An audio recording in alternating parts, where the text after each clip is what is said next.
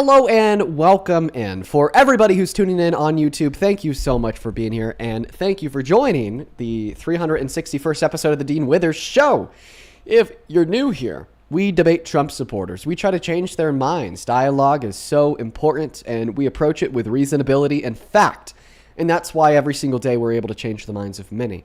I love hearing the stories about those in which, we got out of the deep red MAGA trenches and were able to bring into the light of the fact that Donald Trump is the worst president in my life, your life, and the lives of everybody watching the stream. So that's what we do. We also like to go through the breaking news. We like to keep up to date with what's going on in D.C., what's going on around the world. And oh my God, Donald Trump is just screwing us all over, okay? I mean, it has been we have been an international embarrassment since the beginning of the U.S.-Iran war. It's crazy. So he spent the first year of his presidency attacking our allies, imposing baseless tariffs on them every other day, saying that we want to invade Greenland, leading President Macron in France to say, well, maybe we need to unleash the economic bazooka against America because Donald Trump won't stop. A modern high level of hostility and aggression between us and our allies. Now, after going into Iran, we've been begging for their help. And even that's had blunders, like him sitting down with Japan's new prime minister, making a joke about how they didn't tell us in advance about Pearl Harbor. It's an international embarrassment. He's begging for their help, and they're not giving it because he's been an asshole, a total jerk, a complete dick to them every single day since the beginning of his second administration. Nationwide embarrassment.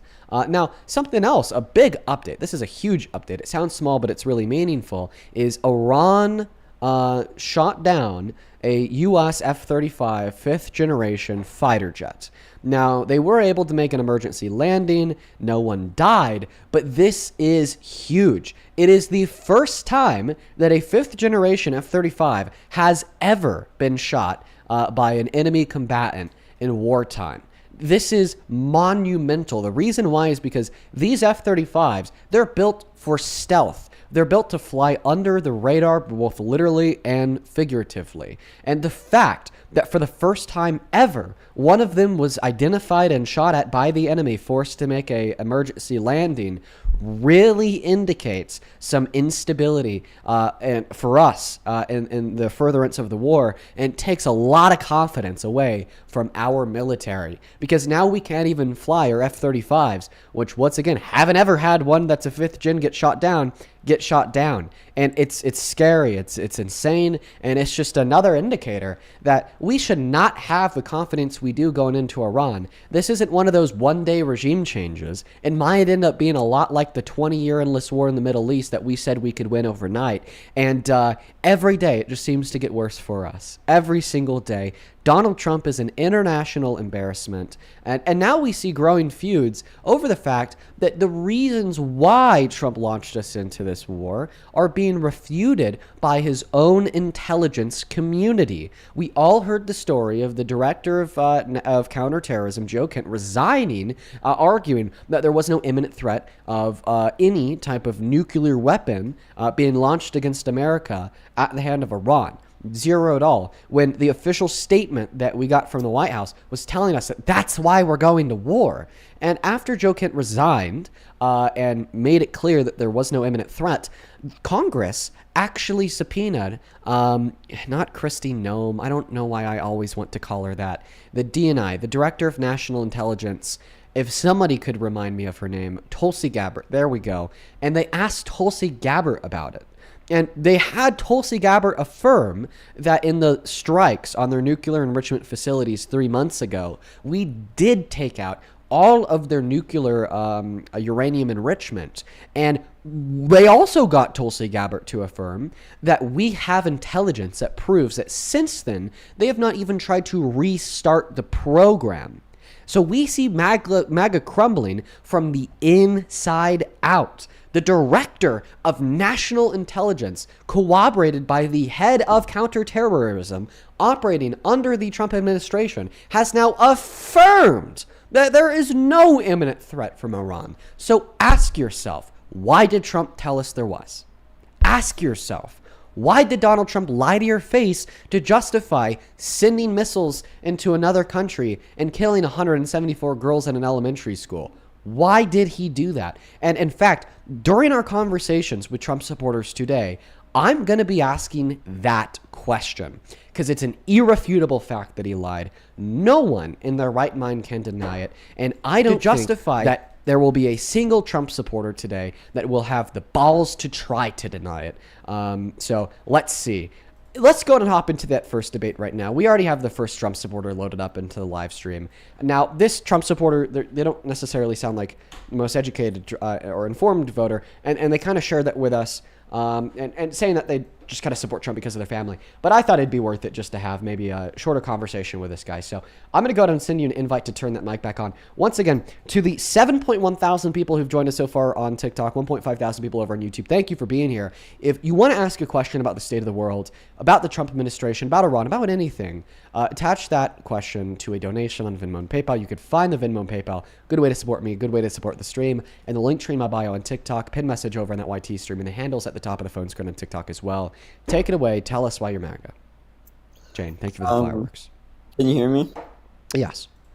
Yeah. Okay, so like I said, that's just kind of how I was raised. My parents are very much Trump supporters. They love Charlie Kirk, listens to all their debates, stuff like that. So I kind of grew up under the impression of that's the way that we needed to go. And then with all the stuff going on now, I'm kind of like a little confused because like you were just saying, a lot of stuff is going on right now, and I don't know quite which stance to believe in, because I'm like, Trump maybe isn't the best guy, but as far as my knowledge, he was doing all right until recently. So let me be clear, man. It doesn't matter if your parents repeat something day in and day out. Your parents merely saying something doesn't make it true. So you shouldn't be a blind follower of any belief just because your parents say so. And I'd say this to somebody on the left as well, because it's not your parents telling you something that makes it true. It's something having evidence for it to be true that should lead you to believe it to be the case. So do you have any compelling evidence outside of your parents' word of mouth to explain to us why Donald Trump is a good president?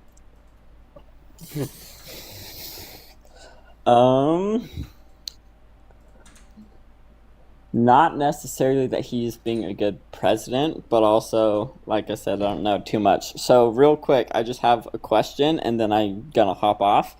I just want to know from your stance why you think that Kamala Harris would be a better fit for a president. Well, we're kind of done talking about Kamala Harris at this point because that's close to 2 years ago. But what I'm going to tell you is I think you should, A, revert to a position of agnosticism, which means that you don't know if Trump is a good president or not because you don't know enough to make that decision. And listen to the stream, listen to what I have to say, and hopefully after tuning in for a while, we'll be able to really radicalize you. Let's go to move on to the next guest right now. Only hop inside of that queue of your MAGA. Thank you for joining us. And thank you for the 14 Canadian dollars.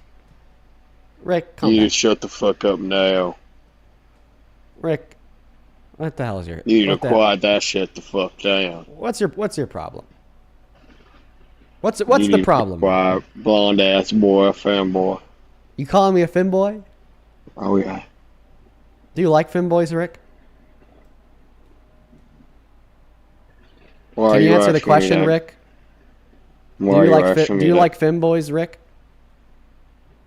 What's a fanboy asking me if I like fanboys? Can you answer the question, Rick? Fanboy. Rick? Can you answer the question? Don't call me that, boy. That's literally your name. Can you answer the question? I don't want a fanboy to say my name. Do you love femboys, Rick? No. So it's more of a lust thing than a love thing?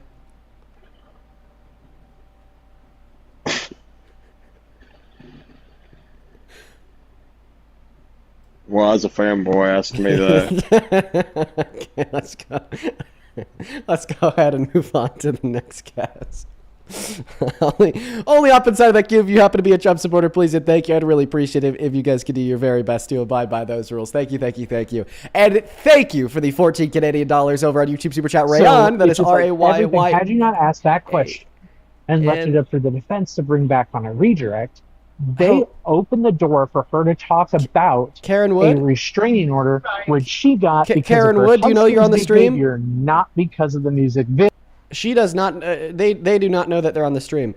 Rayan, once again, thank you so much for the 14 Canadian dollars, who says, want to play Minecraft with me. Well, I appreciate you for the $14 donation, but right now we're not playing Minecraft. We're debating Trump supporters. Let's go to get that next guest loaded up into the box. Hello, do you support Trump? No. Okay, then unfortunately I'm going to have to ban you. Thank you for joining.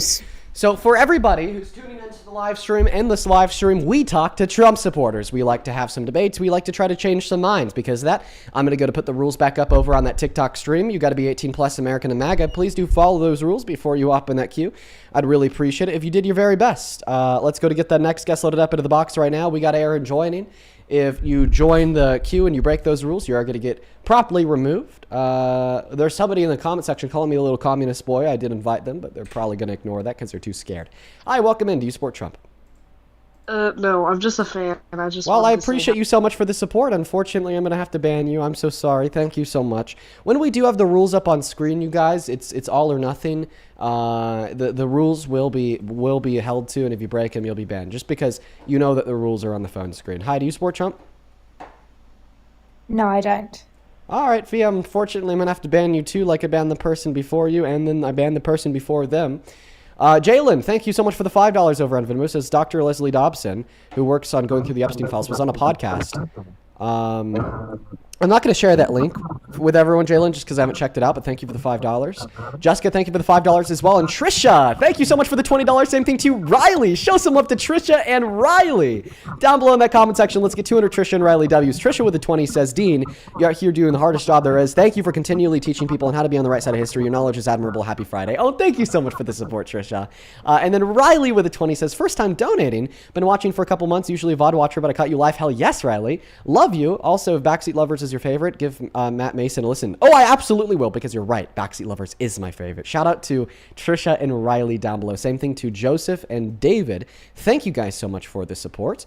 David with a 10 says, thank you for doing all that you do to educate MAGA. Oh, thank you so much for the love, man. And then Serena, thank you so much for the $10, who says, you deserve it. I recently worked with the Backseat Lovers and got to take a photo of them and wanted to see if I could send them to you. No fucking way. Really? What kind of work did you do with them? Yeah, please send that to me, Serena. That's awesome. Thank you for the 10. All right, let's go ahead and hop into this next debate. Caleb, I sent you an invite to turn that mic back on. That's so cool, Serena. Love the Backseat Lovers. All right, Logan. Sorry, not Logan, Caleb. If you click on your profile picture on that TikTok live stream, you'll see an icon of something that looks like a microphone. You click that icon, your mic will be turned back on. And Colleen, thank you for the motorcycle. Do you support Trump, Caleb?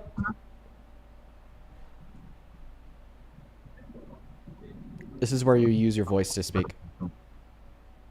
Apparently not. He unmuted his mic. He's on his phone. I think that he just maybe got a little bit of stage fright. If you guys think that you're going to get stage fright once you're in the box, I just recommend staying out of the queue altogether. But I do appreciate you guys so much for joining. Hi, do you support Trump? Hi, well, my parents do. And listen, before you ban me off the thing, I really want to talk to you. I'm 18. Are you American? My parents are American. Are they with you? No, so my parents are American, but I've grown up in Australia. Okay, are they with you? Is that all right? Them?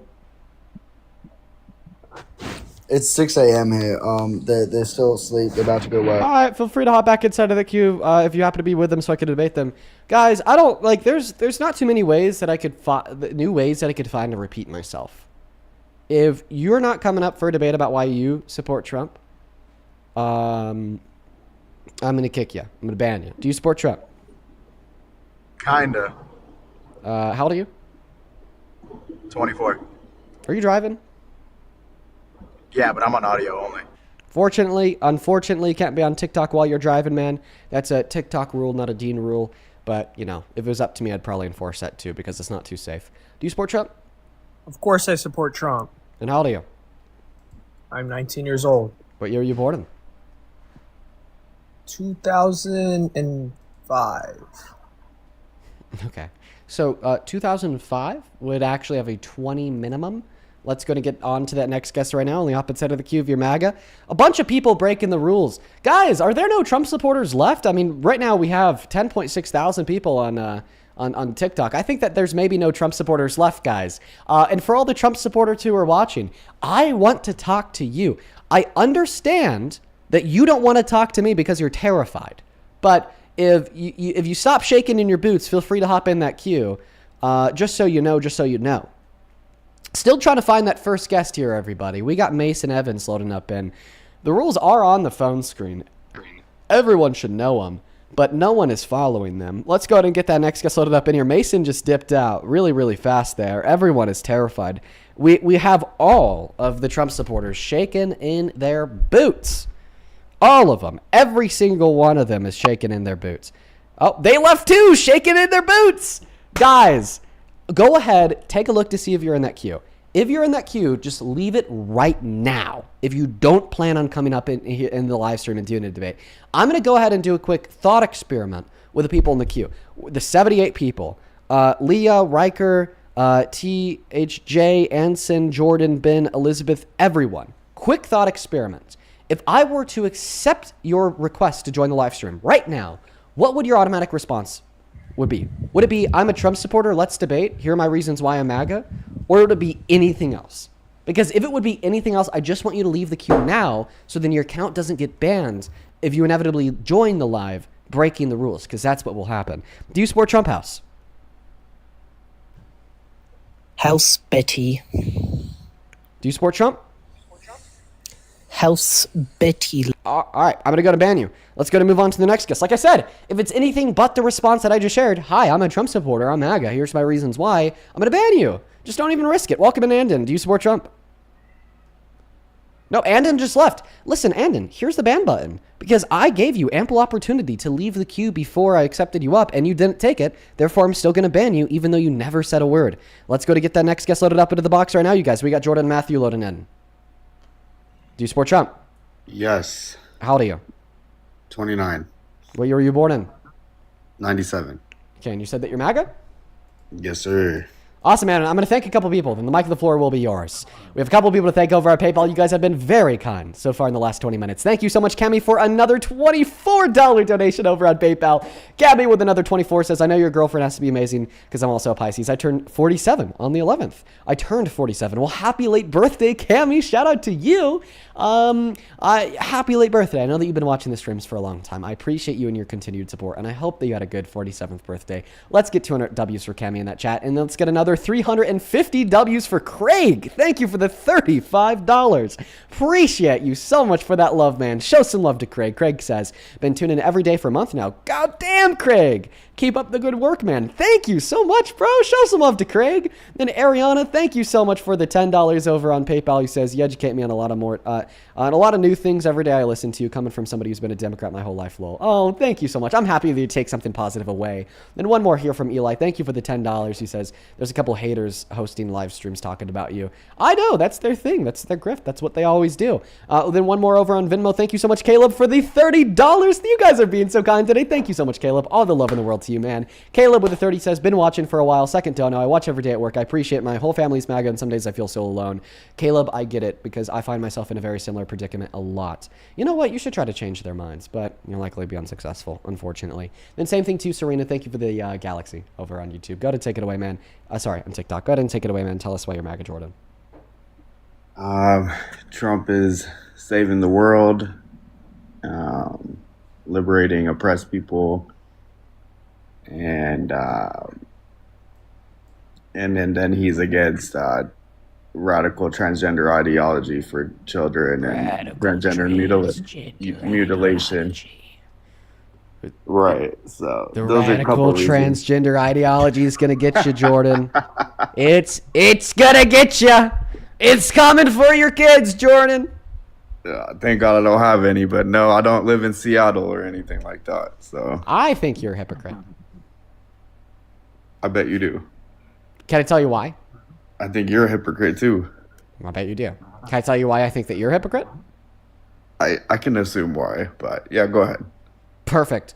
Because on one hand, you create a fictitious boogeyman Like this notion that children are undergoing sex reassignment surgeries to justify voting for a fascist because you claim to care about children.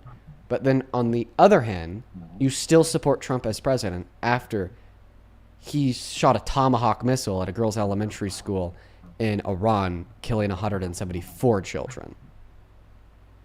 Right. I mean, an inadvertent strike on a military base with bad intelligence. Right. I'm not justifying it, but that doesn't also validate the 40 to 50,000 people who got murdered in the last 2 months.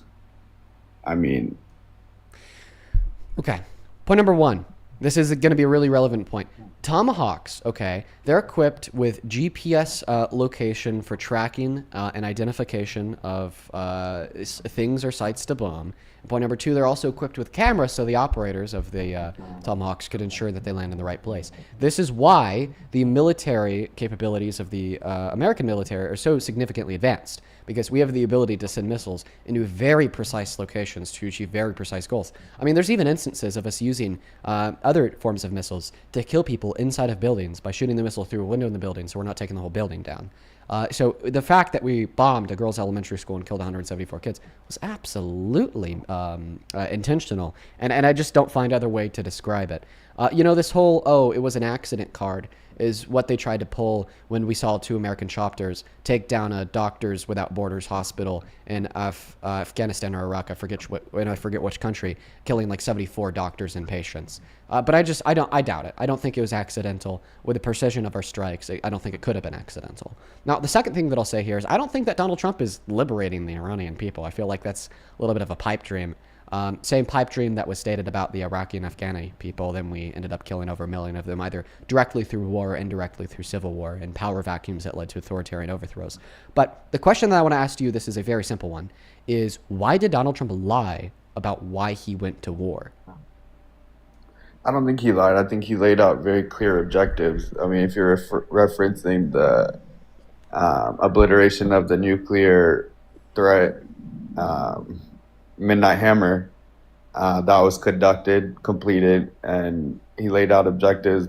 There's a difference between ballistic missiles and nuclear missiles, right? So we're eliminating their army, their navy, air capacity. The lie is that Donald Trump said that Iran was purporting an imminent nuclear threat to America, and that's why we're going to go to war with them. But we heard from the Director of National Intelligence and the head of counterterrorism, and they both told us that we destroyed all of their nuclear capabilities 4 months ago, and our intelligence informs us that they haven't even tried to start to rebuild them. So there was no imminent threat. That was a lie.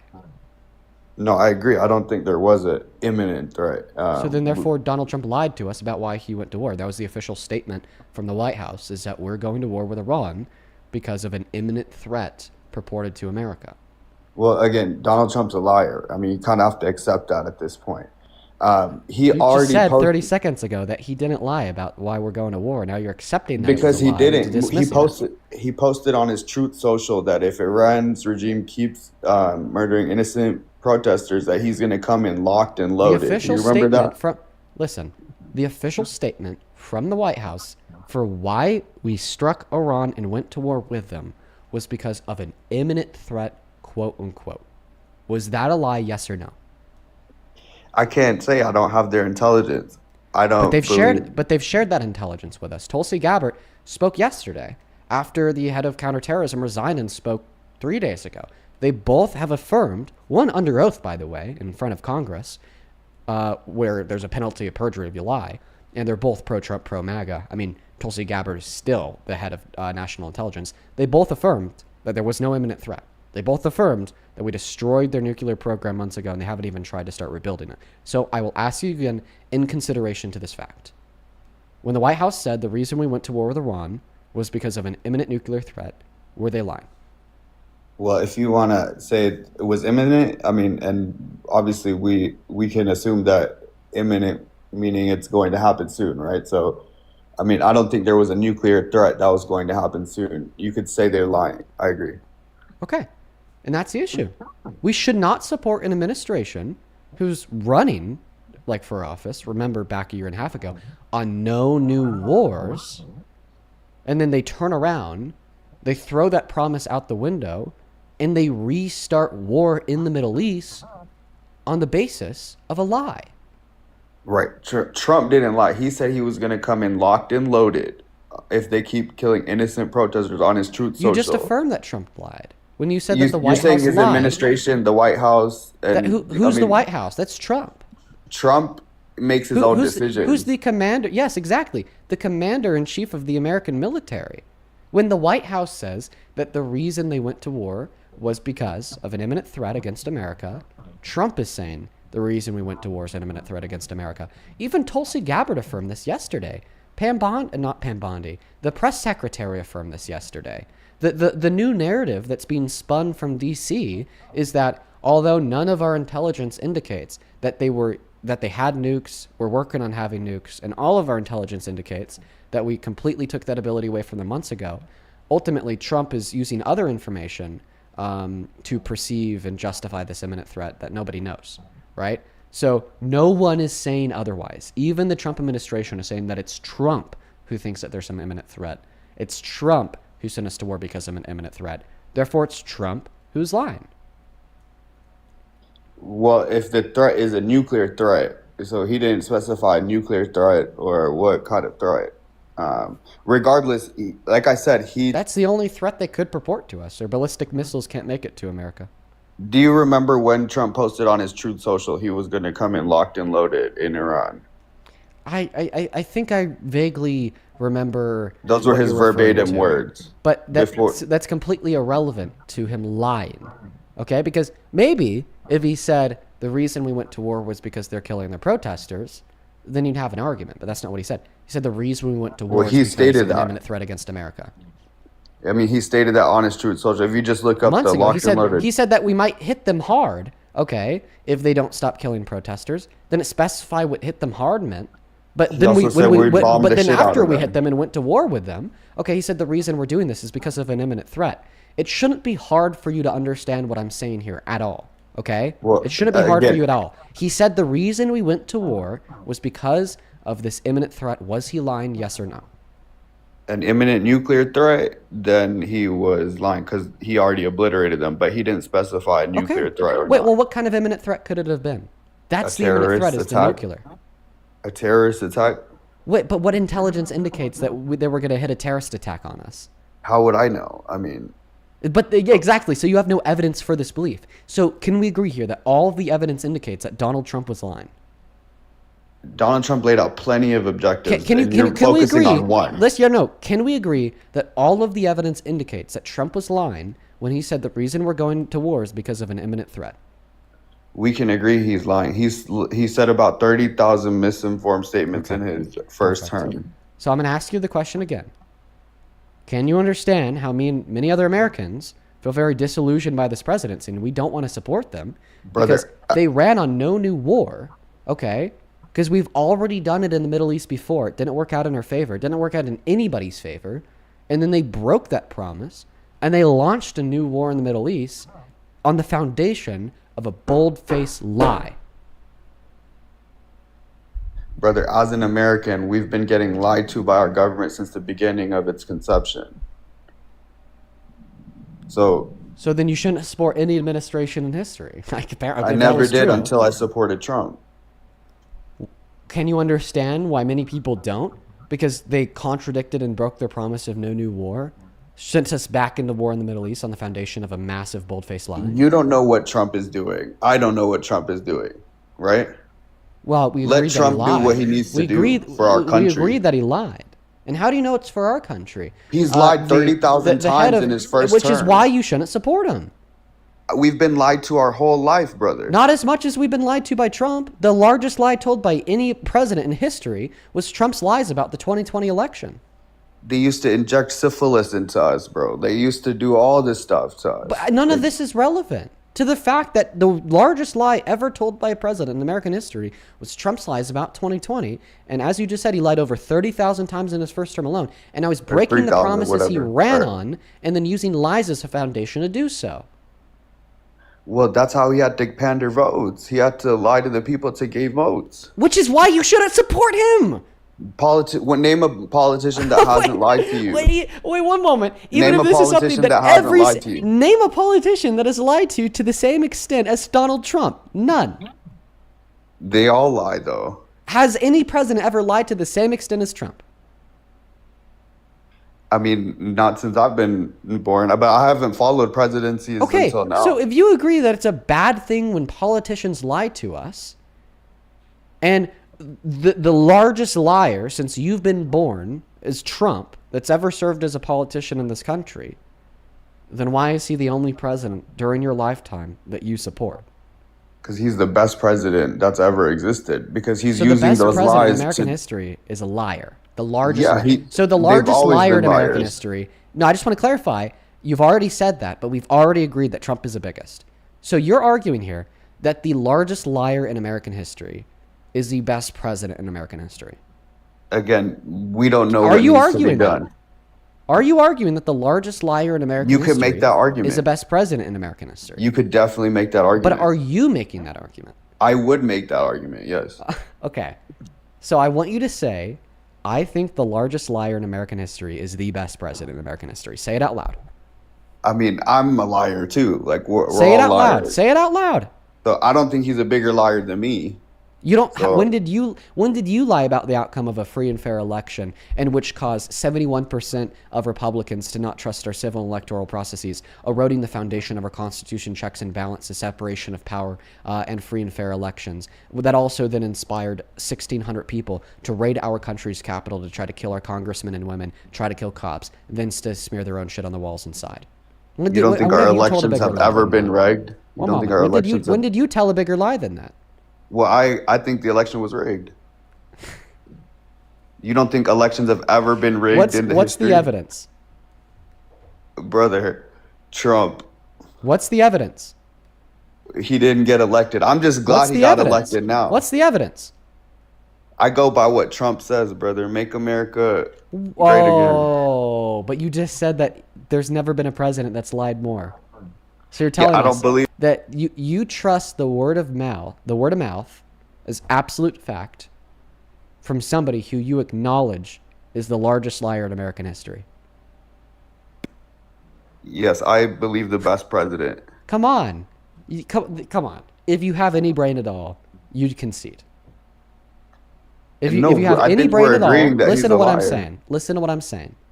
If you have any brain at all, you'll give it up. You affirmed you think Donald Trump is the biggest liar in American history, and then you went on to tell us that you trust whatever he says and you accept it as fact.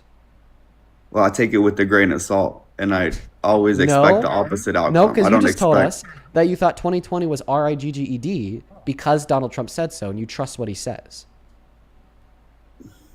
Dude, I believe elections have been rigged for a long time. But that's not what I'm talking about. I'm talking about you claiming that Donald Trump is the biggest liar in American history while simultaneously telling us that you trust whatever he says is fact. At the time, I will. Do you trust whatever I say is fact? No. Okay, but Donald Trump is a bigger liar than me, so why not? Because he's a realist, bro. He's a realist. How could he simultaneously be a realist and the biggest liar? See, we're misinterpreting lies. Like, just because he was... Come on, bro. Jordan. Come on, there has to be a brain somewhere in there. Okay, we are a rational species. Why aren't you using yours? Again, bro, it's more of the... if I were to support the Democratic Party, it's everything that entails. So And do I'm you just believe in... not. One moment. Do you believe in things without evidence? I mean, I base things off my personal experience sometimes and make Do you believe in inferences. things without evidence, yes or no? Like, do I believe in God? That's Just a tell tricky me. question. Do you believe in things without evidence? I mean, when I was a kid, my mom used to tell I'm me, not like, asking I you couldn't about you being a turn kid. the I'm light asking off. you about So right I now. believe things. I'm asking you about right now. Do you believe in things without evidence? Sometimes, yeah. And that's the problem.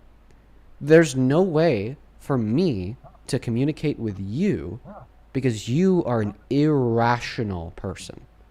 You don't use fact, reason, and logic to build your beliefs. You are a cult member bestowed and held to the emotion of an authoritarian tyrant. It is so significantly detrimental to this country that you think the way you do. And eventually, you're going to have to answer for that. Maybe Trump's not today, maybe anointed by not God. one moment. Maybe not today. Maybe not tomorrow. But one day, you're going to have to answer for that. But there's no way for us to have a conversation, Jordan. So I'm going to move on to the next guest because there's no conversation to be had there whatsoever. Let's go ahead and move on to the next guest, you guys.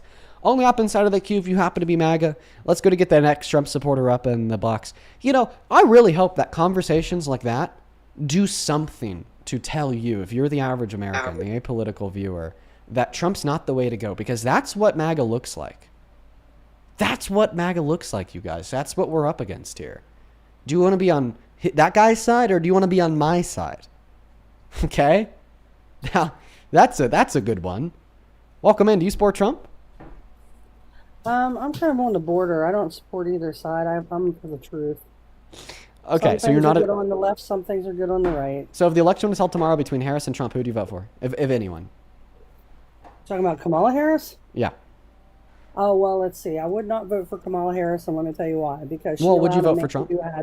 Wait a minute, hold on. She allowed an elderly man who had dementia and was having mental problems be in office while she puppeteered him. So no, I could not vote for someone like that. Okay. I mean, that's elder abuse. It's Yeah. absolute- Are you a medical health manipulation. professional? Yes, I am actually. And I've also have experience with dementia patients and cancer patients. So yes, I'm very aware of declining mental So you're a issues medical with- health professional. Absolutely. Absolutely. Okay. How do you diagnose dementia? Well, there's a whole battery of things. The problem with speech, problem with staying on track with things, eye contact, gating when they walk, their arms don't swing like Mr. Biden. He showed many signs of deterioration and dementia and different things that was going on with him. So I mean, there's the reason why I wouldn't vote for Kamala, because she was very Biden's dishonest. VP. Because she allowed a man who was incompetent to stay in office. Well, if he was and incompetent to stay in office, then I don't He think he was. would have done as well as he did. He absolutely didn't do well. We have on video Oh, that's that a he couldn't lie. talk properly. One second, See, that's a I lie. mean, He passed some of the best it's not a domestic lie. policy in modern American history. And by whose puppeteering? Whose strings? Who was pulling the strings behind the scene? Oh, well, I mean, if you want to make an argument that anybody has strings pulling them behind the scenes, it's probably going to be Trump, considering the fact that his head of counterintelligence is now telling us that we went to war in Iran because Israel pushed Trump to do so. Now, once again, I find your claim to be false here. I don't think that it could Nope, simultaneously not be false. true that Biden was incompetent to serve. He was. Meanwhile, He was okay, are you absolutely- going to continue to interrupt me? Well, you didn't let me finish, because I'm not talking about voting for Trump. I'm telling you that I stand on the side of I would never vote for Kamala Harris because of. Do you of hold her to the belief that you would incompetence never vote for and- Trump? At this point, I really don't have a comment on that. I'm just addressing the fact that Kamala is not. Okay, so you capable. think that being a rapist is better than serving as Biden's VP? Who's a rapist? Donald Trump. Where's that? Show me where he got convicted of rape. Actually, yeah, I'll just show you the jury verdict form right now if you want to open your eyes, taking a look at question number 1 and I do question have number my 2. eyes open. Okay, well, why wasn't he put? Well, why I'm wasn't he gonna go to found, finish talking here. So, question number 1 says, did he rape Miss Carroll? Question number 2 says, did he sexually abuse Miss Carroll? They said yes to sexual abuse and a rape. Not because he didn't rape her, but rather because the legal definition of rape was a penetration of the female member with the male member, and she proved that he penetrated her female member with his fingers, which is still colloquially understood to be rape, but in the state of New York at the time, those only legally understood to be SA. Now, once again, I'll re-ask the question here. Do you think that being a rapist is better or worse than serving as Biden's vice president? I sent you an invite to turn your microphone back on. Okay, well, I don't know why I did that, but Also, her name is anyways, pronounced Kamala. well, I say Kamala. That's you say tomato, I say tomato. Doesn't Well, I matter, mean, really. Comma? That is Kamala. That's my accent. I'm Com- sorry if it bothers you. You don't have an accent. I do. I have a little bit of one. But anyways, I mean, if you want to try to humiliate me, it doesn't work. I mean, I was with an abuser for 13 years, so nothing you could say could ever humiliate me. So anyways, Well, I'm sorry again, that you were with an tomorrow- abuser for 13. I'm just I am asking you to not- say her name right. Again, I would never vote for her. So Okay. I think we So do you need to think that dump being the a whole rapist is system. better or worse than being Biden's VP? Do you want me to bring up first of all, no rapist is good. I was raped when I was younger, so sorry to I'm hear not that. siding with a rapist. So do you think you're that deflecting. being a rapist and is I don't better or like that. worse than being Biden's VP? Again, you're missing the whole point. We never confronted I'm the not fact that not missing the point here. Can you answer my you question? are, because I'm not talking about Trump. I'm not going to let talking the foot about off the her. gas here. I don't care what you do. You're not going to get me to answer your question because you Okay. didn't Then feel finish free to leave the answering mine. live. I mean, Then ma'am, please- this is please a dismiss place me. for Thank you. conversation. Let me It's explain this not. to you. You're- Anna, let me this is your Anna, let me platform, explain so this to you you. can- This is a you place can for push your conversation. agenda. Now, listen. You're pushing your agenda. The only I'm person not pushing an listening to you. agenda here is you, because No, you I'm are not pushing unwilling to anything. engage in any All right. dialogue in which counters it. Absolutely. Here's a fact of the matter, Anna. You came up here, you tried to make an argument. You don't know about Trump, but you do know you never vote for Kamala Harris because she served as VP for a man that was incompetent. First and foremost, you are in no position to make any medical determination that he has dementia. Second of all, if he did have dementia, I don't think he would have been as good of a president as he was. Third of all, even if he did have dementia and she served as Biden's VP, well, I'd argue that's not as bad as being a rapist, right? So that's why I was asking that question. But Anna left. Once again, let's just go ahead and repeat what I said the moment the first conversation ended. Would you rather be on her side or my side? I'm gonna start bringing that up. I'm gonna start bringing that one up very frequently, okay? Because I feel like that's something that could really reach to the apolitical viewership that's just scrolling on their phone screen here. Is look at them, then look at us. Which side should you be on? Welcome in. How old are you? We should be on the right side, and that is the Republican side. Okay? Jill. You came in on your second account. You came in on your second account because you knew if you were on your main account, I wouldn't let you up. Because you don't like getting Yeah, dog you walked. fucking knew it. You Okay. fucking knew. You fucking knew I that if you were on your understand. main account, I wouldn't let you up. I understand, Dean. Why are Just you pick- so pick obsessed a with me, subject. Jill? Because I like dog walking you, and everybody loves to hear me dog walk you. They come to my lives and they're like, "Oh my God!" Guys, you she owned she that. literally made You a brand owned new him. account with a brand They new say name you just to owned get him, on the Jill. live. They say you owned him, Jill. So what do you want to talk about, babe? What do you want to Okay. talk about? All right, she's Yeah, obsessed. yeah, you don't want to talk about nothing. You just want to freaking. She's obsessed. Did you get a new phone to join the live? No, I got plenty of. No, phones. you didn't get the 11th phone to join the live today, Jill? No. No, because you already have 10, Anyway, right? I've got like 10 accounts on 3 phones. Go ahead. Okay. I got to thank a couple people real quick. All right. Thank you so much, Fussy. Thank you for the $60 over on YouTube. Let's get 600 Fussy W's down below in that chat. That is FASIH Fussy. It's so good to see you again today, my friend. Fussy says, happy EID, brother. Good to see you. Always enjoy watching you cook. Since the first time I discovered you was through Mehdi Hassan cooking on Jubilee. Then I saw you debated Charlie Kirk, and that's how I discovered your own platform channel. Fussy, man, you've been watching for a long time now, and you are always so kind, and I'm so grateful for you. Let's all show some love to Fussy down below in that chat for the $60 donation. Same thing to Diana over on that in that chat. Let's get 200 Diana W's for the $21 donation on Venmo. Diana says, if you're against abortion and overlook Epstein files and think trans community is mentally ill and defending this war, etc., then I truly hope that you heal from whatever hurt you in your life to make you so pathetically hateful. Trump doesn't give a shit about you. Happy 21st to your girlfriend, Dean. Cook, Diana! What a truth nuke. Show some love to the GOAT Diana down below in that chat. Same thing to Francis. Thank you for the $15 who says, I love everything you stand for and love the way that you are changing the world. Your household name in my home. My mom and I love you so much and watch you live together. Keep up the good work, Dean. Francis, shout out to you and your mom. Thank you for the $15 and the very kind words. Same thing to Kyle. Thank you for the $5. Mary, thank you for the $5. And Samantha with the 10 who says, thank you so much for what you do. Thank you, Samantha, for the $10. And I hope that you enjoyed today's stream. Then Jeffrey and Maya, thank you so much for the $5. Thank you for the correction, Jeffrey. And then Vinny and Cecily, thank you for the $5. And with that, we are all caught up over on Super Chat and Venmo. Thank you guys so much for the love. Let's quickly get caught up over on PayPal real quick. Thank you so much for the, let's see here. $10, Ross, who says, let's buy Jill an 11th phone. Fuck no. Thank you for the $10, Ross. Let's get 100 Ross W's. Heck yeah, let's do And it. let's also get 400 SJWs down below in that chat for the $40 donation. Who says, from SJ, I just wanted to say that I never feel you overstep. I'm going to keep that one to myself, SJ. Just know that I really appreciate your message, as always. Thank you so much for the love. Thank you for the kind words. Shout out to SJ down below in that chat. We love SJ here, man. Thank you so much for the $40. And then, oh my God, we have two massive ones here. James and Beverly. My God, you two.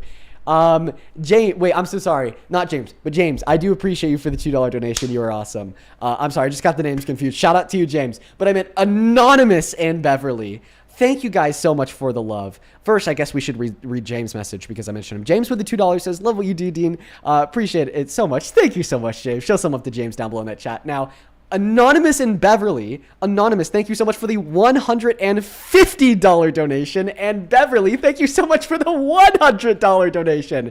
We are less than an hour into the stream, and you guys are already being so very kind. Thank you so much for the love.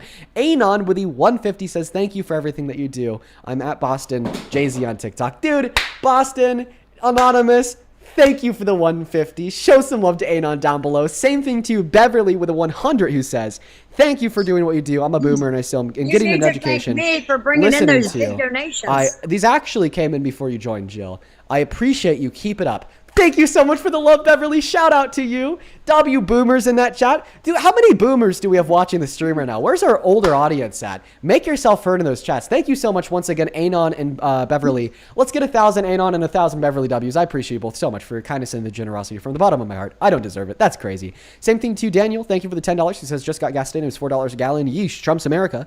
Christopher, thank you for the $20. Who says, keep on doing what you're doing. Canadians' hearts are with you. Well, shout out to Canada. All the love in the world. Thank you for the $20. It's And then one last donation I do have to shout out here real quick from Christine over on PayPal. Thank you for the $33 donation. Let's get 300 Christine W's. Christine with the 33 says, you're keeping me sane, Dean. Thank you so much for putting up the good fight. Something that bothers me so much is how MAGA says Kamala the same. I don't understand why. It's because that's the way Donald Trump says it. Even though he knows how it's actually pronounced, it was just another way to be hateful and microaggressive. Thank you for the $33. Show some love to all of the donors down below in the chat. I'm so grateful for each and every single one of you. Show some love to all of our donors down below. Now, Jill, I'm just going to kick you. Well, why? Why? Because you got nothing to talk about? You don't want to debate me, bro? You're a pussy. You're a little pussy boy. You don't want to debate. All you want to do is kick because... Well, now I certainly have to kick you because you broke TikTok TOS, and I don't want to get punished for it. Jill, I just think that you need to calm it down. Let's go and get that next guest loaded up into the box. I was considering changing my mind there, Jill. I was maybe going to let you stay up here and try to give an argument. But then But then I had to kick you because you broke TOS. I think it's maybe time that you I don't know, put the wine down, Jill. It's 2 p.m. Jill. It's early in the afternoon. Do you support Trump? Or not here? Well, actually, I heard the Fortnite battle bus in the background. Let's go to get that next guest loaded up into the box right now. Only up inside of that queue if you happen to be MAGA. Only up inside of that queue if you happen to be MAGA. Here we go. All right, we got God's plan loading in. Here we go. Hello, do you support Trump? I do. How old are you? I'm 18. What year are you born in? Dang. Banned. Guys, in order to join, you have to be an American adult that is at least 18 that supports Trump. If that's not you, no worries. Just stay out of the queue. Moving on to the next guest right now. This guy's bio says, hi, 48 and single. Let's get him up here. Let's get Jay, 48 and single, connected to the live.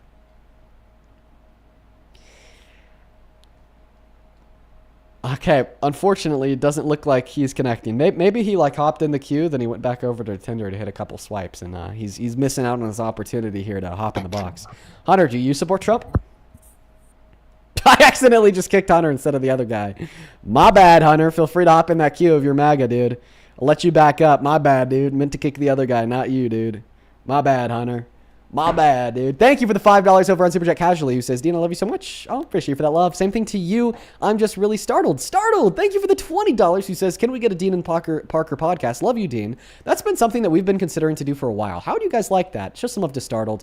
And then Glampire, thank you for the $10, who calls Jill, once again, a disgusting little monster. I remember you, Glampire. You said that last time she was up in here for 2 minutes. Shout out to you. All right, next guest is loading into the live right now. Hi, do you support Trump? Okay, I heard a little kid, so I'm just going to kick. Moving on to the next guest right now. I'm going to look through the queue. Marlene Waters will be our next guest. Motherfucker. Miss Michaela, thank you from the bottom of my heart for the $100 donation over on Venmo. Michaela, my God. That is Michaela spelled Makayla. Michaela with the $100 says, I'm going through a world of things right now. Watching your lives keeps my mind off them. Thank you for bringing an occasional laugh and making my tough times a little easier. Michaela, I'm so happy that you were able to help, that the live stream helps you as a distraction. And I hope that you're able to work through whatever it is that you're going through. I know how hard it could get sometimes. And I also know how these lives can serve as a distraction. So I'm happy that you find some solace in that fact. And thank you for the $100. That is incredibly kind of you. Please show some love to Michaela down below in the chat, because honestly, that's wild. Thank you for the $100 one last time. 1,000 Michaela W's. Hi, do you support Trump? I do. And how old are you? I'm 37. How long have you been watching? Probably like the last 20 minutes. Okay. All right. So, point number one, it's been damn near impossible to find Trump supporters to join the stream. Then point number two, the Trump supporters who have joined have been total incompetent crash outs.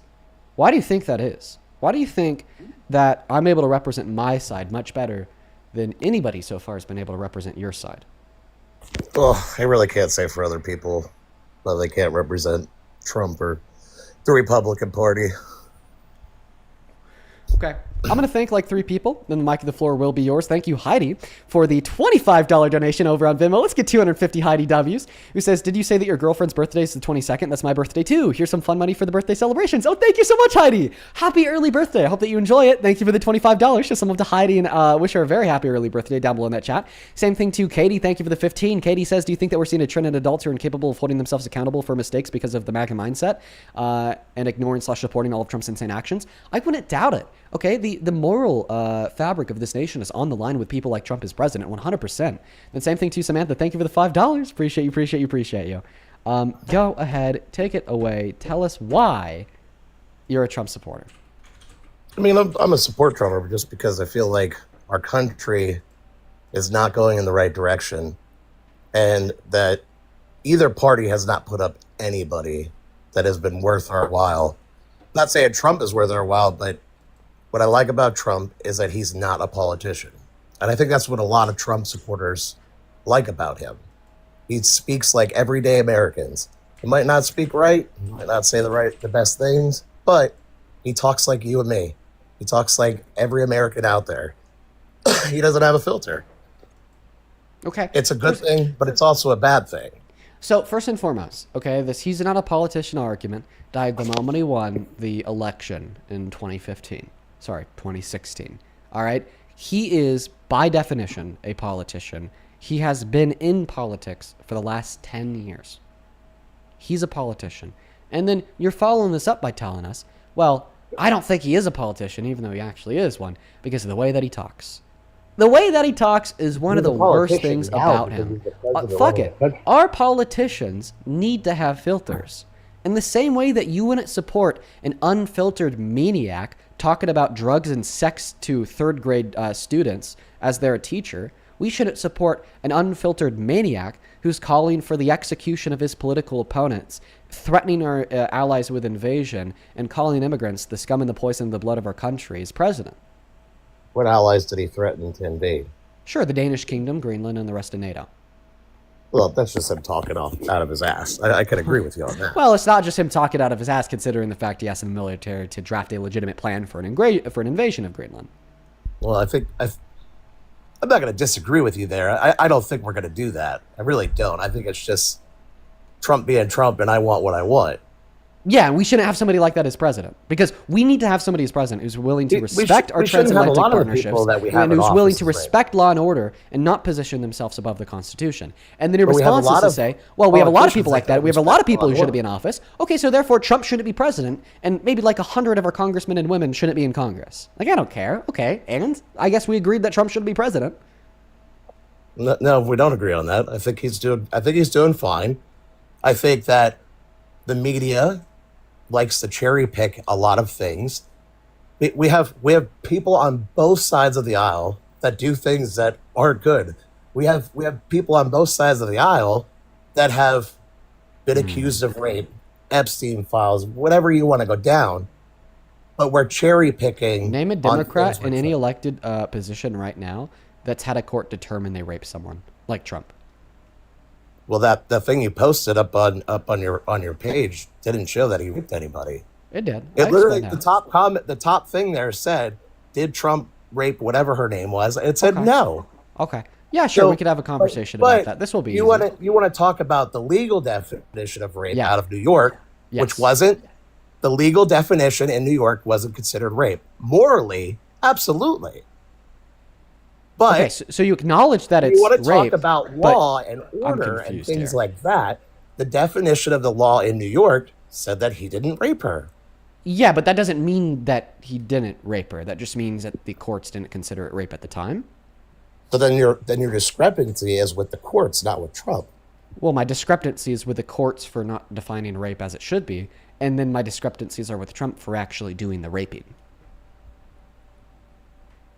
I'm not picking up what you're throwing down here because okay, I'll give it a little bit more expansive thought. He forcefully penetrated a woman's vagina with his fingers.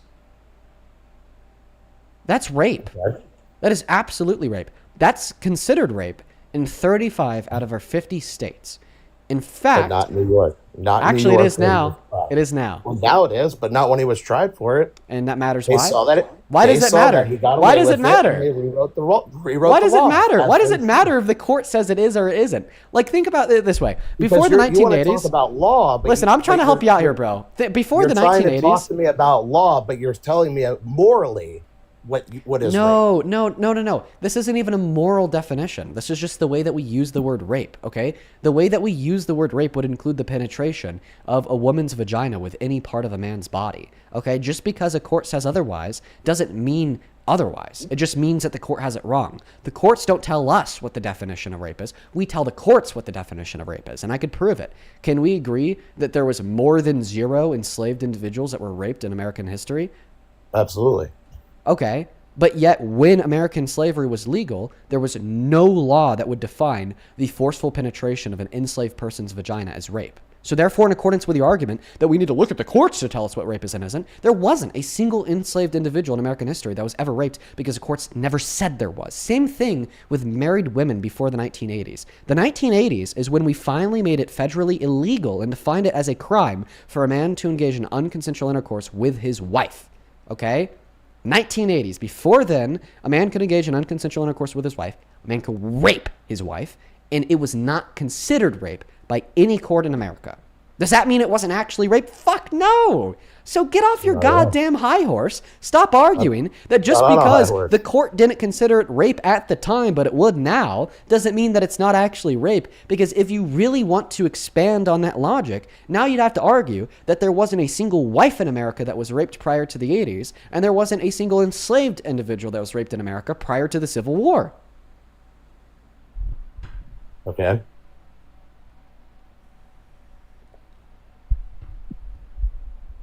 I don't really care to get on this whole rape topic because this could go 3,000 different directions. Who's the one that brought it up? You did. No, you did. Bro, you brought it up earlier when I was watching your live. Yeah. You brought up a piece of paper in this conversation? In this conversation, who's the one that brought it up? I sat there and I said you're comparing things differently. Because again, cherry picking. The answer is you. The answer is me. The answer is me. But you want to talk about. Then why are you telling me that you don't want to talk about it after you're the one that brought it up? Liar he is. Okay. Well, let me tell you something about back in 2011 when Obama was in office. In 2010, when we pulled out of Iraq and we were no longer at war with Iraq, and they showed it all over the news. You might not even been watching the news at that time. But we pulled out of Iraq in 2010, and he said, all combat operations are done. We're no longer at war with Iraq. We're done. Put it all over the news, all the vehicles leaving. I was still there, running combat operations every single day. That's a lie. That's a lie to the American people. Would you agree? Okay, so he withdrew troops in 2011, and then later that year he authorized a new military campaign. Later in 2014, he authorized a new military campaign that then continued on. Okay, now I'm not familiar with the exact statements made by Obama. I don't know if Obama said that this is the end of all military operations in the region. I'm not sure if he said that, and I'm not going to take your word for it. But let's just assume that you're right. So therefore, Obama would be a liar. Guess what? That's not a bigger lie than the 30,000 told by Donald Trump in his first term.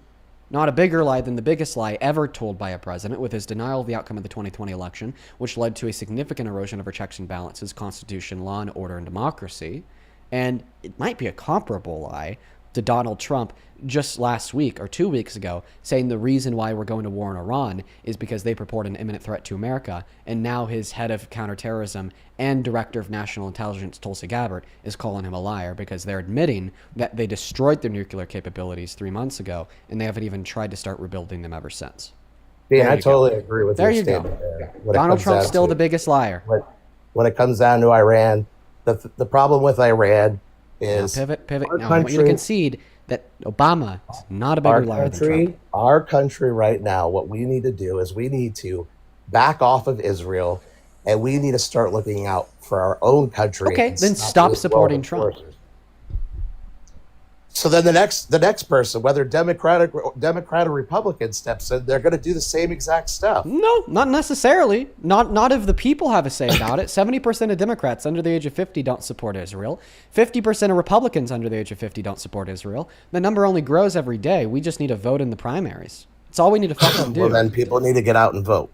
Yes, exactly. People need to get out and vote against people like Trump, right? People also, right? And people need to get out and vote against people like Trump, about right? You, here, calm down. What I like about you, I'm just asking a question that you're not answering. Do your homework, and that's the problem with people in our country right now is they don't do their homework. Our government lets us see what they want us to see, and they let us hear what we want to hear or what they want us to hear. But when you go out and you do your own research and you pick through both sides of BS, you're going to turn out to be a better person, to have a better understanding of what's been going on in our country for years. I hate to be that guy, but you've ignored every point that I made. You brought up the rape case. I proved you wrong. You said I don't want to talk about that. You didn't prove me wrong. Pull it back up where it says in the court's thing. It said, "Did Donald Trump rape whatever her name was?" I did it. The answer was no. Okay. All right. I'm going to repeat myself. I'm just going to need you to listen. Is that something you think that you're capable of? Put it on the screen. I'm going to repeat myself. You don't want to put it on the screen because you know that you're going to be proven wrong. It's just going to cover my face. Did Donald Trump... I'll put it back up on the screen. There you go. Right there, top one. Mr. Trump raped Miss Carroll. Yes or no? No. Yeah, the jury said no. Now, are you ready to listen? I've been listening to you, bud. Check this out. So, I understand if you're a dumbass, okay, you'll think so that's how you play. You insult. I'm just trying to be honest, dude. Have I insulted you yet? Just being honest. Have I insulted you during this Do you want me to use a different word? I'll use uneducated. Have I insulted you? I'll use uneducated so I don't hurt your feelings. Have a cordial, respectful conversation. Okay. I'll use uneducated so I don't hurt your feelings. Calling. Okay, you got it. I'll start from the top, all right?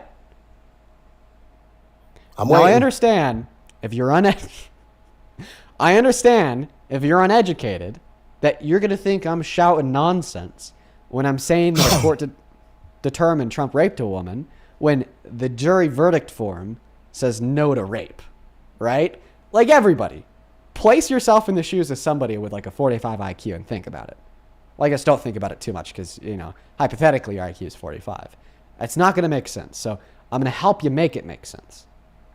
The action that Donald Trump engaged in to E. Jean Carroll, the action that the jury determined he was guilty of, was forcefully penetrating her vagina with his fingers. Now, the reason why I say that this is equivalent to the jury finding him guilty of rape is because of the transversive law of logic. if A equals B and B equals C, then A equals C. What is A equals B? Rape equals the forceful penetration of a woman's vagina. Okay. What is B equals C? The forceful penetration of a woman's vagina equals sexual abuse, because that's what they called it legally. Therefore, A equals C, rape equals sexual abuse. The way that the court is using the word sexual abuse in this jury form, this verdict form above my head, is identical to rape.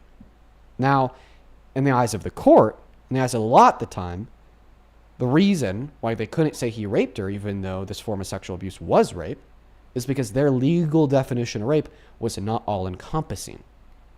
Okay? Their legal definition of rape was merely the forceful penetration, okay, of a woman's vagina with a man's penis. Now, they actually updated, okay, this legal definition 1 year after this verdict came out, and they updated their legal definition to include any penetration of a woman's vagina as being rape. And in fact, Donald Trump tried to sue E. Jean Carroll because after she won this case, she went on nationwide TV and said that Trump raped her. But then the court threw out that countersuit by ruling it was substantially true that Donald Trump raped her. And then the last thing I'll say here, and this is repeating what we went over earlier, is if you want to argue the hard line position that rape is only what the courts define it as, which is, by the way, the position you have to hold to argue here that Trump isn't a rapist, then you'd also have to argue that there was not a married woman in America that was raped prior to the 80s, because courts didn't define forceful sex with a wife as rape, and there wasn't a single enslaved individual in American history that was ever raped, because they were never considered people that could be raped prior to the Civil War. Yeah, so clearly, we need to recognize nuance here. The nuance that we need to recognize, okay, is that the courts don't tell us what rape is and isn't. We tell the courts what rape is and isn't. And as long as you agree that rape does include the forceful penetration of a woman's vagina with any part of a man's body, then you concede that this court determined Trump is a rapist because this court determined he forcefully penetrated her vagina with his fingers. Do you understand it now? I understand what you're saying, but what I'm saying is that the legal point of view, when according to the form you just had up on there, shows that he wasn't a rapist. Yeah, but we don't use the courts to inform us of what our definition of these words are. What you just said, though, is a year later, then the law was amended or redone or whatever to classify that as rape.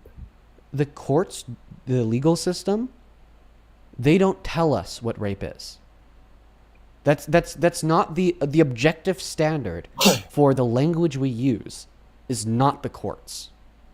But what you're also saying, though, is that rape is only when a man penetrates a woman. If a woman sticks her finger in your rear end...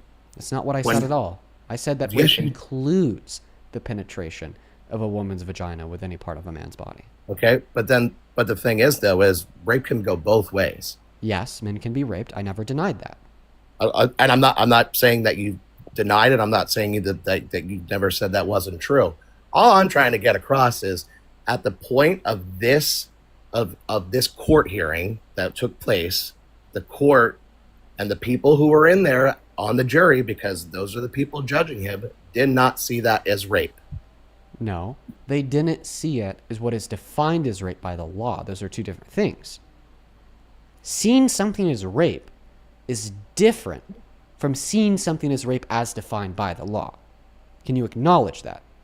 Well, because then the law in many scenarios, historically and today, one moment, in many scenarios, historically and today, the law's definition of rape will not include all circumstances of rape. So can you agree that seeing something as rape is not the same as seeing something as rape as it is defined by the law? Are those two different things? Correct. Perfect. So now that you've agreed that seeing something as rape is different than defining something as rape via what the law says rape is and isn't, then you could understand why I say that Trump raped her, even though the court ruled it was only sexual abuse. I can see what you're saying there. The thing is when it comes down to it, is that your definition, my definition, the next 30 people's definitions could all be different. And that's what's great. I wouldn't know. I'm not the other 30 people that you're going to put up. Let's just ask you. Can you define rape? What's your definition of rape? Let's start there. I think rape, in my opinion, is forcing yourself upon a woman. And this is not the law. This is my opinion. Okay, so your opinion is that Trump raped E. Jean Carroll. Honestly, God, I don't know that whole case. I don't. So your opinion is that if this case were to be accurate, then Trump raped E. Jean Carroll. If I saw all the facts of it, and yeah, then I would be able to make a logical determination. What I'm trying to say is the paper you put up, the people's definition, not the people's, no, not the people's, the legal definition, different, two different things. But you're telling me that the people are the one that defines what rape is. Obviously, the 12 jurors. The 12 jurors did not define rape. The law defined rape, and then the 12 jurors had to operate under. What's your problem? I'm not understanding what you're saying here. What is your issue? Is your issue with the court and the law that was in place? My issue is that you're wrong when you're telling us that the jury got to define what rape is. That's not true. That's what you've been saying. Is you say that the people are the ones that define what rape is. Oh no! The people that define what rape was. The law defined what rape is. The law, the statutory guidelines in the state of New York define what rape is. And then the jury has to listen to their strict and narrow definition of rape and determine in accordance with their strict and narrow definition of rape that the law determined, not them, is this something Trump is guilty of. So, and what the law's definition of it was no. The forceful penetration of a woman's vagina with a man's penis. Which was a year later. That's not what she testified to. That's not what she testified, and she proved that he forcibly penetrated her vagina with his fingers, not his penis. But the law's definition at that time was no, it was not rape. Yeah, doesn't mean it wasn't rape. But the legal definition at the time was that it was not rape. Doesn't mean it's not rape. Okay. Doesn't mean it wasn't rape. According to the legal definition, it was not rape. Okay. Yeah. Doesn't mean it's not rape. That's your opinion. No, that is our opinion. We agreed that rape, in both of our opinions, includes the penetration of a woman's vagina with a man's fingers. But that is fine. That is our opinion. That any part of yes, it is our opinion that the court determined he raped her. Yes, it is our opinion that the court determined he raped her. You can't sit there and say that he's a rapist when you put up a legal document. Yes, I can. Yes, I 110% can. I can 110% say that he is a rapist. Okay, because a court determined I can say that. He tried to sue E. Jean Carroll, and then the court threw it out and ruled that claim was substantially true. Address that. If you're all about what the courts say, then address the court that determined the claim that Donald Trump raped E. Jean Carroll is substantially true. What now, kid? What fucking now? You're all about the courts. Court determined that claim is substantially true. Well, thanks for muting me. But it wasn't that court. It was a court afterwards. Was this within that year afterwards when the law was? Yes, because right after this court concluded, E. Jean Carroll went on TV and called Trump a rapist. Then Trump tried to make the same argument you are right now, and a judge said, you can't make that argument, Trump, because she's right. It is substantially true that you raped her. But not according to the law that was in place. Actually, according to the courts, it is substantially true. End of story.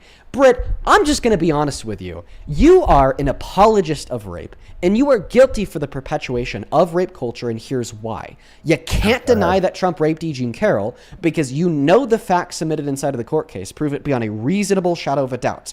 You cannot surmount the existence of a great preponderance of evidence that he is guilty. You cannot surmount the existence of the lies and contradictions in his testimony inside of that courtroom. You cannot surmount the character priors of Donald Trump's, like saying he could just grab women by the pussy, quote unquote, boasting about the sexual exploitation of women and girls at Miss Teen USA, being best friends with Epstein, having Epstein name him as a P3 deal on top of a billion other things. So instead, you take the rhetorical avenue because you know that the word rape holds more weight than the phrase sexual abuse. So if you can't deny the facts, you want to reframe the facts to seem not as bad. And that is your problem.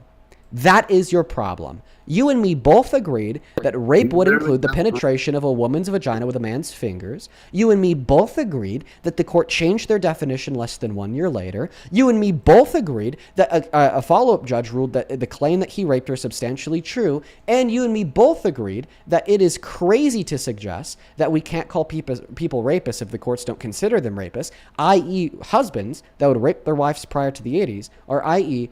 slave owners that would rape the enslaved individuals during American slavery. You literally just proved why I said about everything is cherry picked. You just said that the definition of rape or the term rape doesn't carry or carries more power than the sexual assault. Cherry picking. Exactly. You're trying to cherry pick it out to be sexual assault. Once again, I want to see if you're consistent with your logic. I literally just put up what you said. I can't call him a rapist if that's not what the court determined. Okay, let me ask you. The year's 1965. Husband chains his wife down and forcefully penetrates her vagina, with his penis. That wife then calls the cops to get her husband arrested for rape. The cops show up. They say, we can't arrest him because there was no legal standing to define rape for a husband and wife at the time. Could I call her husband a rapist? I mean, in that definition, you chain a woman up and then you forceful. Well, yeah, that's rape. So then you don't need a court to rule an action as rape in order to call a rapist a rapist. You just conceded. You literally put up a form of what you conceded at the time. Your argument's out the window. You conceded. I conceded. Yep. Yes. You don't like when you're proved wrong. I just proved you wrong. No, you didn't. Okay. You didn't. What is your argument that I can't call Trump a rapist? No, what my argument regardless of all else, the court determined he wasn't a rapist in accordance with a strict and narrow legal definition. You're going to put up a jury verdict form up on your platform. Answer my question. Answer my question, Britt. Was your argument that I can't call Trump a rapist because regardless of all else, in accordance with a strict and narrow legal definition of rape, he was innocent? Answer. Go ahead. What you're saying is he won't after answer. Later, we'll go ahead and let him yap his mouth off, a judge and said then I'll that it re-ask was him rape. the question. You don't like that you're being proven wrong. I think I'm proving you wrong. I'll go ahead and absolutely ask the you're not again. because my point is that you put up a jury verdict form that said did Trump rape Miss Carroll? It said no. Okay, perfect. And then so what you're trying to say is a year later, after that it was redefined what rape was, then a judge said it was rape. Okay, so once again, I just want to can't clarify go back and re-identify it Perfect. on a whole new case. So perfect. Your argument is that I can't call Trump a rapist because in accordance with a strict and narrow legal definition, it wasn't rape. Correct? Yes. Okay, so then why can we call that husband that chained down his wife and raped her in the 60s a rapist? Because in accordance with a strict and narrow definition of rape at the time, it wasn't rape. Because what you're talking about is a moral definition. What I'm talking about is a legal definition. I know, but continue with this narrative of the legal definition. Can I call her husband a rapist? Technically, no, because back in those days, that wasn't rape. Okay, so we can't call Trump a rapist in the same way we couldn't call husbands who would chain down their wives, kill them, and then rape their vagina rapists, right? Well, what are we talking about? Are we talking about murder now? Well, you could call him a murderer, but you can't call him a rapist, right? Well, you're bringing in... Right? I just want to ensure that we cannot call Trump a rapist in the same way we wouldn't be able to call a husband who chained down his wife, unalived her, and then raped her female member a rapist. Right?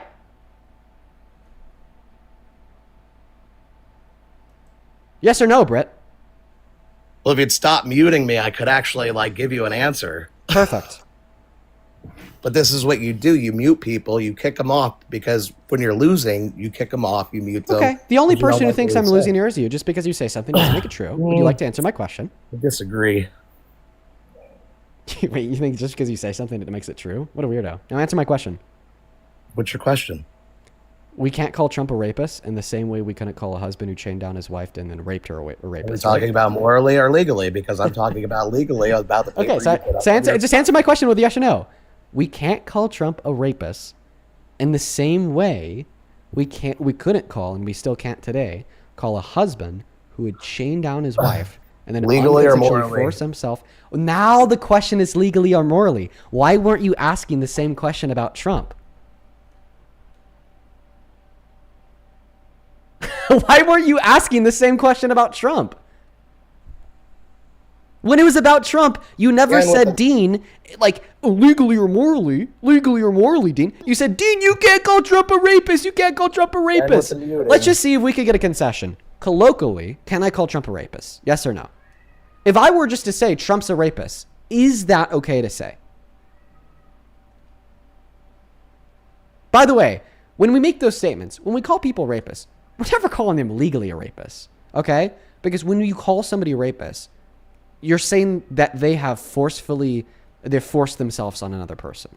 That's all that we're saying, right? A rapist is somebody who is raped. Not somebody who has a criminal court find them guilty of rape. A rapist is somebody who is raped.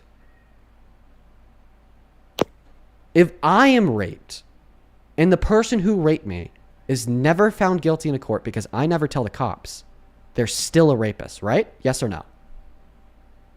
Until you hear the facts, you can't tell. Dude, in this hypothetical, I'm the victim.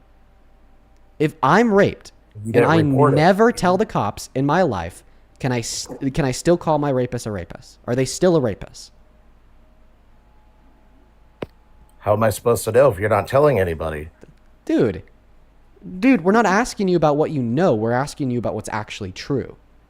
In this hypothetical where I'm raped and I never tell the cops, is it actually true that that person is a rapist? Well, I'm not going to take away from you if you feel like you've been raped. That's not what I'm saying. We're not talking about what you know or what you don't know. For the last time, we're saying, is it propositionally true or false that they're a rapist? Well, I like facts. Okay, so is it factually true or is it factually not true that somebody is a rapist if they rape me, then I never tell the cops? Do you not tell the cops, but you tell everybody else? Not telling anyone in this hypothetical. Is it factually true or factually not true that somebody is a rapist if they rape me and then I never tell anyone? Again, without facts, how can I make that determination? Because you know in the hypothetical that it's actually true they raped me. No, I don't. It's an if-then hypothetical question, you dumbass. You fucking moron. I'm saying, if it's true that I'm raped and I never tell anybody, then is it true that they're a rapist? Yes or no? It's an if-then conditional statement. If you don't eat lunch, will you be hungry? Yes. Okay. If you don't get gas ever again, will you be able to drive your car in 10 years? No. If I'm raped and I never tell a soul, is it factually true that the person who raped me is a rapist? Yes. Wouldn't know. You're not telling anybody. Dude, listen. If you never get gas, listen. If you never get gas for your car again, and you never tell a soul, would your car still be running in 10 years? The answer is no. Your car wouldn't be running in 10 years, even if you never told a soul that you never got gas again. Because your car not running in 10 years is not contingent on you telling other people you never got gas again. It's contingent on you just actually never getting gas again. Somebody being a rapist is not contingent on other people knowing they're a rapist. It's just contingent on them like engaging in unconsensual sex. Does that make sense? Like, nobody has to know that somebody engaged in unconsensual sex in order for them to be a rapist. Right?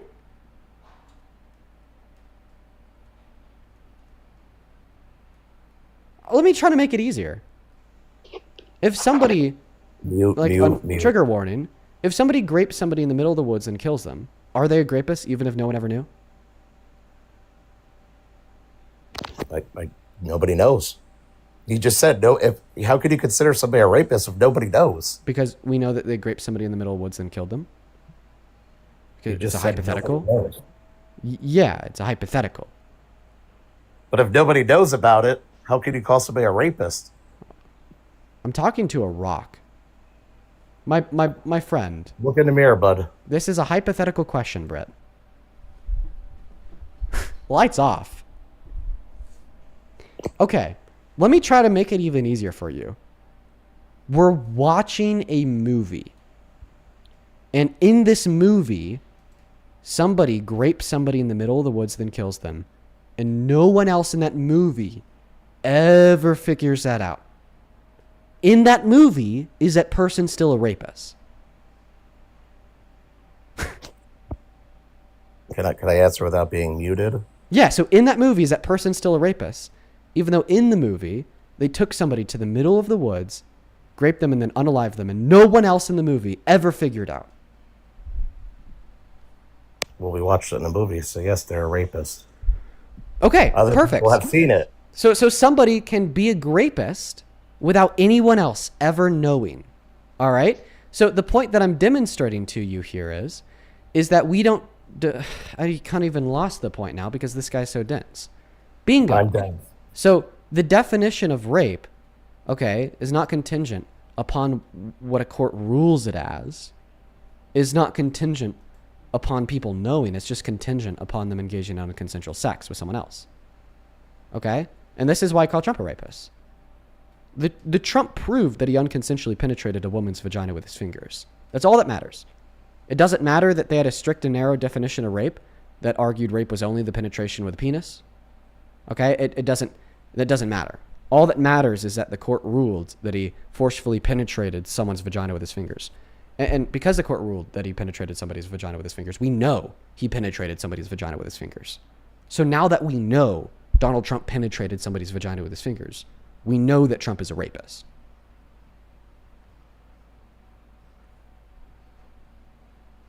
Does that make sense, Brett? No, that's sexual assault. I thought that we agreed that rape would include penetrating somebody's vagina with your fingers. No, that was what you said. Okay, how do you define rape? Well, I'm not going to define rape because rape can be defined as a whole bunch of different things. What I'm trying to say is, wait. Does your definition of rape? Does your definition of rape include the forceful penetration of a woman's vagina with a man's fingers? Are you gonna stop muting me? Or... Does your definition of rape include the forceful penetration of a woman's vagina with a man's fingers? That's sexual assault. So your definition of rape does not include that, right? That's sexual assault. So your definition of rape does not include that, right? That's sexual assault. So your definition of rape does not include that, right? That's sexual assault. So does your definition of rape include that or not? According to your verdict form you put up. I'm not asking according to the verdict form. I'm asking according to you. Does your definition of rape include that? The way that you use the word rape. I'm not giving you my definition. Okay. So that you're scared. He's running. You're scared. You're pathetic. You're fucking pathetic, Britt. You're a pathetic piece of shit, not worth the dirt in which stand under my feet. You are a perpetuator of rape culture. You are a threat to women and girls. You don't care about women and girls. And I hope that every single woman and girl watching the stream right now can acknowledge that there are men like Britt out there that don't care about them, that are willing to elect a rapist into the Oval Office. And then as soon as they are undeniably proven to that he's a rapist, they don't even know what the fucking word rape means. You are refusing to tell me what you even think the word rape means. Because if you even utter a definition of that word, you have to constitute Donald Trump as a rapist. This is the first stage of fascism, is rhetoric. And let me describe to you what I mean by that. There have been so many systems of abuse and oppression. Shut the fuck up, little boy. There have been so many systems of abuse and oppression all throughout human history, and the only reason why they were propagated and promoted for so long is because we didn't have the language to describe the oppression. There's actually a very specific word to refer to oppression that we don't have the language to describe. And perpetuators of oppression ensure that. perpetuators of oppression love when we don't have the language to describe that oppression, because then we have no way to call it out, we have no way to organize, and we have no way to rebel. And that is the same idea that Britt is perpetuating right now. He is a rape denialist. And what I say by that is he doesn't even think that rape exists, because he doesn't think that the word rape has any non-vague, appropriate definition. And as soon as we posit that anybody whom Britt likes, anybody whom Britt follows, anybody whom Britt supports is a rapist, well, then he doesn't deny it via a lack of evidence. He doesn't deny it with cogent argument, counter-argumentation. He denies it by obfuscating what the word rape means to the point that the word rape doesn't mean anything. So, of course, you're going to sit here and tell us that you will not give a definition for the word rape, because if you do, then you have to acknowledge Donald Trump as a rapist. Define the word rape. You want to talk about oppression, but you want to oppress my speech by oppressing your speech. Snowflake, fucking grow up. What's your definition of the word rape? Snowflake, you're the one that all you're doing is throwing insults. Oh, wait, define insults. I don't think it's an insult, because I don't think the word insult has a definition. How could you accuse me of throwing insults? What does the word insult even mean? I'm not going to share with you what I think the definition of an insult is. I'm just going to deny that this would be an example of one. Fuck off. Define the word rape. Well, obviously, the jury verdict form that you not what I'm asking you. I'm asking you to give us your definition of rape. That's not my argument here. I'm not going to. I'm not asking you for an argument. I'm asking you to answer my question. How do you define rape?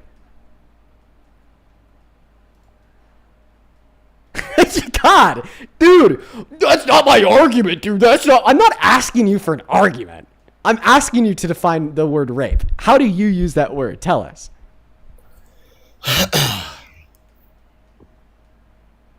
This is not my argument. I'm not asking you for an argument, buddy. You're correct. You're one of the Answer biggest the question. clowns on TikTok. Answer. Yeah. I'm clowning on your ass right now, dude. He left. He ran away. Oh my God. I will repeat myself, ladies and gentlemen. Would you rather be on my side or his? We just walked a Trump supporter into one of the most evil and decrepit places many MAGA loyalists find themselves, and that is rape denialism. It is rape denialism. To him, the word rape does not have a definition. To him, the word rape is not something that we can materially comprehend. Why? Because if we do, then we have to call Trump a rapist. And that is why he just left. He hit the road running. He hit the road running because I was forcing him to give a definition for the word rape. Let's go and get that next guest loaded up into the box right now. They try to tire me out, man. They tell themselves that if they could just be dense enough, if they could just be dense enough, then inevitably I'll get sick and tired and I'll kick them and they'll win, right? Fuck no. Fuck no, dude. I got that disdain coursing through my fucking blood, dude. Oh my God. Listen, I'm going to take the filter off here for a second. We come at these conversations from a place of wanting to be peaceful, to reach across the aisle, just to have good dialogue. I'm going to take that filter off. I hate people like him. It is evil. It is atrocious to deny the merits of a victim of rape, not because they weren't raped, but because we don't know what rape is. Do you support Trump? Nope, DJ's not here. Let's go and get that next guest loaded up into the box, guys. Only up inside of the queue of your MAGA. All right, we got Playmaker 803 loading up. There's a handful of you guys that have been very kind to me and sent some very kind donations over my PayPal. I'm going to get around to maybe this here just in a moment. Let's just try to get that next guest up. Okay, that person seems a little busy, so we're going to go to kick them and move on to the next guest. We got Dalton loading up into the box right now. Thank you so much for the $10 over on YouTube Super Chat. Show some love to Bree down below in that chat. Thank you so much, Bree, for the 10. That's another child. Then we got a big one here. Please do show some love to Sherry down below in that comment section. Thank you so much for the $50 over on YouTube. Sherry, thank you so much. Let's get 500 Sherry W's. That is Sherry spelled Shari. Sherry with the $50 says, I've lost 3 friends in this war already, and one saved my life. I'm so sorry to hear that, Sherry. I was essayed in the military and was kicked out for reporting it. These MAGA people are making me pissed. I completely understand you, Sherry. Just know that we all stand with you. We all believe you, and that we're so sorry that you had to feel the direct material consequence of people like that last guest. Show some love to Sherry down below. Welcome in, Leah. Do you support Trump? Hi. Yeah, so, like, kind of. I want to talk about Israel, though. Okay. Well, we're here to talk about the Trump administration. Knowing all that you do, well, first and foremost, how old are you? I'm 21. I was born February 13th, 2005. It was just Knowing my everything birthday. that you do now, if the election was held tomorrow between Trump and Kamala Harris, who do you vote for? I don't know. I wouldn't vote for Kamala just because, like, I just don't like her and Biden's policies. But you don't want to talk about Israel at all? Well, we're talking about Trump. So if it's relevant to Trump, sure. Well, but yeah, it's it not is. relevant It's to Trump. relevant. So would you It's vote for relevant. Trump? Well, because he supports Israel, and, like, my whole family supports it. I don't really know. Like, I'm just, like, kind of, like, lost because I don't know if I should support it just because there's so many people in Israel who were born there, and, like, I don't think that it's fair to, like, completely not like, I don't support their government, but, like, I do support the people that live there. They deserve to, like, have rights. Like, yeah. Okay. Who doesn't think that innocent Israelis deserve to have rights? I don't know. Like, I see videos that No people one, don't no one support. running for any elected office anywhere. I don't know. I just feel like There's not a it's not single fair. person. There's not a single person I feel running like for people are elected just office very- in America that don't think innocent Israeli citizens deserve rights. Like what? Well, just like my family telling me that, like, it's like Trump is the only person who supports Israel, and, like, if he's not elected, then, like, Well, we A, don't have anyone to support A, Israel. we have an Israel issue that's in the Democratic Party and the Republican Party. We need to stop supporting Israel. But B, But what about okay. the people who live there, like the kids that live there and stuff? Yeah. We shouldn't I be the don't country's support allies. what's happening. Hello? I don't. Yeah, well, No, I'm not going to yeah, sit but, here and like, say that we should be allied with a country that's committing war crimes and genocide because people live in the country that are innocent. We should not be allied with But countries then- that are committing war crimes and genocide, point blank, period. I agree with that, and I understand that. I just don't understand how we could get to a conclusion where people can support the people of Israel without, like, Not being like hurting them, allied, because I feel not being allied with a country doesn't mean that we think all their people should die or lose their human rights. We're just saying that we don't support countries that engage in war crimes and genocide. Okay.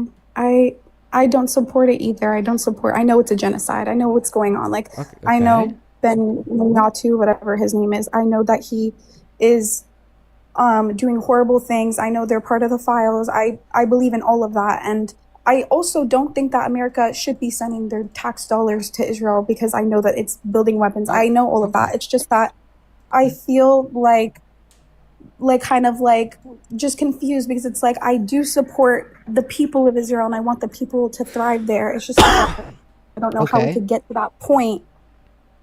But everyone's saying I should be kicked, but, like, literally I just want to get to a conclusion. I promise. I'm not trying to be like, I really Okay. want to understand, you know? Okay. Yeah. Listen. I listen, as an example. I support the innocent people in Iran. Does that mean that we should be allies with the IRGC? I support the innocent people in North No. Korea. Does that mean that we should be allies with Kim Jong-un? I support the innocent people in Russia. No. Does that mean that we should be allies with Russia? No, I get what you're saying. Right. Yeah. I don't know. My whole entire family is Israeli, and I literally am just like, I just want to, like, know who to vote for in the next election and what I Yeah, should right. support because I Yeah, want the it's- best for those people because it's my family. Well, it sounds like you're coming from a better angle than a lot of the people that I talk to do when we're having a conversation about Israel. You recognize the atrocities of the state. Mhm. You just want to ensure that, you know, the innocent people living in Israel Gonna be all right. I would recommend just Yeah. kind of listening in to the stream, and hopefully by listening to the stream, we're able to help you out, kind of fight through that dilemma, 110%. And I appreciate you for coming up. Maybe I'll just say one last thing to you. I hope that you're still listening. Like I said, I think that the innocent people living in Russia have rights. I think that the innocent people living in Iran have rights. The innocent people living in North Korea. But that doesn't mean that we should become allies with Putin, Kim Jong-un, or the IRGC. Or similarly, I think that the innocent people living in Israel have rights. Shout out to the Israeli citizens who are railing against their own government, protesting and refusing to join, their forces, the IDF, even though they'll get sent to prison for it. Okay, but that doesn't mean that we should be allies with Netanyahu. Do you support Trump, Tim? Yeah, I love Trump. Okay, how old are you? I'm 18. What year were you born in? 2007. Yeah, what time is it? I'm in Australia. It's 7:51. Yeah, we're just looking to talk to people in America. Hey, Full Band, I also just saw this. I want to thank you. Thank you so much for the $50 donation over on YouTube Super Chat. Let's get 500 Full Band W's down below in that chat. Full Band with a 50 says, imagine trying so hard to argue the distinction between the two words to defend a man you'll never meet who wouldn't care about you if you did. Why? I know, right? That's my question too. Why? We're talking about the last guest who's arguing that it wasn't rape. Why would he fight so hard for that? Thank you so much for the love, Fool. Let's get 500 Full W's. As well as Kent Nefaro, thank you for the $20, who says, by that last guest's definition, no slave owner was ever raped a slave because it wasn't legally rape at the time. Gross. Yep, that was his position. Thank you for the $20. Then Kate, thank you for the $10. I appreciate you so much for the love, Kay. And then Papa, thank you for the $5 as well. There's a couple other people that I do want to catch up on over on Venmo PayPal. Thank you so much, Taylor, for the $5. Who says, happy early birthday to your girlfriend. Tell Mom I said, pss, pss, pss, pss. Very kind of you. Aaron, thank you for the $2. Katie, thank you for the $5. And then M Sharp, thank you so much for the $100 donation over on Venmo. While we're trying to get that next guest loaded up into that box, I want y'all to show some massive, massive love to M Sharp down below. That is literally so fucking kind of you, dude.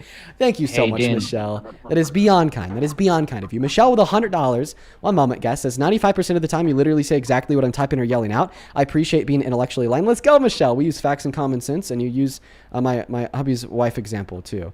Jesus Christ, that guy was idiotic. He was evil, Hey, Dan. man. He was so evil. Thank you for the $100, Michelle. Show some massive love to Michelle down below in the chat from the bottom of my heart. Thank you for the kindness. I don't deserve it. Appreciate you so much, Michelle. Do you support Trump? Hey, Dean, can you hear me out, please? I need your help, man. I'm a legal immigrant who came here legally, and there's this town called Carver County in the state of Minnesota. They're known as violating people's rights. They trying to convict me for the crime I didn't do so I can get deported. And I was trying to see if you can check my story and, talk to me personally so I could talk about this. The biggest recommendation that I would make would be to get into contact with pro-immigrant nonprofits operating outside of Minnesota that offer free legal services to immigrants inside of Minnesota. So I know a lawyer inside of Minnesota. I'm not saying that he could help you for sure, but he definitely know the better resources. Law of the Wild, I did see you in the in the Discord chat a little bit ago. If you still happen to be watching the live, you should just shoot another message in there and at me in it in the lives channel of the Discord, just saying like what services would exist for immigrants that need them in Minnesota. And if you want to continue to listen to the live, if you want to listen into the live, I'm sure that he'll eventually respond to that message. Respond to that request, because I know that he was literally just watching, and then I'll share those same resources with you. Sources with you. And if he doesn't respond to that with any good ideas, what I would recommend is joining my Discord, Linktree in the bio, and there will be a very specific person in there named Law of the Wild, and I feel like he will know like what resources to exist and where to get them from. So if he doesn't get back to that request in like the next 10 or so minutes, just join the Discord, Linktree in the bio, and DM Law of the Wild. Boom! All right, already got you, dude. He followed you on TikTok. Go to your following for that last guy in there. Go to your recent following on TikTok. Look for a guy named Law of the Wild. Follow him back and shoot him a DM. Beautiful. Beautiful, beautiful, beautiful. All right, moving on to the next guest right now. Thank you so much, Law, by the way. It's very, very kind of you to shoot him over some resources. Only up inside of the queue if you happen to be MAGA. Only up inside of the queue if you happen to be MAGA. Let's go to get the next guest loaded up into the box right now. Welcome in. Give me one moment. I do have to thank a couple people, okay? Yeah, man. Let's see here. First and foremost, thank you so much, Sammy, for the $5 over on Venmo. Says he's not stupid, he's just evil, referring to that last guest who was arguing that rape isn't rape. Yep, thank you for the 5. Joseph, thank you so much for the $10 over on Venmo, who says the act of forcefully penetrating somebody makes them a rapist, regardless if anybody knows whether they did it or not. Yep, thank you for the $10, Joseph. Jeremy, Jeremy, thank you for the $15 donation over on Venmo. Says nicely done. Thank you so much for the love. Thomas, thank you for the $10, who says genuinely these people are some of the dumbest humans I've ever met. Is common sense or not common or something? And not common for Trump supporters. Thank you so much for the $10. Oscar, thank you for $11 and the 11 cents. He says the way that you had to dumb it down from like 20 times I can't. Once again referring to the rape apologist. He was so stupid, dude. Thank you for the $11, Oscar. Taylor, thank you so much for the $20 over on Venmo, who says as somebody who's raped at 11 was too scared to tell anybody. It's people like this that make victims question themselves. Thank you, Dean, for all that you do. Love you and your motive so much, Taylor. I have all the love in the world to you, too. Thank you for the $20 donation. I'm sorry that you had to A, live through that experience, and then B, listen to that last guest. Please show some very extra special love to Taylor down below. Same thing to Darcy and Sammy. Sammy, thank you for the $20. Darcy, thank you for the $20. Sammy says, it was really hard to listen to people like that last rape apologist. Love hearing you prove them as rape apologists, but genuinely heartbreaking people like that exist. It is so fucking heartbreaking. Imagine the place we'd be if they didn't. And then Darcy, thank you for the $20 as well. And I'm sorry that you had to listen to that guest as well, Darcy. Let's get 200 Darcy W's, 200 Sammy W's. Thank you both. Amanda, thank you for the $10, who says, please let the rape apologist know that he's the reason why we choose a bear. Yep, thank you for the $10. Andrew, thank you so much for the $10 as well. Andrew, I wish I could have asked him that question if he was still up here. Show some love to Andrew down below. Joseph, thank you so much for the $25 over on Venmo. Thank you for that information. I'll keep that in mind. Let's get 250 Joseph W's. Then Hannah, thank you for the $20, who says, I appreciate you for using your platform to speak up against this perpetuating cycle when atrocities are rebranded as virtue. Yep, thank you so much for the $20, Hannah. Then we got a big one here from Carrie. Carrie, thank you so much for the $50 over on Venmo. Show some love to Carrie down below in that comment section. Thank you so much for the love. Thank you so much for the support. Let's get 500 Queen Carrie W's down below in that comment section. Coming in hot again today. Thank you so much for the support, Carrie. Queen Carrie W's down below. And then Keely with the $15, who says it's payday for me, which means it's donation time for Dean. Thank you so much for the support, Keely. Your lives and VODs are the background sound of my work days. Thankful to hear some common sense. Thank you so much for tuning in, Keely. I hope that you enjoyed today's stream. And then one last donation here on Venmo. Katie, thank you for the 10, who says, I grew up in a conservative family and your lives changed and strengthened my views of politics. Your lives changed their position. Thank you from a fresh Democratic family, Katie. That is why I do what I do. You make it worth it. I'm so happy that I could sway the minds of your family members. Show some love to Katie. In fact, just show some love to all of the donors down below. I'm so grateful for you guys. Let's quickly get caught up on PayPal. Thank you so much. Let's see here. Christian, thank you for the $10, who says, I watch your stream and Parker's stream while I work every day. Let's fucking go, dude. Hell yeah. I'm happy that you take something positive away from them, too. Catherine and John, thank you for the 5. S, thank you so much for the 10, who says, thank you for everything you do. I've been following you since your Jubilee video. Never looked back since. Fuck yes. I'm really happy that I've been able to help you become quote unquote more brave and have important conversations as a female daughter of immigrants. That's awesome. Shout out to you, S. Thank you for the 10. And then Carol, thank you so much for the $24 over on PayPal. Thank you so much for the love. Who says, hey, Dean, I'm a boomer. I'm 71 and I watch you live when I can, but I always catch you the next day on YouTube. You're the hope for the future. Oh, thank you so much, Carol. Show some love to Carol down below. Thank you so much. Same thing to the School Truth Project. Thank you for the $20 donation. Show some love to Truth. Truth says, can you make a YouTube debate toolkit playlist with topic-based videos where you lay all the arguments with your sources and evidence on screen so we can learn and reference? Ooh, would you guys like that? I think that would be a great idea, like a little cool like mini series, you know? Thank you for the $20, Truth. SJ, thank you for the 10. I appreciate you so much for that love, SJ. Jolene and then SJ, thank you guys so much for another $10. And then S, thank you for the 10. I appreciate you guys. Thank you so much. Mel, thank you for the 10, who says, for that last part of the Brett rape apologist, I smell some well done Brett. Oh yeah, that guy got fucking cooked.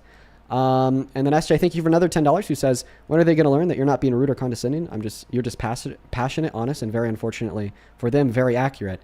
Yeah, I try to keep my cool, but I kind of lose it sometimes because I just kind of get done with a rape apology that we hear from the Trump supporters so frequently. Kay, thank you for the $10, who says, there's a small percentage of adults that literally don't have the ability to think in the abstract. That small percentage of adults probably encompasses all of the Trump supporters that I debate every day. Two more here. One from Casey. Thank you so much for the $10 over on PayPal. Appreciate you so much for that love, Casey. Then the last one here is from Claire. Thank you for the $15. Who says, thank you for being a good man, Dean, and thank you for standing up for women against pathetic excuses like Brit. People like him are the reason why I've never been brave enough to come forward. I'm so sorry that you have to deal with people like Brit. And hopefully, we're reshaping the next generation of men to be nothing like him. We are all cut up for now. Thank you guys so much for love and support.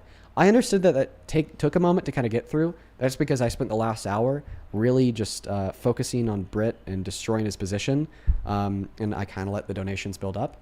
And my apologies for that. So what I'm going to do is I'm actually going to break them down into smaller segments and just take a moment to thank a handful of people every 20 minutes or so. And I'm so very grateful for you guys. If you want to ask me a question or just support me in the stream, you can find my Venmo, my PayPal, and the link tree in my bio on TikTok, pin message over on YouTube, and the handle's also at the top of the phone screen. Thank you guys very, very much. Now, Evolve. You're a Trump supporter. That's right. Okay. And why is that? Yeah, so I just want to start with a lot of stuff that you were just talking about, E. Jean Carroll. First of all, how did they end up in a dressing room together in the most popular department store in all of New York City? I forget the specifics. I remember E. Jean Carroll either testifying to Donald Trump inviting her in and then her hesitantly agreeing, or her inviting him in and then him agreeing, something like that. Okay, so what would two adults be doing in a dressing room together? First of all, and I'm not even alleging that this happened. I don't believe that this happened at all. We're just going to start with breaking apart the very beginning of the story, and then we'll get to the end. So in the very beginning, she says that it was her inviting him in, right? They go into there, things were getting hot and heavy. She didn't like it. She says no. The next thing you know, right? Unfortunately for her, there's not a single person that works at there that You're works acting at the it's store. 0 to 100. Would you let me finish what I'm saying? Sure. Not only that, but there was nobody that can corroborate her story as of them being there together in the first place. Not to also mention that this is the most popular department store in all of New York City. How would they not hear struggle and then why would they come out of the dressing room and just act like everything's okay? She's not frantic, nothing. There's some obvious holes there. Could you not agree? No, I don't think that these are obvious holes, because this is what we hear from many victims of rape. So the first thing you said is, well, why didn't we hear a struggle? What do authorities tell you to do when you're robbed? What do what? What do the authorities tell you to do when someone's robbing you? Give them your possessions. Give them your possessions because your life is more valuable than your possessions. That's right. What do authorities tell you to do when somebody's carjacking? Are you alleging that Trump did this would be a threat of death, sir? Just answer my question. Well, you can't make a hypothetical what do the authorities tell you to do when somebody's carjacking you with a gun in your face? Did he have a gun? Again, you're using violence and of death. I'll land the plane. Did her story ever say that he told her that he was going to kill her? I will land the plane, but first, I'm going to have you answer my question. You're being disingenuous. Are you alleging that she said that you used threats of death? If I cannot get two questions into my argument here without you calling me disingenuous and refusing to answer, I'm going to kick you on the spot. I've dealt with too many petulant men children like you today, and I'm at my wit's end with the very dumb, very stupid, and very aggravated MAGA men. So it's either you answer my question, you let me make my point, and then you refute it, or hopefully agree, or just move on. Okay? Okay. Good. So we agreed. Now the authorities tell you if somebody's robbing you, just to, give them your possessions, because your life is more valuable than your possessions. What about if somebody's carjacking you? So now I'm just going to ask for some context. When these people are allegedly robbing you, do they have a pew? Are they using a weapon? Listen. I don't think it matters. I think a threat of a weapon or a weapon. Well, if you don't have a pew and you tell me give me your stuff, I'm going to laugh at you. Okay. Now I'm going to put you on mute. If you have a pew, then I'm going to give it to you. Now I'm going to put you on mute, and I'm going to make the point without asking you questions, because I don't think that you have an ability to engage. Here's my issue with rape culture, okay? We hear day in and day out from rape apologists and shitty men like you, alongside shitty men like Trump and his other supporters, alongside that last guest Brit who was just on the live, that if the woman doesn't try to fight back, then she's not a real victim.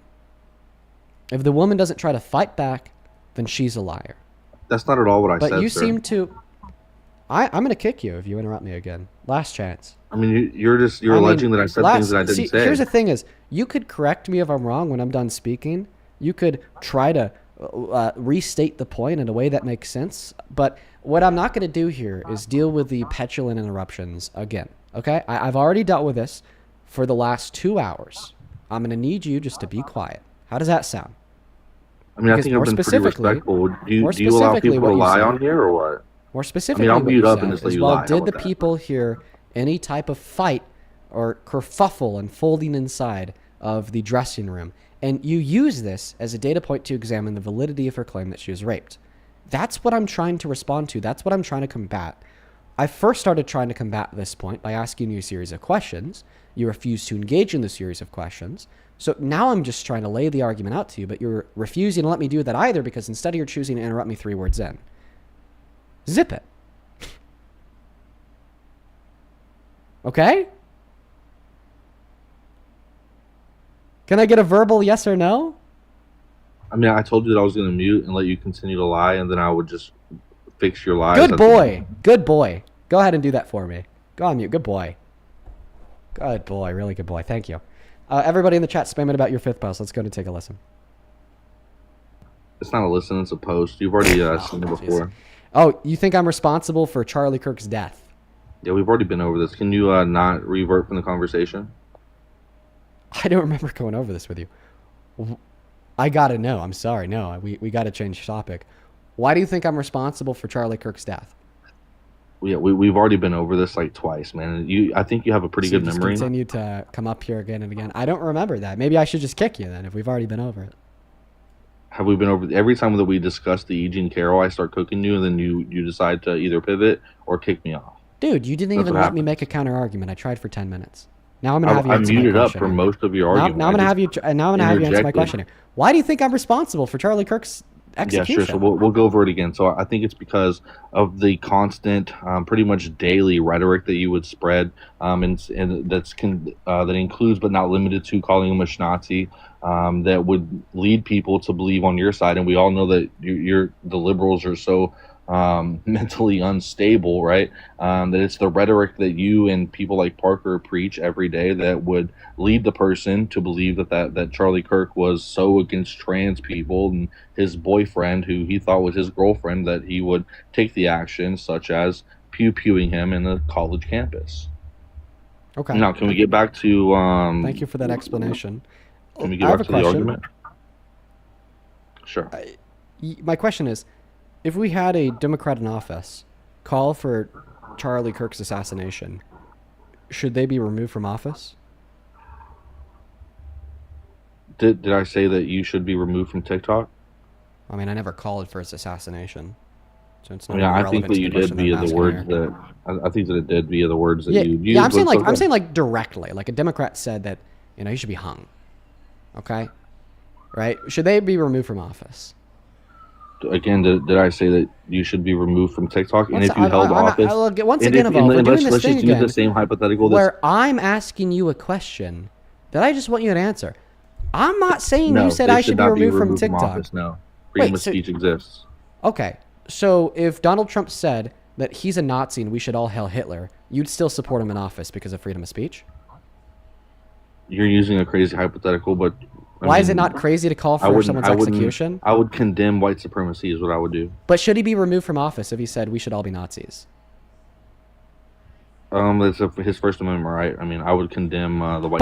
But would you still support him as president? I would. Did you hear what I just said? I would condemn white supremacy. But would you still support him as president? What do you think condemning means? Would you still support him as president? Can you tell me what you think the word condemn means? I don't know if you're arguing that you just condemn this one thing but still support the presidency as a whole, or condemn the presidency as a whole and therefore no longer be MAGA.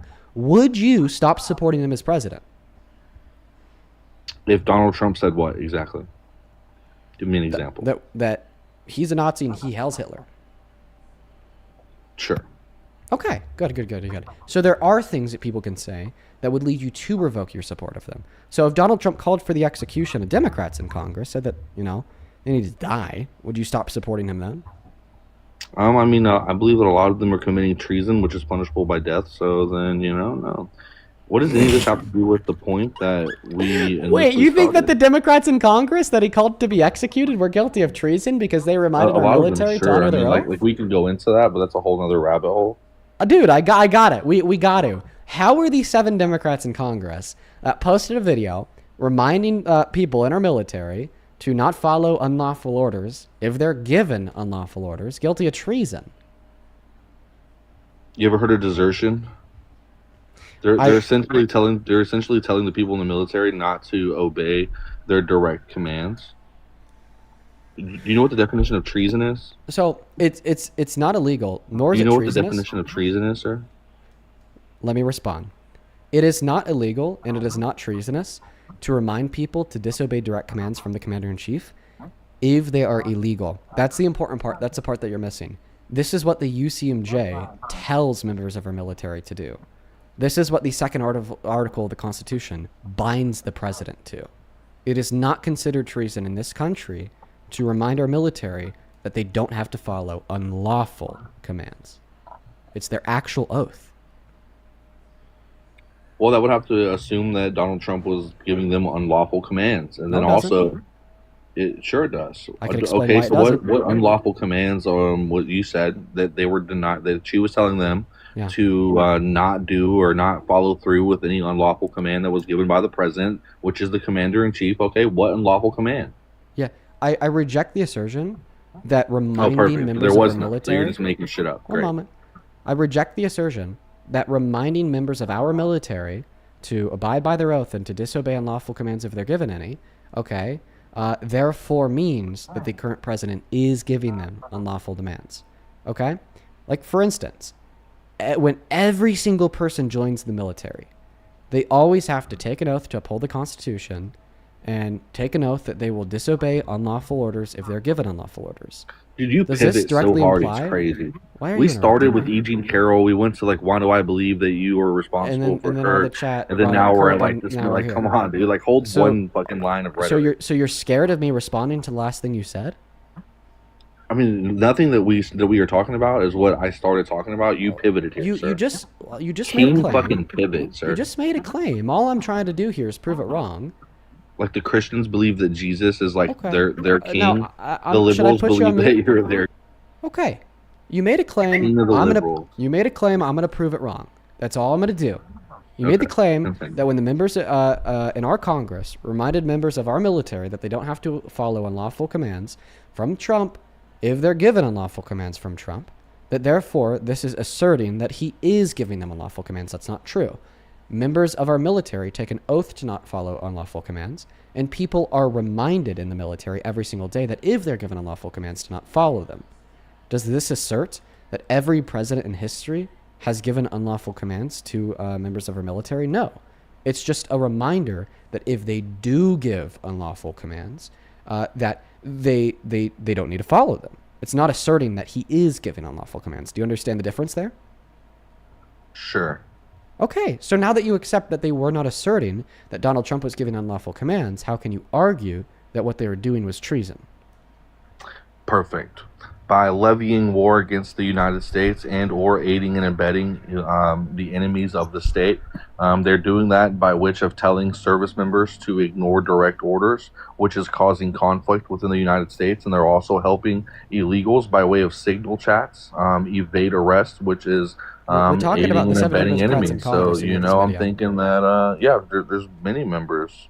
Okay, What do so you your mean? argument is that these 7 Democrats in Congress are guilty of treason, not because they said or did anything illegal. They did just echo the UCMJ. But you're arguing here that echoing the UCMJ aids and abets our enemies?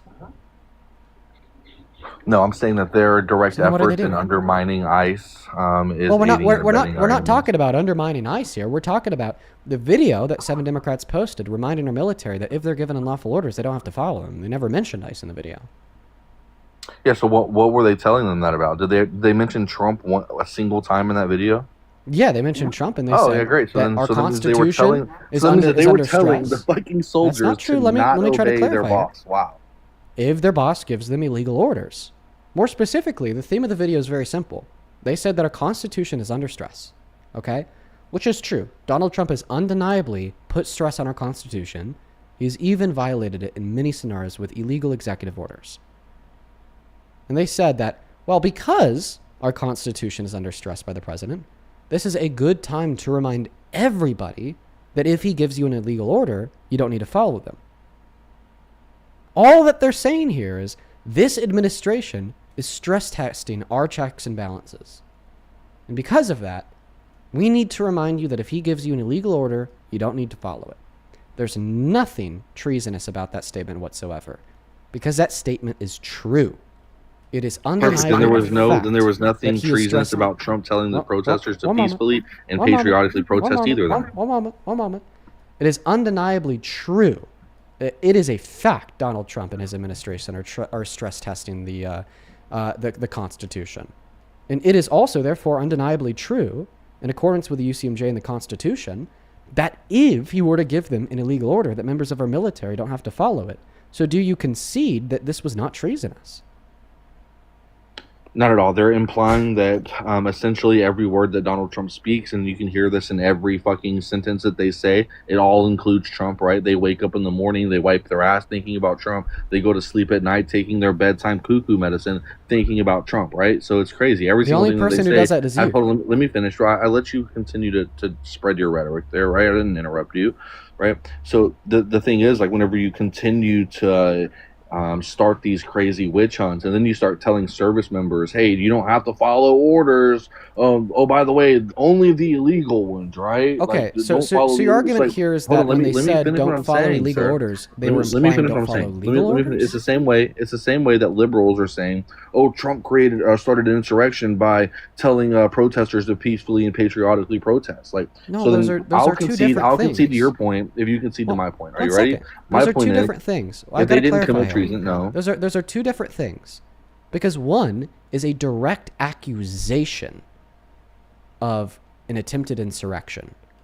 The second one is a reminder that if he gives you an illegal order, you don't have to follow it, not a direct accusation of an illegal order. And you admitted this because you argued, this is your argument, that they were implying that he was giving illegal orders. But you also admitted that there was no wrongful orders given, so your whole fucking argument is null and void, sir. You're literally just talking. What argument is null and void? Your whole fucking argument. How so? Because you're like, oh well, do you support this? Because these people said this. Like, fucking no. You don't even know my argument. And then Wait, can you repeat my argument? Exactly. We've been talking this long, and you still haven't made a point about it. Repeat my argument. That's exactly what I'm saying. No, I'm actually asking you. Repeat my argument. You don't have one. Wait, so you're saying that I haven't given you an argument? Literally nothing that you said has resulted in any form of argument, sir. Like, okay, then I'll just repeat it. Here's the argument. Here's the argument. The 7 Democrats in Congress who reminded members of our military that they don't have to follow unlawful orders if they're given unlawful orders are not guilty of treason, because it is legal to remind our military that they don't have to follow unlawful orders. And we know this is legal because it's a part of the UCMJ and the Constitution. End of argument. There you go. So now that you know my argument, and it's not how do you refute refute it? Protesters to peacefully and patriotically protest. Perfect. Now respond to my argument. We're at a pivot fucking argument. What do you So mean? you admit that you pivoted away from my argument? You pivoted from the very beginning. Oh, wait, so you're accusing me of pivoting, but you're not going to respond to the argument, right? I mean, you said that we weren't going to respond to my argument. So you were refusing to respond to the position. Just to clarify, your position is. I just clarified the position. The position is that the 7 Democrats in Congress who made a video saying if Donald Trump gives you an illegal order, you don't have to follow it. We're not guilty of treason because it is legal to remind our military that they don't have to follow unlawful orders. And I know it's legal because that's what the Constitution says. That's what the oath our servicemen and women take. And that's what the UCMJ binds them to under military law. They are binded under military law to not follow unlawful orders. they have to say when taking their oath that if they're given an unlawful order, they will not follow it.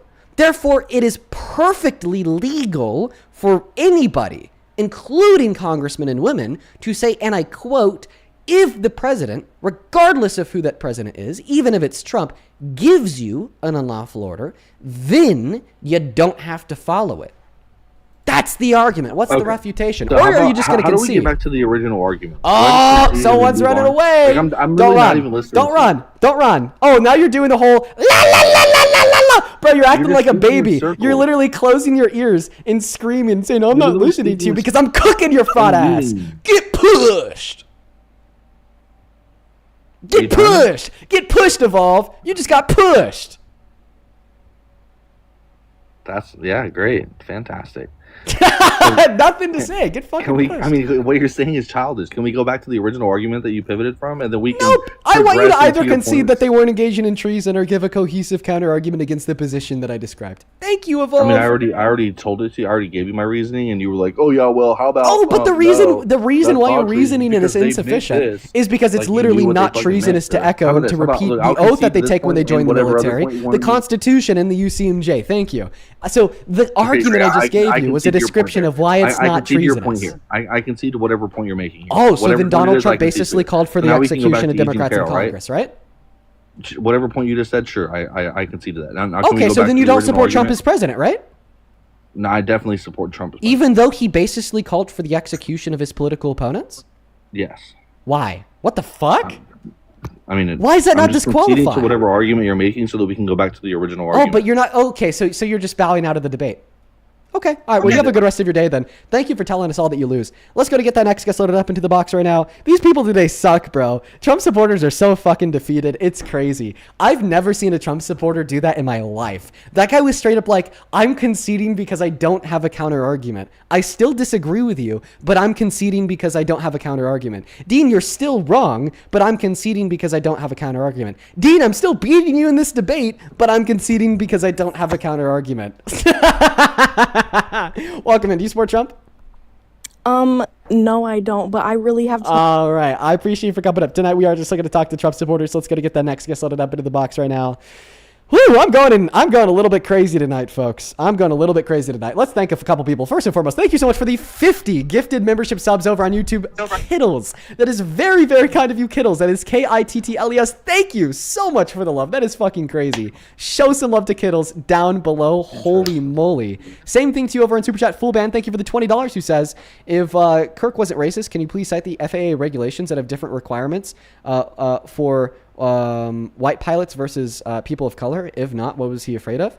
Dude, based. Honestly, such a good argument, fool. That undeniably proves that he was racist. Thank you for the $20. Same thing to Charles. Thank you so much for the $10 over on Super Chat. I appreciate you.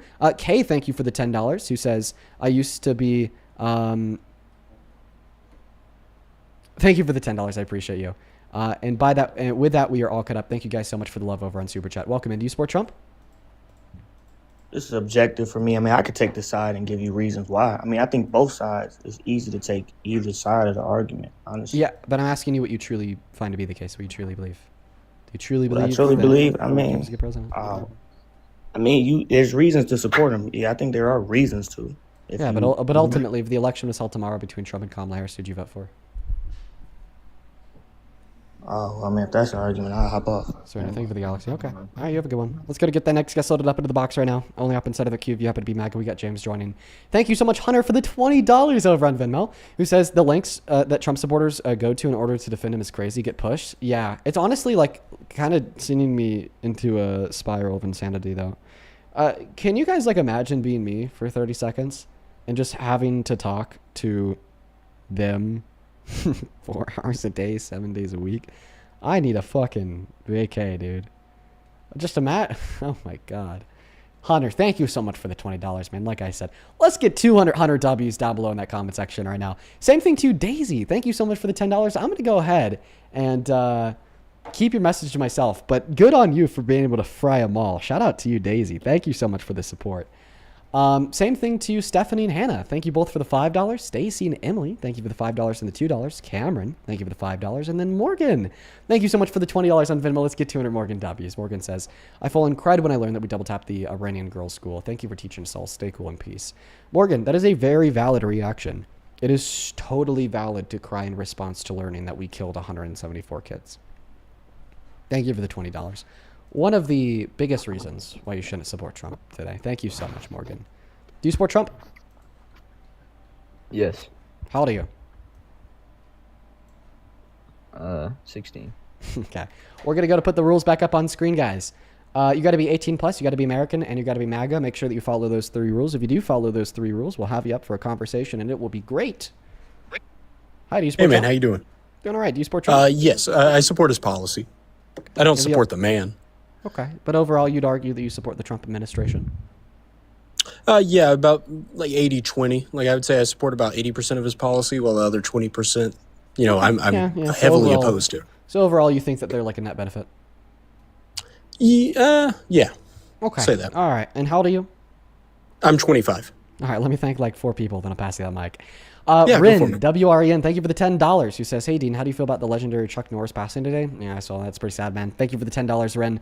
Bonji, that is B-O-N-G-I. Thank you so much for the $25 donation over on PayPal. He says, thank you for building the next sane generation. So happy and proud so proud you're doing what you do. Thank you so much for the support, Bonji. I hope that you're enjoying today's stream. Shout out to you. Show some love to Bonji down below in that comment section. Thank you so much for the love.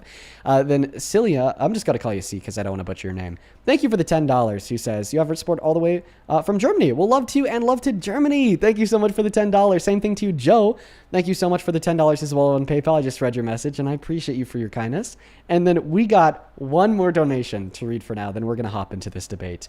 Mr. fucking Alex. Oh, my God.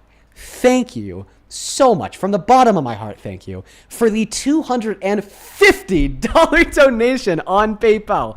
Dr. Alex is back in the building.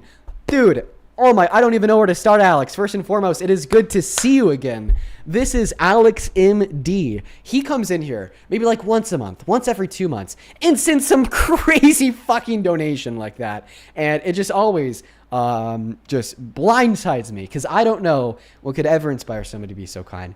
Alex with the $250 says, you're awesome. You are awesome, my good sir. You've been watching for what, like close to or over a year now? Thank you for the love and support. Not a bone in my body deserves that much money. That's crazy. I appreciate you. I'm going to be spending that on my girlfriend this weekend while we're out celebrating her birthday in California. So shout out to you for that. I want to see 5,000 Alex W's down below in that chat while we're hopping into that next debate. Huge shout out to Alex down below. If you want to ask a question about anything and everything, or just want to support me in the stream to allow us to continue to do this for 4 hours a day, 7 days a week, you could find my Venmo and my PayPal in the link tree in my bio on TikTok, bin message over on YouTube, and the handle is at the top of the phone screen here on TikTok as well. Guys, thank you for your patience. Take it away. Tell us why you're MAGA. Yeah, I wouldn't even consider myself MAGA. I would consider myself more conservative. I'm not like a loyalist by any means.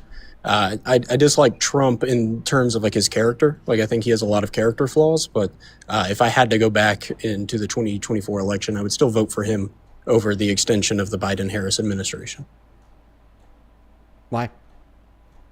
Yeah, because if you just look at a comparison, you can contrast the two administrations, Trump's first term to Biden's first term and only term.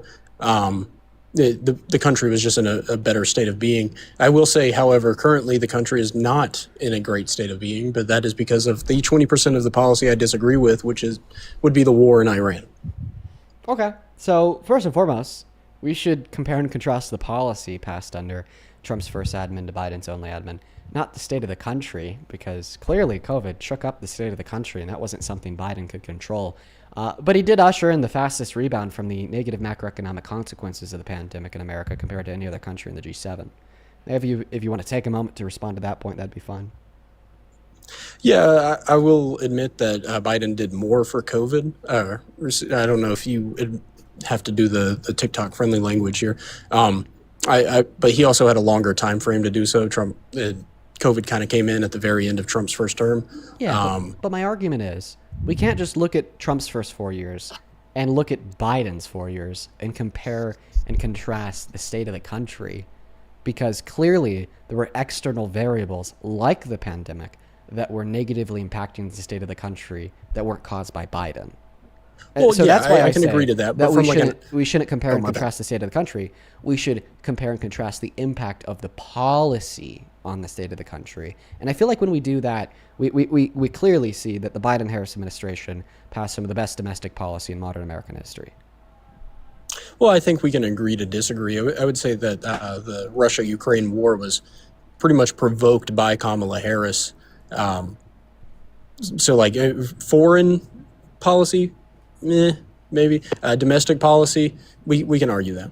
Yeah, I don't believe that Kamala Harris caused Russia to invade Ukraine, considering the fact that Russia has been planning their invasion of Ukraine for years, starting with the annexation of Crimea under Obama and their pressure on NATO to not adopt Ukraine as an allied state. That was just the promotion of an environment to invade Ukraine.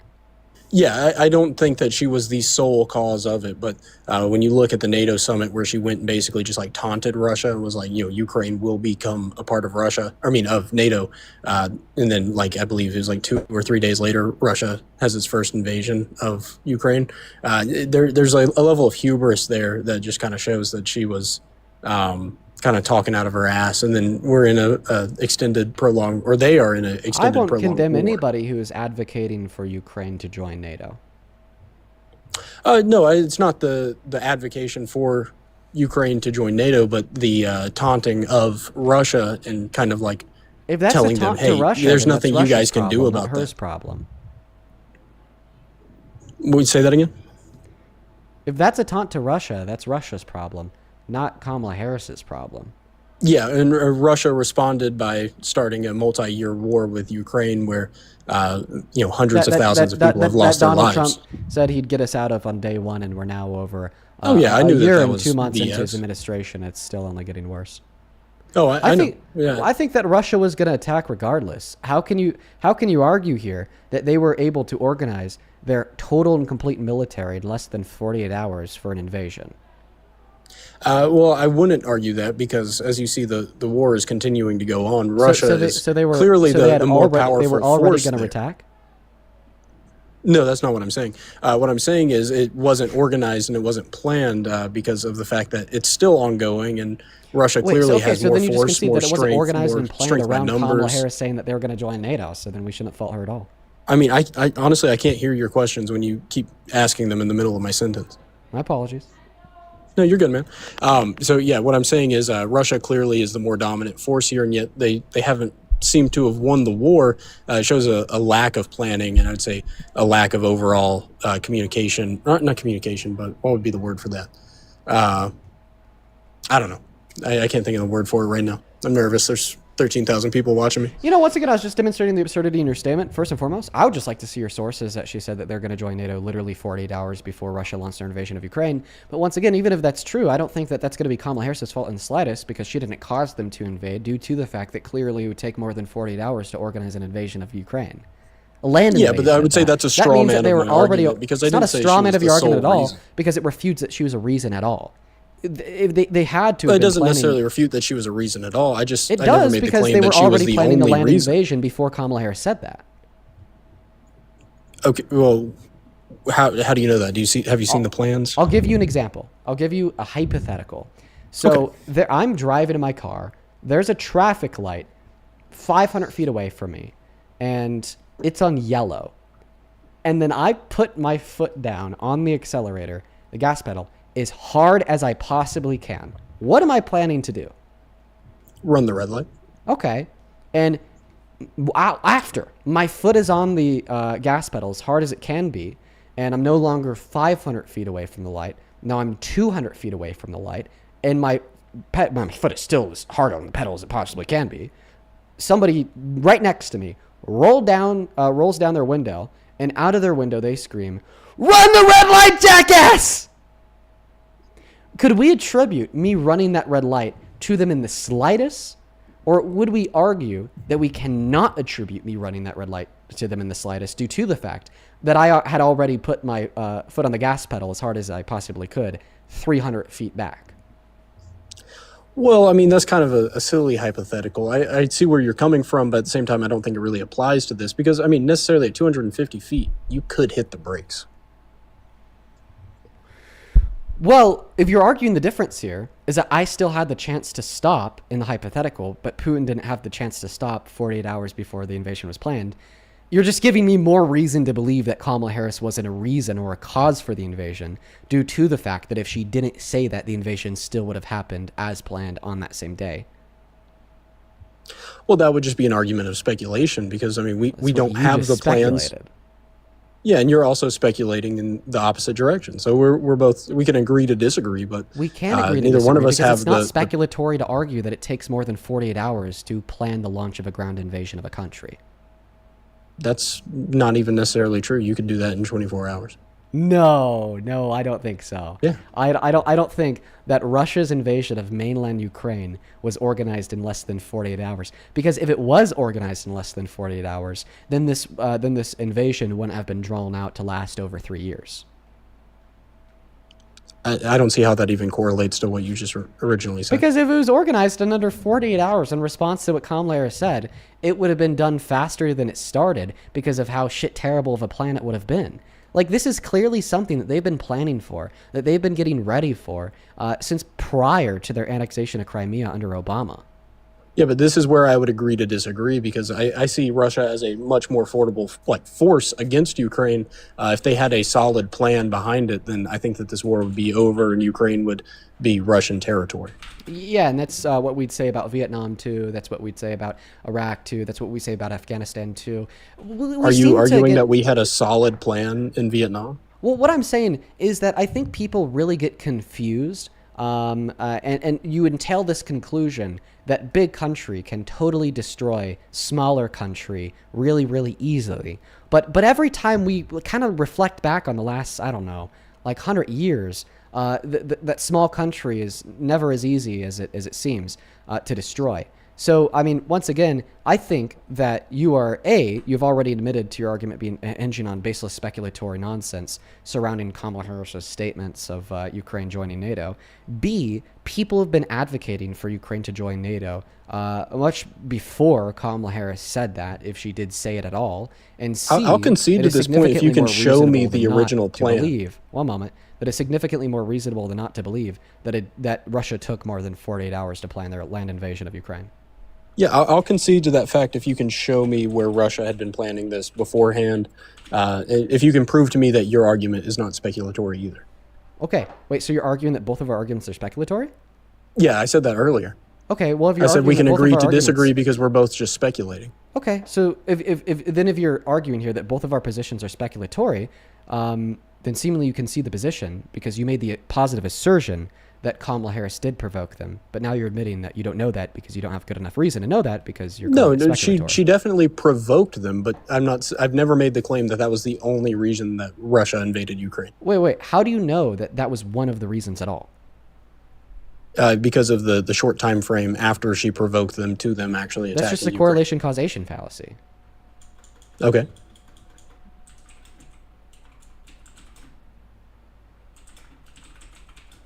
Is there a backup argument behind that besides just saying what I said was a fallacy? You're saying that these two variables are associated with one another, therefore the first variable caused the second. That's by definition a correlation causation fallacy. Yeah, I understand that, but are you going to argue the point? That is me arguing the point. That's the argument. That's not necessarily you arguing the point. That's you demonstrating how I've argued my point, but you have yet to have a contradiction to my point. Besides the counter argument is that you are arguing that one variable caused the second because they're associated with one another with the association. You're still just observing how I argued it. You're yet to give me a contrary point of view. Yeah, my observation of your argument that it's a correlation causation fallacy is what refutes the argument because it doesn't necessarily refute fallacy. Yes, it is. Yes, it does because it's fallacious. The counter argument is that the position is fallacious. Sorry, you're that's not a counter argument. That's just an observation of my argument that you've deemed to be fallacious. So we agree here that your argument is fallacious? No, I agree that you're explain to me how it's not a correlation causation fallacy?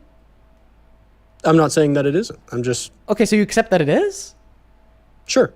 Well, Okay, for the sake of the argument, let's say it is a correlation causation fallacy. If you accept that it's a correlation causation fallacy, okay. Well, Yeah, then you I give said me for the sake of the insufficient argument, reason to believe let's the accept- claim that for the Kamala sake of Harris the argument, let's provoked accept that Russia it's to a invade correlation Ukraine. causation fallacy. Wait, listen. If you We're- accept that it's a correlation causation fallacy, then you're also accepting that you've given me insufficient reason to believe that Kamala Harris provoked the invasion of Ukraine due to the fact that fallacious reasoning is by definition insufficient reasoning. But do you see how you've pivoted away from arguing the actual substance of the argument to just talking about how I'm arguing the subject that we're talking about? Well, clearly, I won't refute your view with substance if your view is in of itself fallacious. Well, yeah, I said for the sake of the argument, we can claim that this is fallacious. But if we're going to, if we concede there, let's go on to then why do I need to refute it with? If it's fallacious, then I don't need to refute it with substance. So you're going to refuse to refute it with substance because We've agreed that it's fallacious in a certain way. Yes, if we agree that one of my views is fallacious, then you don't need to give any further counter argumentation to the view. No, I would also give you counter arguments. If you and me agree that your view is fallacious, then I don't need to give any further counter argumentation to your view. It's actually quite bad faith to argue that your view is fallacious while simultaneously arguing that I need to do more to demonstrate why it's false. Okay, I've successfully demonstrated that. How is that bad faith? By demonstrating that it's fallacious. Well, no, that's not necessarily even the same thing. Yes, so we have falsified your view by proving it to be fallacious. Or regardless of the manner of speech I use being fallacious, if we were to say that, but how would that not have any correlation with the actual attack of Ukraine? Okay, well, it would have correlation because it happened 3 days beforehand. The question shouldn't be, does it have correlation? The question should be, does it have causation? So you call it fallacious and then refuse to give a counter argument. No, you're just and now confused. that I've you're asked confused. you, I've used the word Ukraine. You're confused of what the word correlation means. The same kind of correlation that exists between Kamala Harris saying they should join NATO and Russia invading Ukraine is the same type of correlation that exists between more people eating ice cream during the summer and more people murdering during the summer. There's a correlation between more people eating ice cream during the summer and more people murdering during the summer, but because we can't assume correlation to mean causation, and arguing otherwise is fallacious by definition, we'd argue here that just because there's a correlation between people eating ice cream and murdering, this doesn't mean that people eating ice cream causes people to murder, the same way that just because there's a correlation between Kamala Harris saying 3 days before they invaded that Ukraine should join NATO, the same way politicians have been repeating that every single day for the last 20 years, we can't argue / assume that therefore she caused or influenced. She didn't necessarily say they should join NATO. She said they're going to join NATO and they can't do anything about it, they being Russia. Okay, yeah. Well, I mean, I've demonstrated the view to be fallacious because you can't demonstrate causation. Okay, sure. We'll concede that point, but let's continue on with the conversation without getting into the semantics of it. Okay, that's not getting into the semantics. God, I mean, it's pretty pedantic, I would say. Dude, I'm so sorry. Successfully demonstrating that your view is fallacious is not pedantic. It's pretty pedantic. I mean, I've watched enough of your debates here to understand that you don't really debate substance, you just debate styles. Okay, so you're mad because I've demonstrated your view is fallacious. I'm not upset at all. So then why are you calling me pedantic? I'm just making an observation. That's like what's me the saying that you're definition mad for calling my view What's the definition fallacious. of pedantic? I don't know the textbook definition right off the top of my head. Would you like me to get it for you? It's being overly concerned with minor details or rules. Me demonstrating your view is fallacious to refute it is not a minor detail since it proves the view to be false. It doesn't prove the view to be false. Yes, it absolutely does falsify the claim that it is true. Okay, but that's what I've been Kamala asking Harris you to caused Russia explain to me. Ukraine. How does that prove it to be false? Because correlation does not mean causation. Therefore, you've demonstrated insufficient evidence for causation. Therefore, it's not true that this caused the invasion. That doesn't demonstrate my point to be false. That just demonstrates my does. way of expressing It demonstrates your point that we have enough evidence to believe Kamala Harris caused the invasion of Ukraine to be false. Because it falsifies the claim that there's enough evidence. I never once made the claim that she was the only cause of the invasion. A cause at all. You've proven zero causation. Okay, wait, repeat all of that again, because I started talking in the middle of you and I didn't hear most of it. Holy fuck, dude. Every guest today, so fucking, annoying. Okay, Well, that's made rude. the claim. When she said, Sorry, I'm up here it's just trying to have a true. conversation with you. You're My a pretty bad, guy, bro. dude. It's true. I'm not trying to push you. You are not I'm not annoying. trying to Let me get you clarify. pushed. You are Okay? not annoying before you argued that it's pedantic for me to refute your view by proving it to be fallacious. The moment you started arguing that it's pedantic of me to refute your view by proving it to be fallacious is the moment that you became annoying.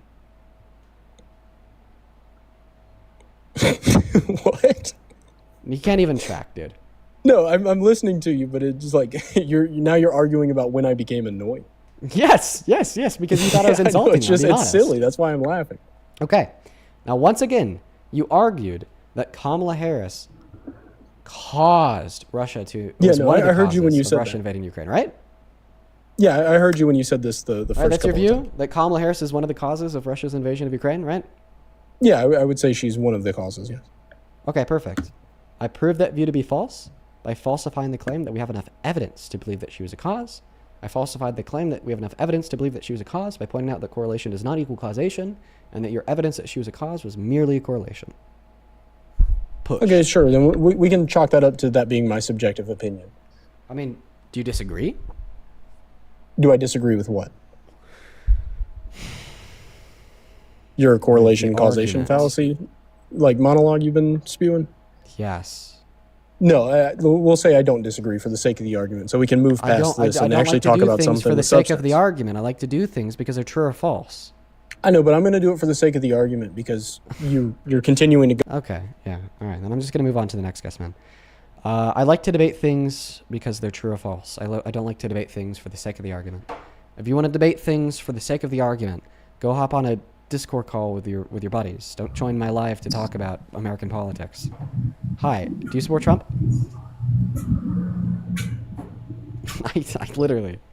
I literally hate it when people will quote unquote concede things for the sake of the argument. like, by the way, people. Wow. Let me explain this to you guys. So people don't understand why that terminology exists. The reason why that idea of conceding something for the sake of an argument that exists when you are talking about minor details, okay, of like a sub argument under the theme argument, the main argument, okay, right? But what he was quote unquote conceding there for the sake of the argument wasn't like a sub detail of the main argument. It was the main argument.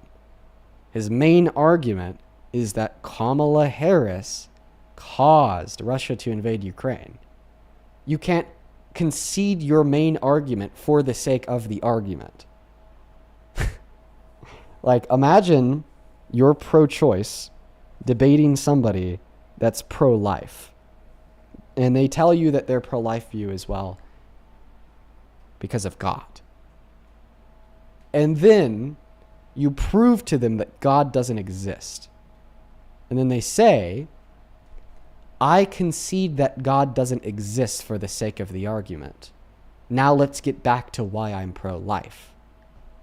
Well, they told you the reason why they're pro-life is because of God's existence.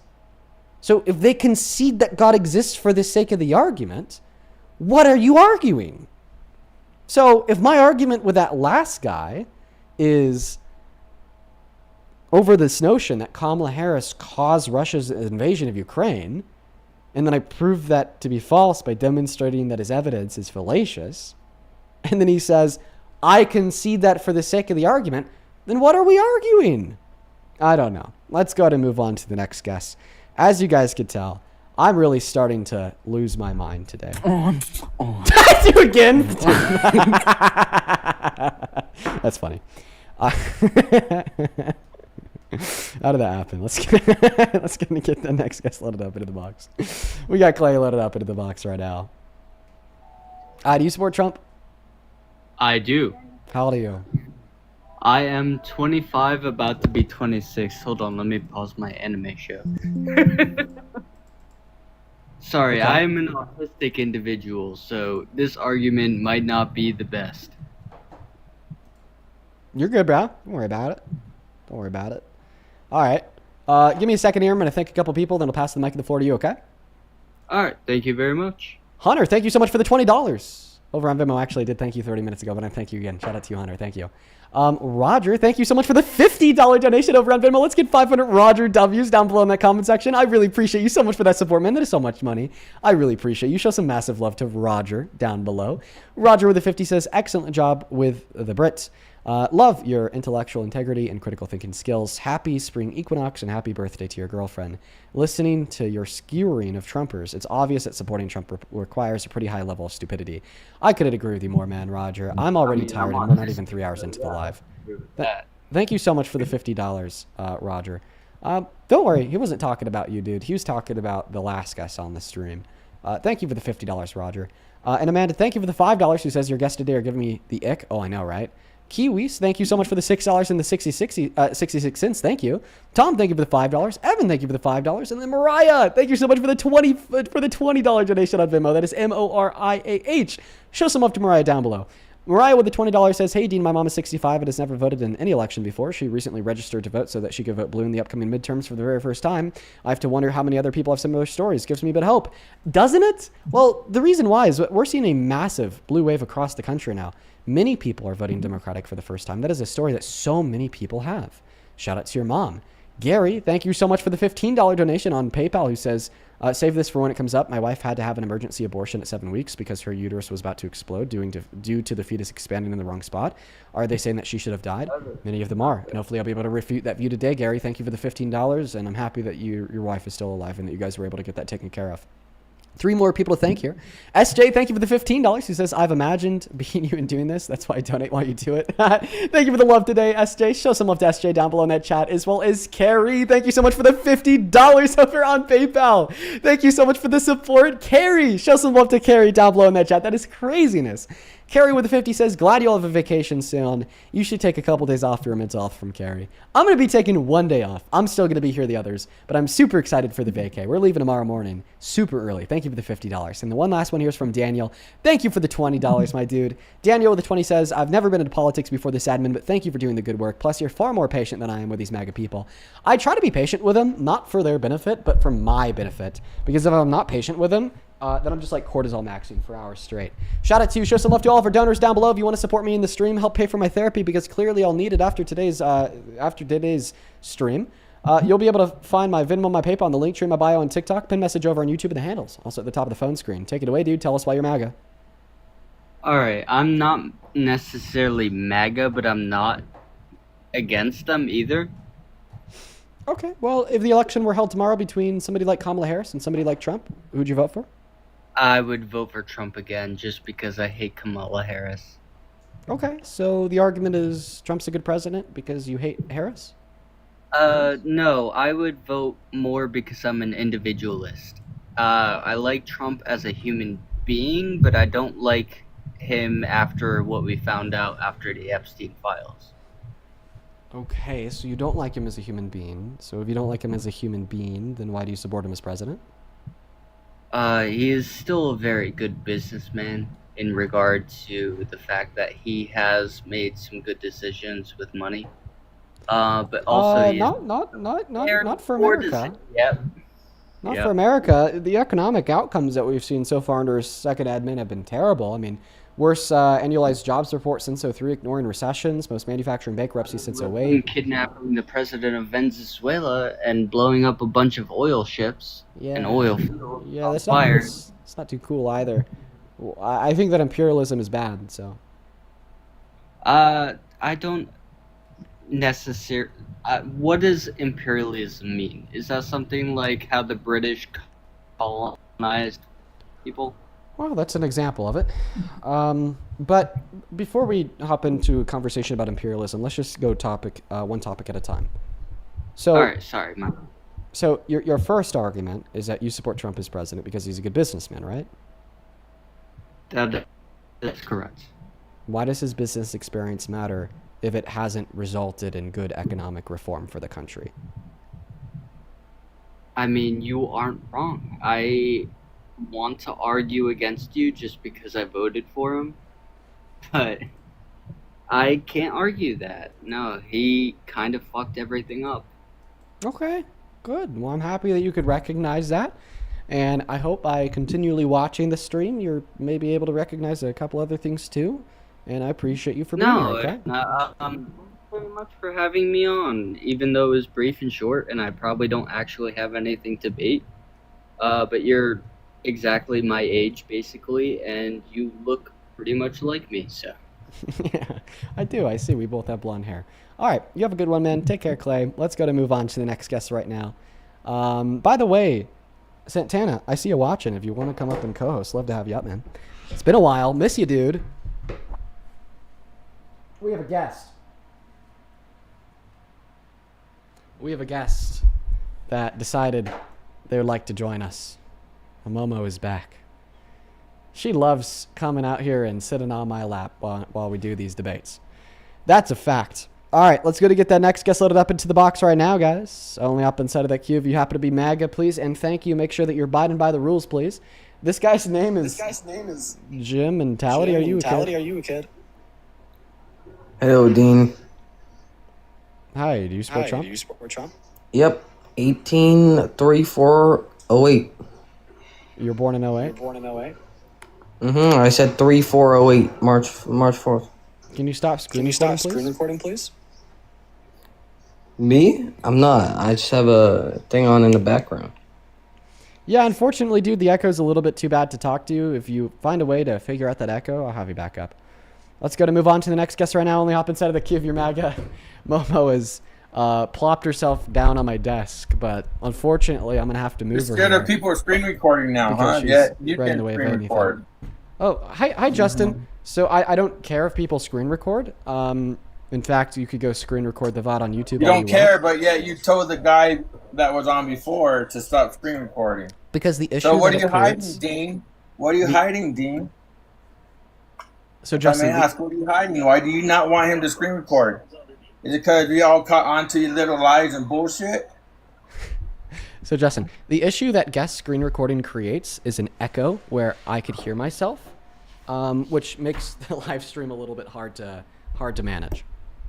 No, dude, you're hiding something, bro. What are you hiding? That your girlfriend's really Parker, and that you're coming out to California to be with Parker? Is that what you read on That's what I think, bro. I think you're hiding, man. I think you want to come out, but you're not quite coming out like Johnny is, bro. Okay. So do you think about gay sex a lot? I'm not gay, bro. Are you gay? Well, I'm just saying, like, the first thing that you talk about when you join the stream I is never said gay anything sex. about intercourse, my guy. I never said anything about sex. You're the one that brought it up, not me. I mean, that's definitely what you're implying there by, like, me flying out to California, right? To be with Parker and whatnot. Because we all know you don't have a girlfriend, bro. We all know that Parker's always on top of something, probably on top of you. Hey, bro. okay, so, yeah, gay sex. You were talking about gay sex. No, I wasn't. Well, okay, if that's what you want to think, buddy. He's talking about, like, holding hands? Maybe a little. I'm sure you and Parker do more than holding hands, bro. We got quite a There you go. Pull, huh? Gay sex. Exactly. Justin. See, bro, Gay sex. So I was right. I'm screaming and now Momo's looking at me, telling me I need to calm down. Exactly my point, Justin. So how about you stop talking about gay sex and you just give an argument for why you support Trump. Why? It turns you on, apparently, don't it? Wow! Now you're talking about gay sex, dude. Turning me, man. This is a debate live stream, Justin. I don't give a fuck what it is. I'm just. This is not a Pornhub comment section. Stop talking about gay sex turning other men on, please. That you brought it up, not me. No. You're the one that was like, you're gonna fly out to California and have gay sex with Parker. Oh, whoa, dude, we're debating politics. You're the one that said it, bro. All right. If that's what you're into, bro, then that's what you're into, you know? Okay. So, without mentioning gay sex once, why do you support Trump? That I like what he stands on and what he's doing. Doing good so far. No gay sex yet. So what is he doing that you support? Let's go with getting the illegals out of the states. Let's go with, no tax on tips, no tax on overtime. Let's go. Okay. Once again, mass deportation, no tax on tips and overtimes.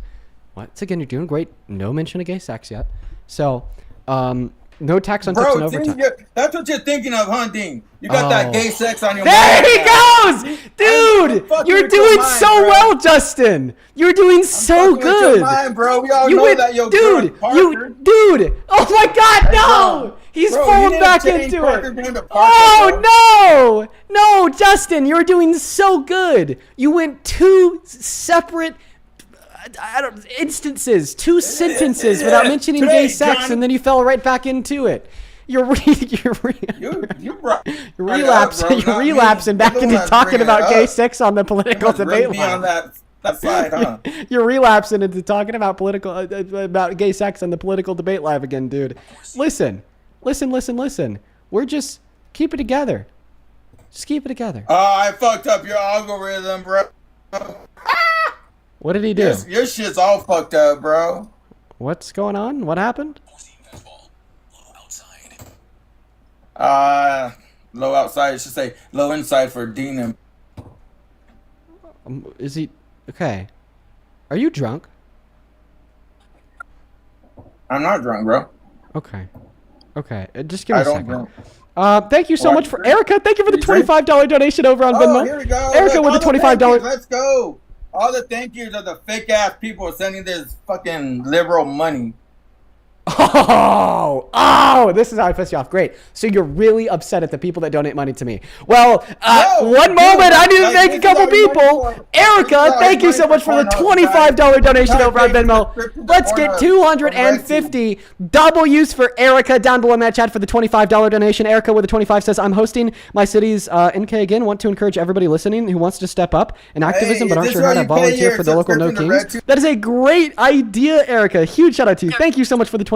Just please get involved with your local No Kings, you guys. Shannon, thank you for the $20 for treats for Momo. Let's get 200 Shannon W's. Thank you so much for the love. And then Matthew, thank you so much for the $10 over on Venmo for Momo. Thank you so much for that love, you guys. Show some love to our donors down below. Go ahead. I mute. Nick, thank you for the money again. Go ahead. So this money you use for your Cornhub and your RedTube subscriptions. Oh, actually, James, thank you so much for the $25 donation over on PayPal. James didn't leave a message, just the dono. Thank you so much for that support. Can you thank James and the other donors? Nope. No. No, you don't want to thank Ann and Sarah for sending $5 on Venmo for the liberal money? Nope. No. Nope. Okay. No. Bad boy. Dude, what's up with you, bad boy and good boy? The fuck? I'm just being a bad boy. You didn't thank the donors for sending me their fake liberal you think money. I'm a fucking dog or what, bro? No, I think that you're a drunk Am I supposed to bark man. when you say good boy or fucking, move my foot all fast and shit? Yeah, No, not I don't gonna think happen, that, bro. I'm Yeah, I not don't into think your you're a furry ass dog. I fetish just think that you're a drunk motherfuckers. mad. What did you just say? Nah. I said I'm not into your fucking furry ass shit like you think. Oh, you're not okay. So like liberals. I'm think not you're a furry, liberal. bitch. You're not a liberal. You're a furry though. I don't know. I think that you might be a furry, Justin. Nope. Can we hear your best woof woof? Let's ensure that you're not a furry. Can we get your best bark? No, but you could go fuck yourself. Whoa! I forgot. Wow. You let Once you again. let Parker fuck you. That's what it is. Ah, there's a gay sex again. You let Parker fuck you. I forgot. There's a gay sex. All roads lead to gay sex. All roads lead to gay sex. Justin, do all roads lead to gay sex? I don't know. You tell me. I mean, it just seems like you found a way to bring up gay sex in every breath. We're going to go to get that next guest loaded up into the box, you guys. Only hop inside of that queue if you're MAGA, please, and thank you. All right. Dude, they're so obsessed with gay sex, man. Oh, my goodness gracious. They're all about the gay sex. They're all about it. Quite frankly, they're all about it. They're all about the gay sex. They're all about it. Okay, listen. We actually have to hit a restart on TikTok. And that's going to be my fault. That's 110% my fault. Justin Howard down there, he said a couple mean things that violated TikTok terms of service. And I didn't kick him because I kept him up because I enjoyed laughing at him. But because of that, we just got like a bunch of flags for harassment and bullying on the live. So if we get one more of those, the live I don't have the ability to go live for 3 days. I don't like that. So we're just going to go ahead and hit a restart on the stream right now. Ladies and gentlemen, this won't affect you if you're watching on YouTube. This will only affect you if you're watching on TikTok. So here's a way how to come back. First and foremost, these restarts only take 5 seconds. They're very quick. They're very simple. They're very easy. Second of all, the fastest way to come back after the restart would be to hit that follow button in the top left-hand corner. So then you'll find me on your following feed.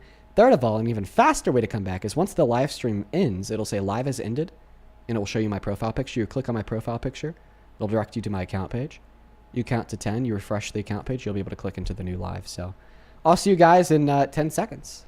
And by the way, actually, when you come back, I'm going to be gone because I'm going to quickly go pee real quick. So, okay, BRB. For everyone watching on YouTube, I will be right back. Gonna go pee.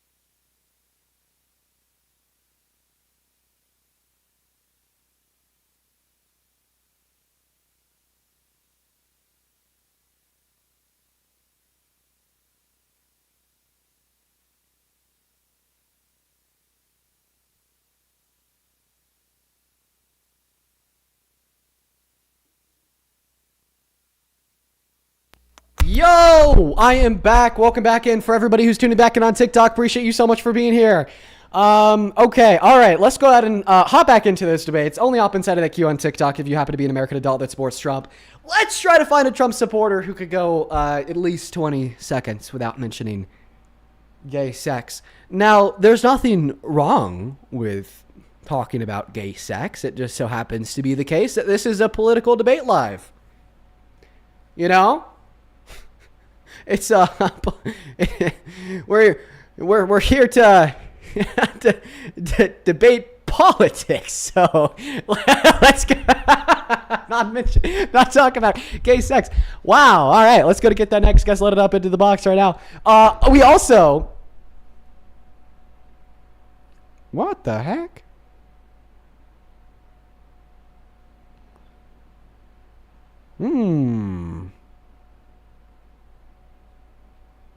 That's strange. Anyways, all right, guys, sorry, I just got a really weird notification. We just got a really weird notification. It was like telling me that somebody signed into my email, but then I clicked on the notification and it was my grandpa's email. Why am I getting notifications from my grandpa's? I don't know. Weird. Anyways, let's get back to the debates. MAGA J6, do you support Trump? Yes, I do. And how old are you? I'm 23. And you're actually a Trump supporter? I am, yes. Yeah, I'm going to barf everywhere. Hopefully none of it gets on you, because that's gross. What the hell is your name? J6? You're a fan of that? Yeah. Oh, God. Well, I don't know, man. Like, I was there, unfortunately. Oh, you were there. This will be very interesting, Jam. Thank you for going. Okay. Yeah, I was. I just have a couple people to thank for their liberal fake money that they sent when we had Justin up. Do you mind if I just take a second to do that?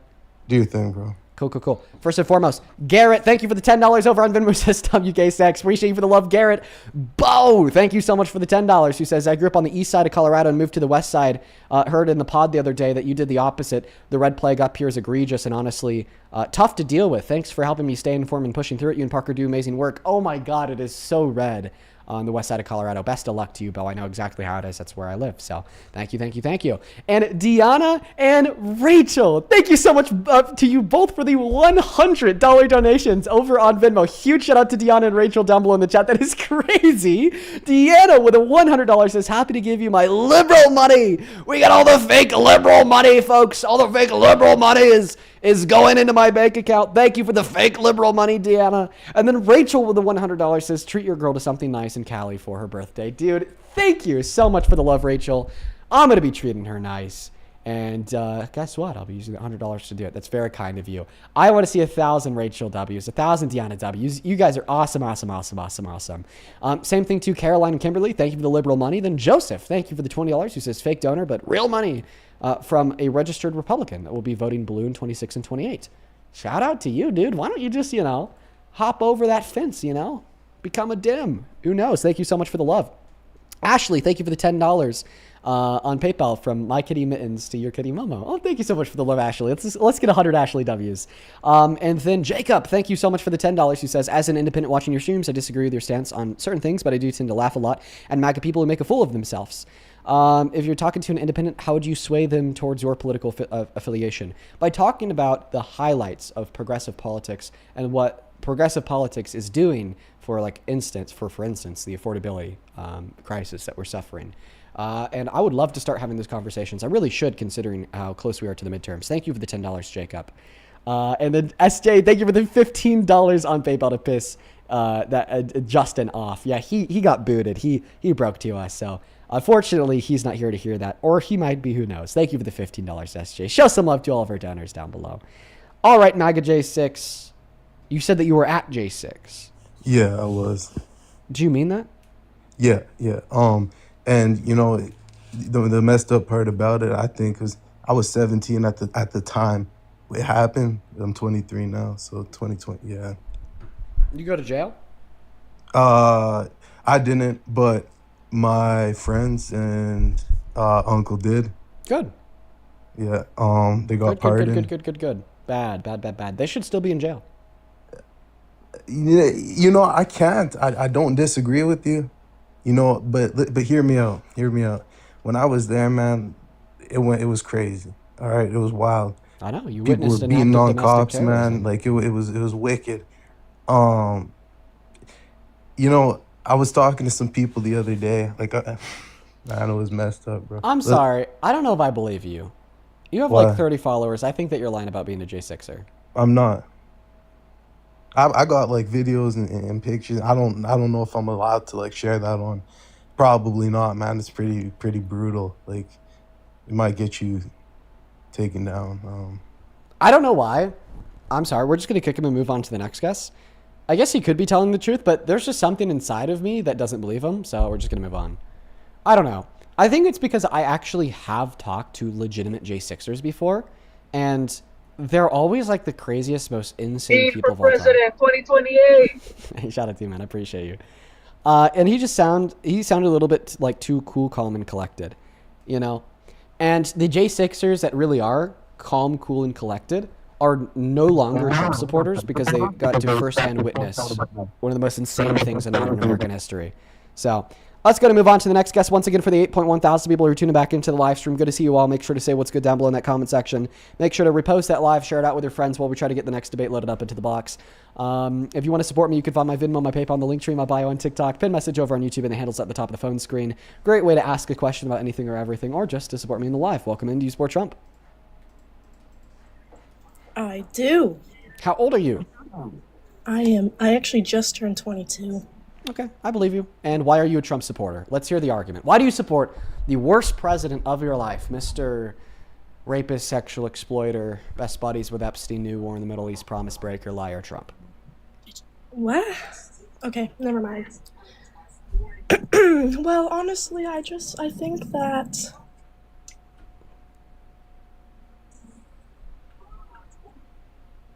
Okay.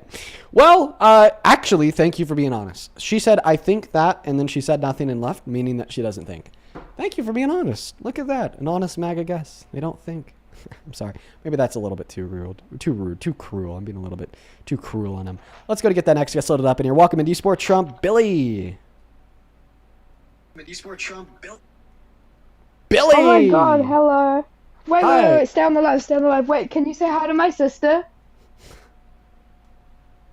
You left the live, so I can't hear you. Mila, it's Dean. I'm on the Dean live. Yeah. Say hi. Say hi. Hi. Dean, Hi, say hi to Mila. Hi, Mila. Oh my god, we're from New Zealand. I hope that you have a great rest of your day. Let's try to keep the queue for American adults that support Trump as president. Let's go to get that next guest loaded up into the box right now. Here we go. Maya, do you support Trump? No, I don't, but I do have a question. I'm sorry. Right now we're only looking to talk to MAGA. As you can tell, I'm specifically looking for women in the queue. I would like to talk to a MAGA woman. We've been talking to men all day, all of last week, last fucking month. Are there any women out there that still support Trump? Any of them whatsoever? Any MAGA women? Seriously, when is the last time we spoke with a MAGA woman outside of Jill? Jill, like, there has to be one other woman alive outside of Jill that supports Trump as president, right? Or is it just Jill? Is it just Jill, dude? Hey, do you support Trump? Okay, I will say I used to. I'm really happy that you don't anymore, because right now we're just looking for Trump supporters. All right, let me know in that chat if you are a Trump-supporting woman. Let me know in that chat if you are a Trump-supporting woman. We will get you up. We'll have a debate. I'd love to chat. Only hop inside of that queue if you're MAGA. Let's go to get that next guest up. Hi, do you support Trump? Hi, Dean. This is quick. I've been battling leukemia for the past 2 years, and watching your lives has, like, gotten me through it all. And I just wanted to thank you. I know you're only looking for MAGA, but seriously, you've been a light in one of the hardest times in my life, and I just wanted to thank you. I'm so proud of you. I'm so very proud of you. I know how hard that battle is. It's something that I've witnessed firsthand in my friends and family members, and I'm so proud of you. And I'm happy that the live streams were able to help you get through it. Thank you so much. Of course. Very, very proud of you. You have to be so very strong in order to endure such a battle. You're a very strong person. Julia, do you support Trump? Someone over on YouTube said, kick this person, bro, Jesus. Dude, have a fucking heart, man. Have a heart. That's so absurd. I'm sorry. How could you listen to somebody say, I've been battling leukemia for 2 years. Thank you. And then you're like, oh God, get him out. Like, dude, I'm not even joking. Mods, ban him. I'm not even fucking trolling. Mods, get him. If you're a mod on YouTube, fucking get him, dude. Let's go and move on to the next person right now. Only hop inside of the queue if you happen to be MAGA. Here we go. All right, we got Connor T loading up into the box right now. Hi, do you support Trump? I do. How old are you? I'm 31. Okay, and you're big time MAGA, right? Yeah, I support Trump. Jesus Christ. Okay. Yeah, how do you feel about Donald Trump lying to our faces about why he went into Iran? It doesn't. The reasons why he gives, when he speaks dumbass stuff all the time. But the what happens on the ground is what's important to me, and degrading the Iranian country right now, the Islamic Republic of Iran, is a dream come true for me and many Americans. Wait, so I just want to clarify that you don't care that he lied about why he went to war with him? I see the action. I see what Secretary of State Rubio says. I see what Defense Department of War says. I just want a direct answer to my question. Do you care about him telling a bold-faced lie in the justification of his invasion of Iran? Listen, do I love that for my president? No, but it's not something I'm focusing on right now. I'll be honest with you. Completely honest with you. Okay, sounds good. Do you mind if I ask you another question? I haven't asked this to anybody so far today. Go ahead. Yeah. I haven't asked this to anyone so far today. I like to bring this up at least once a day because it's been the most compelling line of argumentation to change a Trump supporter's mind. Do you mind if I run it on you? Go ahead. Perfect. If Donald Trump had sexually exploited women and or girls, would you still support him as president? What Trump has done in his personal life and any politician has done in their personal life doesn't mean much to me because I believe all politicians are evil in some regard. And if I'm going to, split hairs on things they've done in their personal life, then I'm not going to vote or support anyone. So I believe all politicians are the same. I believe that Trump probably has sexually exploited women and or men in the past. Do you think that I wouldn't be condemning surprised. somebody for violent sexual exploitation is splitting hairs? No, I also condemn him for that if he did that 100%. Okay. Yeah, but I would argue here that he shouldn't be president because he sexually exploited women and girls. And then he In boasts an about ideal it, world, like I it was a agree good with thing. you. Like, listen. In an ideal world, I agree with you. Just listen to what I have to say here, man. Okay, it's the 90s, it's the early 2000s. Donald Trump owns Miss Teen USA and Miss USA. And at these beauty pageants, he'd barge into the dressing rooms of the naked kids, minors, dude. And then the women at Miss USA look at their naked bodies. The 2005, he went on Howard Stern's radio show, and he tells Howard Stern, he says, this is what I do. It was really funny. They look great, and I got away with it. Now, I don't think that somebody who could sexually exploit women and minors should ever be president, because A, we shouldn't give predators power over their prey. B, if you don't care about the consent of a kid, I don't think you're going to care about the growth rate of real median wages. Yeah, what I'm telling you is I believe that all politicians, dabble in this kind of stuff. It's not just Trump. Trump has been very vocal about it. And very voice. One second. Let me just answer, please. I believe that, politics is a very dirty and disgusting game, and we've seen it all throughout the history of this country. And I believe that if you vote for their personalities and things they've done in their personal life, to be honest with you, that means nothing to me and my family. Unfortunately, you have bad people in politics. This is nothing new, but it has no effect on me and my family. What does have effect on me and my family is... So if Trump raped a kid, you'd still support him as president? Obviously, that's a disgusting crime, and he should be executed for something like that. I'm telling you that nothing someone does in their personal life has an effect on me on whether I vote for them or not. So if Jeffrey Epstein ran on Trump's policy, would you vote for Jeffrey Epstein? If Jeffrey Epstein's policies would help my family, I just want a yes or no. If listen, Jeffrey I don't know what his ran policies on are. Trump's policies, I said ran on Trump's policies against Kamala Harris, who would you vote for? Yeah, I would vote for him because I don't vote for the personalities of the people. I'd vote for what's good for me and my family. Don't be so surprised. Let me explain myself, please. Obviously, I know what you're trying to do. You're trying to get the audience to hear me say that I'm supporting Jeffrey Epstein. That's not what I'm doing. You're giving me an example. What I'm telling you is I'm going to vote for someone who helps me and my family. And that's not a ridiculous statement. You're standing back in your seat sighing. What I'm telling you is I'm going to do what's best for my family. That's what a man does. That's what a woman does who's going to protect their family. I'm not going to get involved with all of the politics and what people have done and what people haven't done. I'm going to vote for what helps me and my family. What about Hitler? What about Hitler? If Hitler ran on Trump's policies, would you make Hitler president? Yeah, it's a classic thing that non-Jews do, and they go right to Hitler every single time. But I'll answer anyway.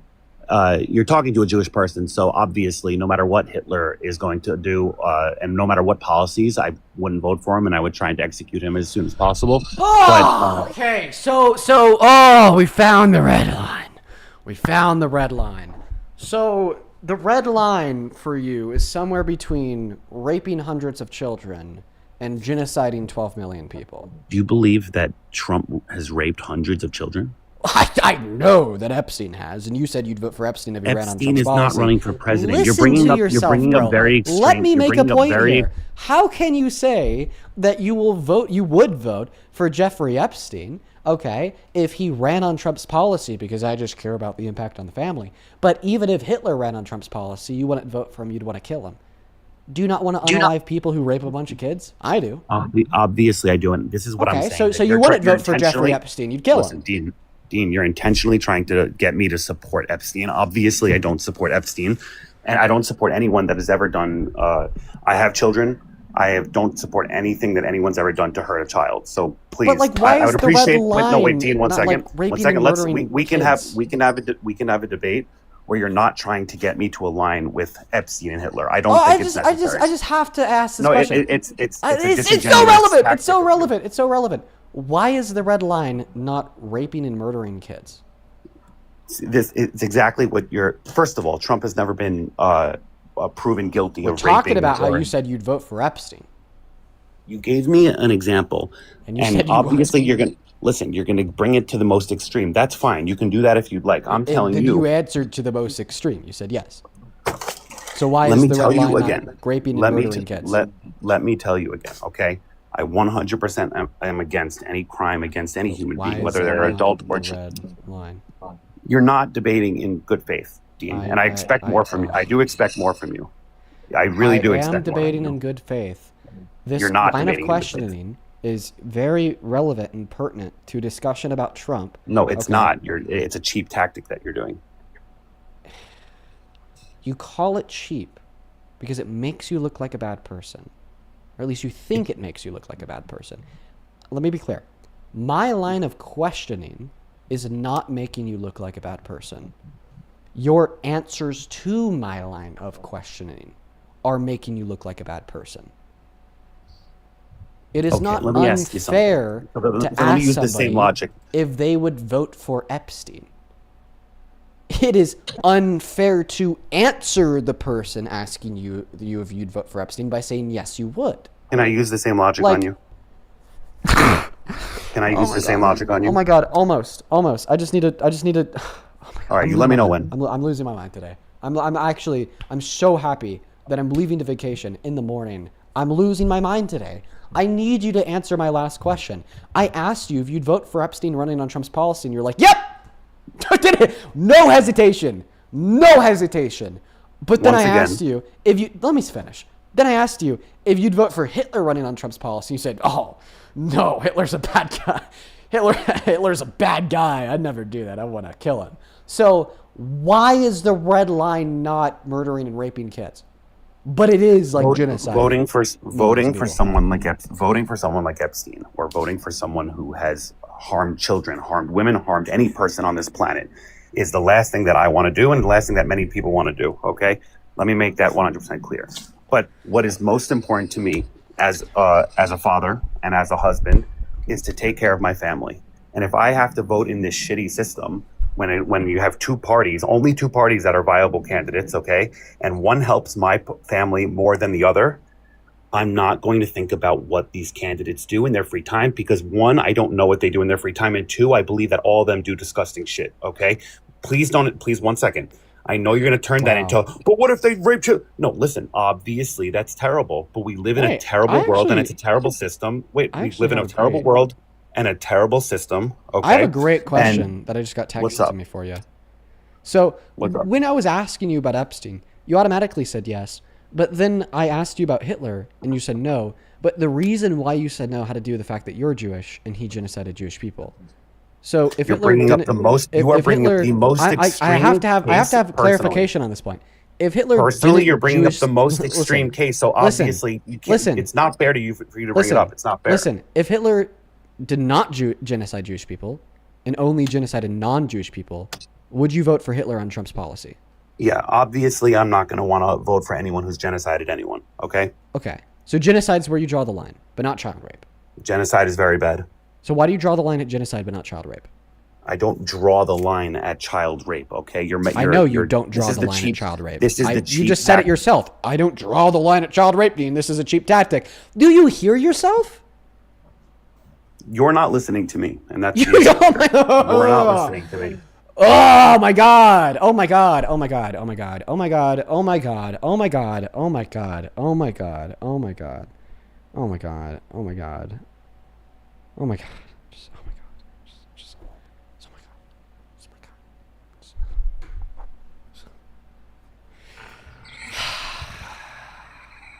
Yeah. Craig. Hello, Dean. Craig, Hello, are you a Dean. Trump? Are you hi? Am I what? Are you a Trump supporter, Craig? Yes. God, Craig. God. You kind of sound like Ben. Wait, could you say yes again? Talking. Yes. I'm outside.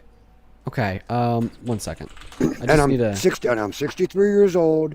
January 8th, 1963. If you got to know how old I am. Yeah. No, I trust Okay. you. Just give me a second. Yes, Dean. Look, control through and see that you have debated me before. Okay, 1 second. 1 second. But I just got a question, and then I'll let you go, so you don't have to debate me. 1 second.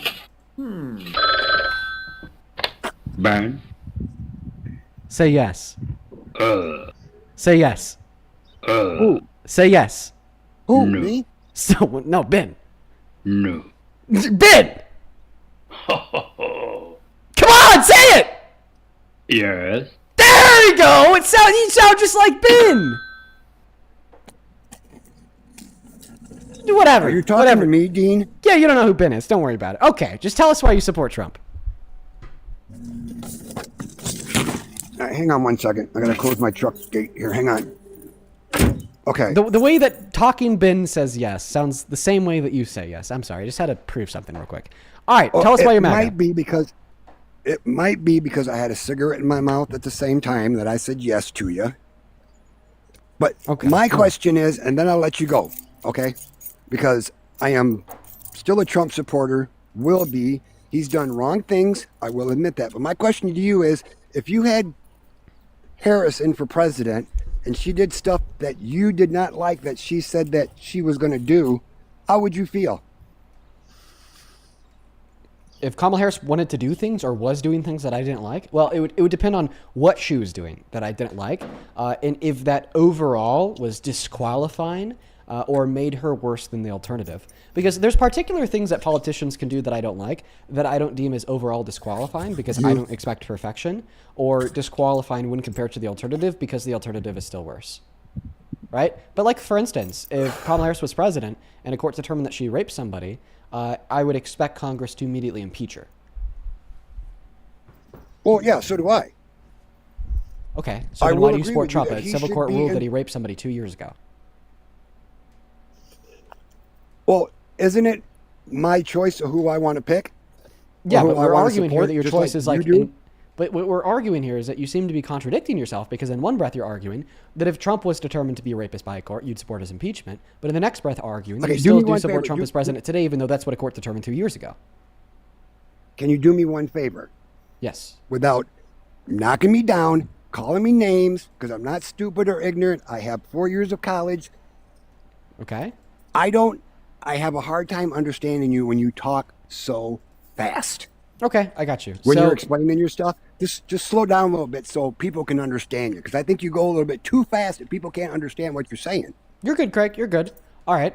So you asked me what would my takeaway be if, for instance, a court determined Harris raped somebody. Would I still support Harris? I told you no, I wouldn't. Right. If she was president, I would Congress to impeach her. And then you responded by saying, Dean, I agree. Okay, so what that indicates to me is that if a court determined Trump raped somebody, that you'd support Congress impeaching him, right? Right. But I still like him as a president. If you do something wrong when you're a president, you should be responsible for what you do and serve the consequences. Trump should go to jail for what he did. He should be taken out of the presidency and go to jail for what he did. But I can't help what he did before he was president. You know, I don't know what he did. He didn't say what he did. All I went by was what he said he was going to do, which at the time sounded good. But I don't know. It may sound like I'm contradicting myself. I'm not real good at the debating. It is a contradiction, Craig. The reason why you, me, and many other people would support a president being impeached if a court determined they raped somebody is because rape is really bad. Okay? Well, yeah. And the fact that Donald Trump raped somebody before he was president, does it change that it's still really, really bad? No, it don't. Right. It doesn't matter. It doesn't matter if you're president or Miss President or a vice president. If you do something wrong, you should go to jail. But so you think Trump should be in jail? Yeah. So then he shouldn't be president. After I voted him in and found out what all he did, he deserves to be in jail. Okay, if he deserves to be in jail, then can we agree that he doesn't deserve to be in the Oval Office? Well, yeah, I can agree with that. Okay. That's what I just said. Anybody that's in office and does something like that should be gone. Then, my friend, you are no Trump supporter. Okay, I guess you're right. Like I said, Dean, I'm not the smartest person on the block. My 4 years in schooling was for nursing. You're the smartest person that's joined my stream in the last 3.5 hours. So, I mean, I love watching you because you are a very smart person. Very smart. I will hand that to you. And you started at a very young age, that from what I can see, that you started doing this. Yeah. Well, I have to give you credit. I have to give you credit for what you're doing. Some stuff I don't agree with, But that's everybody's obligation to disagree or agree.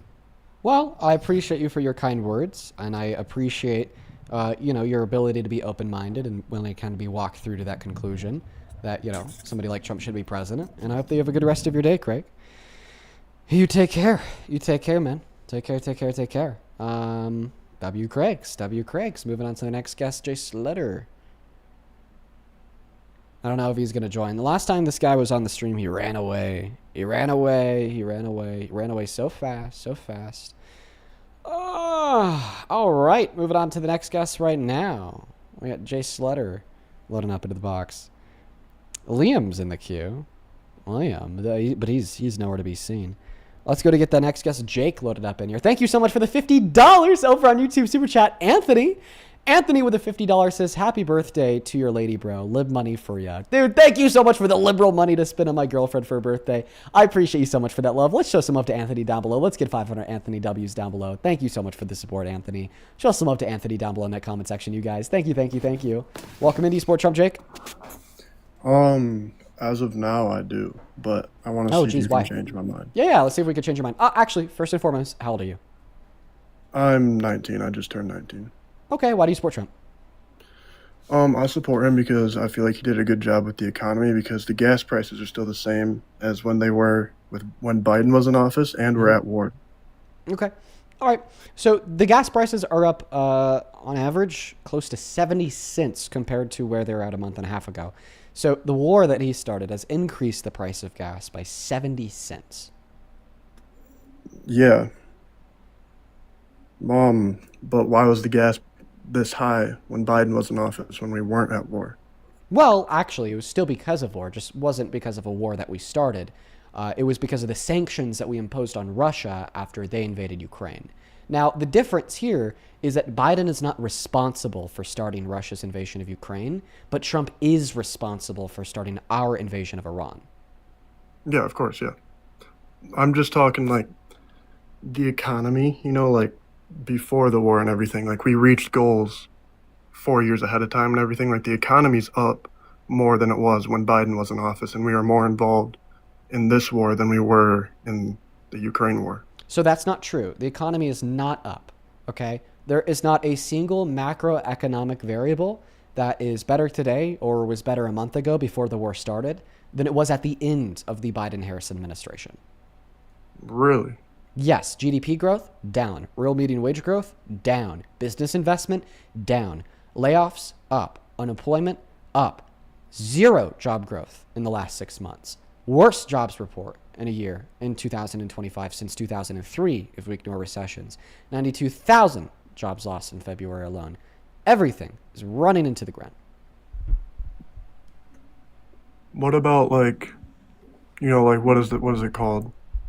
Like the main stock, I forget the name of it. The main stock index funds, S&P 500? No, it's like Dow Jones. Dow Jones, yeah. The Dow. So the market is not representative of the economy, and the economy is not representative of the market. And I don't really know how to explain to you why we saw economic growth in the markets in 2025 to the extent that we did. But what I can tell you is it was not growth transpired by any material fact, because bankruptcies were up, everything else was up or down, depending on whatever would make it worse. Not to mention that there's so much instability created in the markets, right? So the stock markets just aren't really a good indicator of economic performance. Yeah, well, based off history and everything, when the stocks go up, that means everybody's making more money because they're investing more. There's more money moving around, which would mean people are making more money. We know that's not true because real median wage growth is down. Where do you find all the facts like that? Because I'd like to I don't want to fall for something that was posted one-sided. I don't really, you know what I mean? Yeah, so I don't get my economic data from any partisan outlet. I get my economic data from the Bureau of Labor Statistics and the Federal Reserve, particularly the St. Louis Federal Reserve. If you go on Google and you type in FRED, real median wage growth, it'll just give you data compiled by the Federal Reserve sourced from the U.S. Economic Bureau or the Bureau of Labor Statistics, and it'll show you that wage growth is down. All right.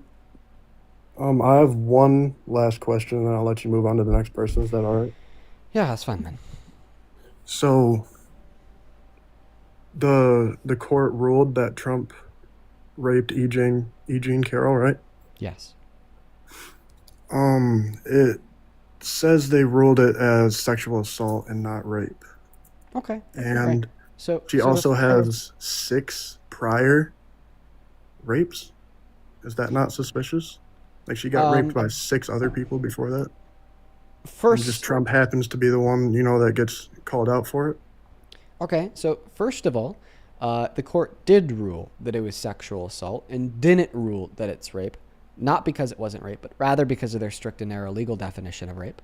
The reason why I say that the court ruled it as rape is because the action that the jury determined Donald Trump was guilty of is something that you understand to be rape, something that I understand to be rape, something that we colloquially understand to be rape. They determined that he's guilty of forcefully penetrating E. Jean Carroll's vagina with his fingers. Okay, all right. And then to the second claim that she was raped by 6 other people, where did you get that from? A Facebook post? No, it was on, forget the name of the website, but it was one of it had .gov on it. It was a .gov website. I forget the name of it. And it said the names of the other people. I think 1 or 2 of them were also billionaires. So that's just not true. She's accused one other man of rape, and that other man would be the ex-CEO of CBS. His name is Larry something. Not 6-1. All right. Well, thank you very much. Yeah, of course, man. You take care. Let's move on to the next guest right now. TrustMeBro.gov. TrustMeBro.gov. Oh, look, hey. Hi, do you support Trump? Yeah. Okay, how old are you? 34. We talked before. Is that okay? No, I'm not driving. Someone else is. Yeah, that's fine. Can you have them say hey real quick just so I know that you're not driving? Yeah, say hey. Yo. Okay. Yeah. Okay. Sounds good. Yeah, I'm just going to take a moment here to thank a couple people that'll pass the mic and the floor to you.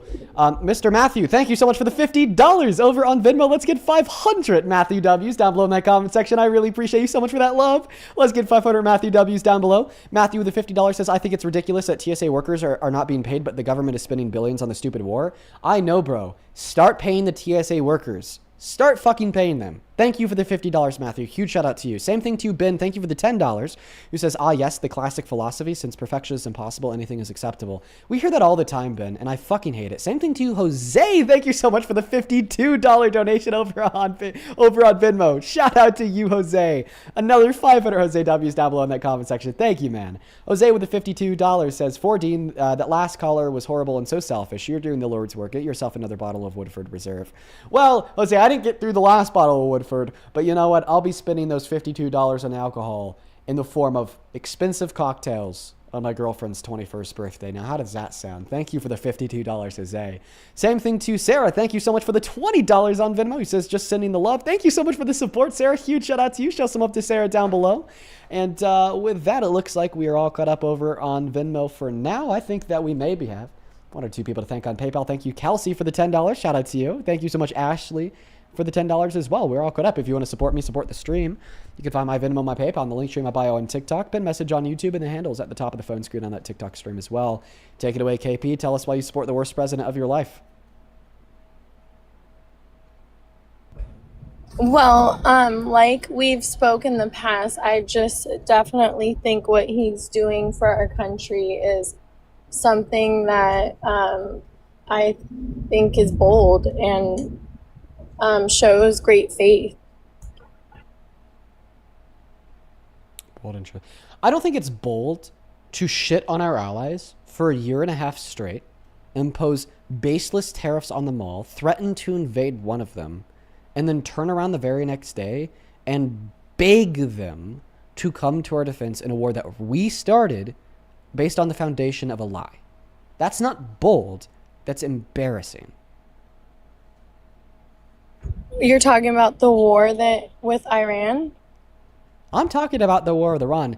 I'm talking about how he begged Germany, how he begged Spain, how he begged the UK to send their warships to the Strait of Hormuz to help us reopen it after spending the last year going on a tirade against the NATO, a tirade against the UN, a tirade against the Danish Kingdom and Greenland, a tirade against them all by imposing tariffs on them. I mean, shit, there was even a point where Canada was threatening to invoke Article 5, and Macron from France was threatening to invoke the trade bazooka against America. But now he's begging them, he's pleading these people who's been so rude to, so cruel to come to his defense in this war in Iran that he started on the lie of them purporting an imminent threat to America, that now even his top intelligence officials like Tulsi Gabbard or the chief of counterterrorism have said are false. There is no imminent threat. We destroyed their nuclear facilities months ago. So you don't think it was a threat that that they were making the bombs that could harm us and our region?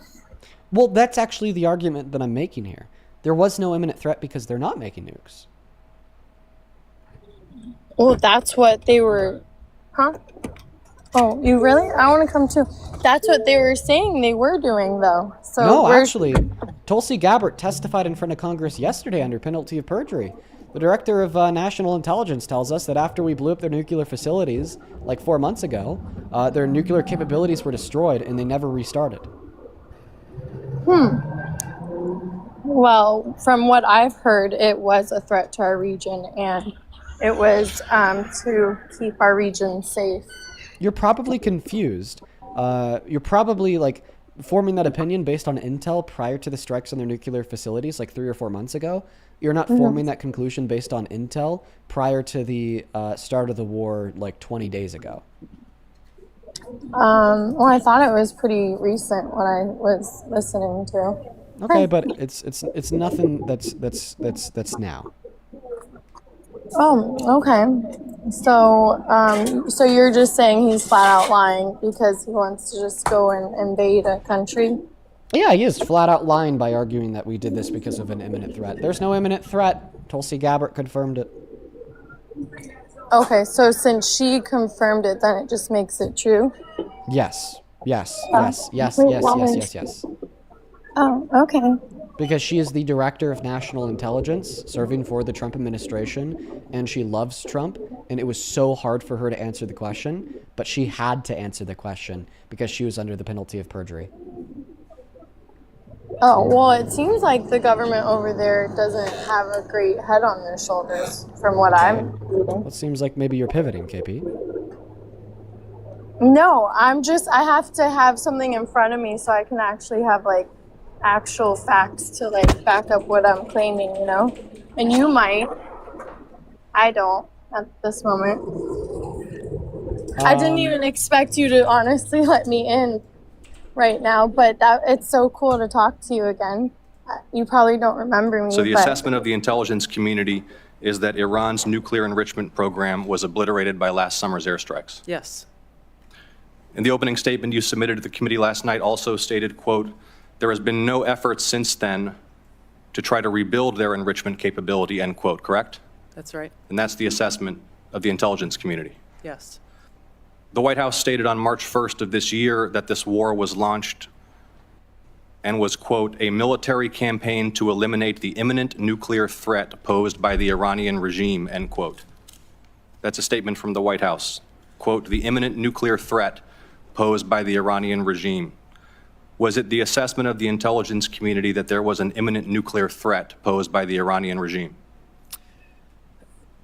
The intelligence community assessed that Iran maintained the intention to rebuild and to continue to grow their nuclear enrichment capability. Was it the assessment of the intelligence community that there was a, quote, "imminent nuclear threat posed by the Iranian regime," yes or no? Senator, the only person who can determine what is and is not an imminent threat is the president. False. And This he is the made that worldwide. This is the determination. worldwide threats hearing where you present to Congress national intelligence, timely, objective, and independent of political considerations. You've stated today that the intelligence community's assessment is that Iran's nuclear enrichment program was obliterated and that, quote, "there had been no efforts since then to try to rebuild their enrichment capability." Was it the intelligence community's assessment that nevertheless, despite this obliteration, there was a, quote, imminent nuclear threat posed by the Iranian regime? Yes or no? It is not the intelligence community's responsibility to determine what is and is not an imminent threat. Okay. That is up to the president. So that's the conclusion. Pro-Trump Tulsi Gabbard had to admit that we obliterated their nuclear capabilities months ago. She had to admit that their intelligence proved that they were not working on rebuilding them. And then that's when she stopped answering the questions and started to say that it's not our job to determine if there's still an imminent threat of nuclear capabilities. Okay? Because she's Donald Trump's puppet. Okay? But clearly, let's use our brains here. If the nuclear capabilities were destroyed and they weren't actively working on rebuilding them, then there was no imminent threat in the nuclear sense. It also clearly sounds like someone. It also clearly sounds like someone who doesn't want to acknowledge that there was no imminent threat in that situation, and they just don't want to say that. So they're trying to deflect it to go somewhere else. That's what Tulsi Gabbard is doing in that scenario. It's clear that probably personally she thinks that way. That's why, Ossoff should have said, like, what do you personally think? And I think he tried to do that, but she was like, oh, I can't make this determination. Clearly, she's trying to not say what she thinks. Yeah, but she's also stating that she thinks that it's the president's decision, that they cannot make that decision. It's the president's decision, right? You didn't hear her say that? Yeah, but that's not the question that's being asked. The question that's being asked and needs to be pressed on more is, what does she think about it? All that matters here is that she knows, she thinks that we destroyed their nuclear capabilities. She thinks that they weren't rebuilding them. Therefore, we can conclude that there was no imminent nuclear threat. I see your point there. That makes sense. I definitely, like I said, I don't have a computer in front of me, though, to, go through, actual research, but I see your point. Oh, are you the person who called me a predator? I didn't call you a predator. I was trying to put it in perspective. Yeah, I remember you. I was calling Trump a predator for raping women and sexually exploiting kids. And then you called me a predator for saying the N-word when I was 14.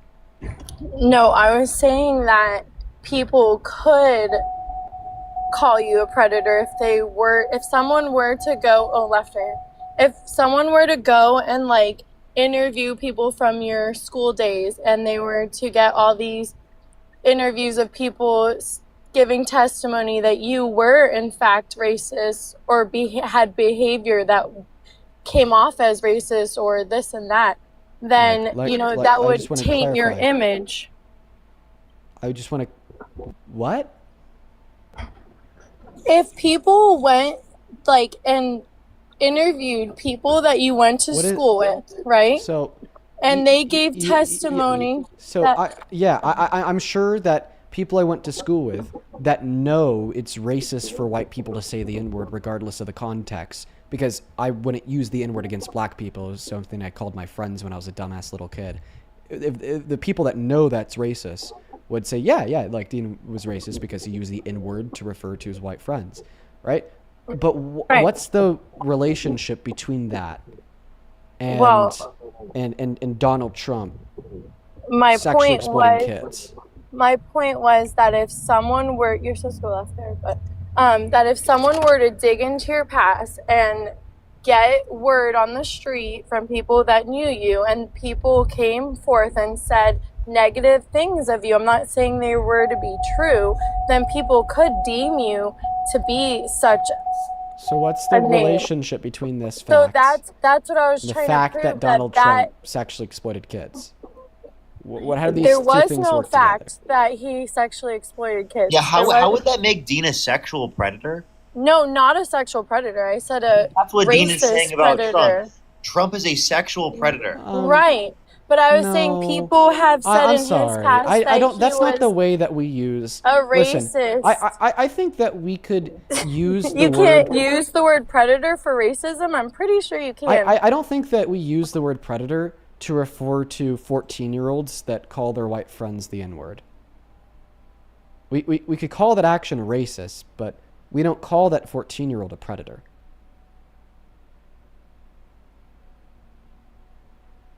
Yeah, that's just not how we use that word. Go ahead. Feel free to unmute. Okay, you can use it. She left.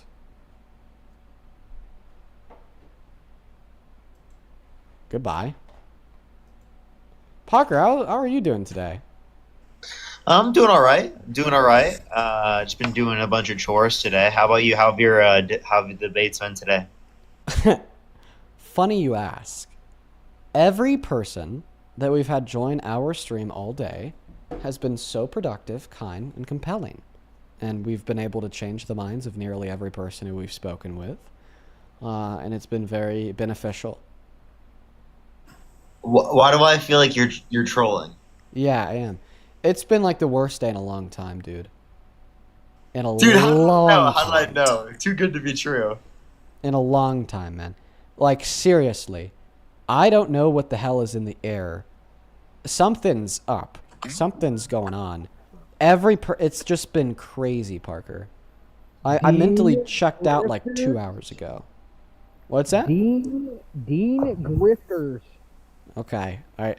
Well, Mr. Muffled, maybe we'd be able to hear you a little bit better if you weren't talking through a microwave. No.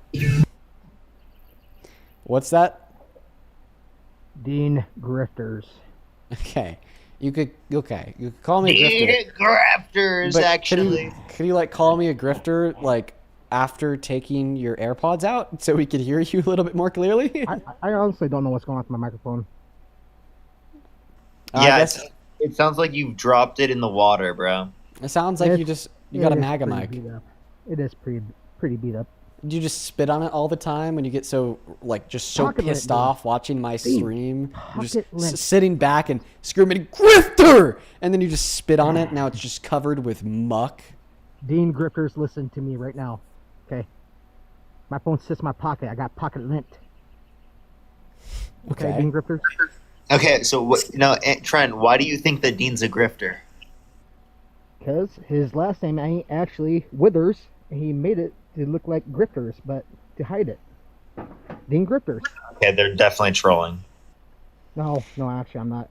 Get that pocket lint out of your phone, bro. Moving on to the next guest. I think it was just a Trump supporter trying to make an unfunny joke.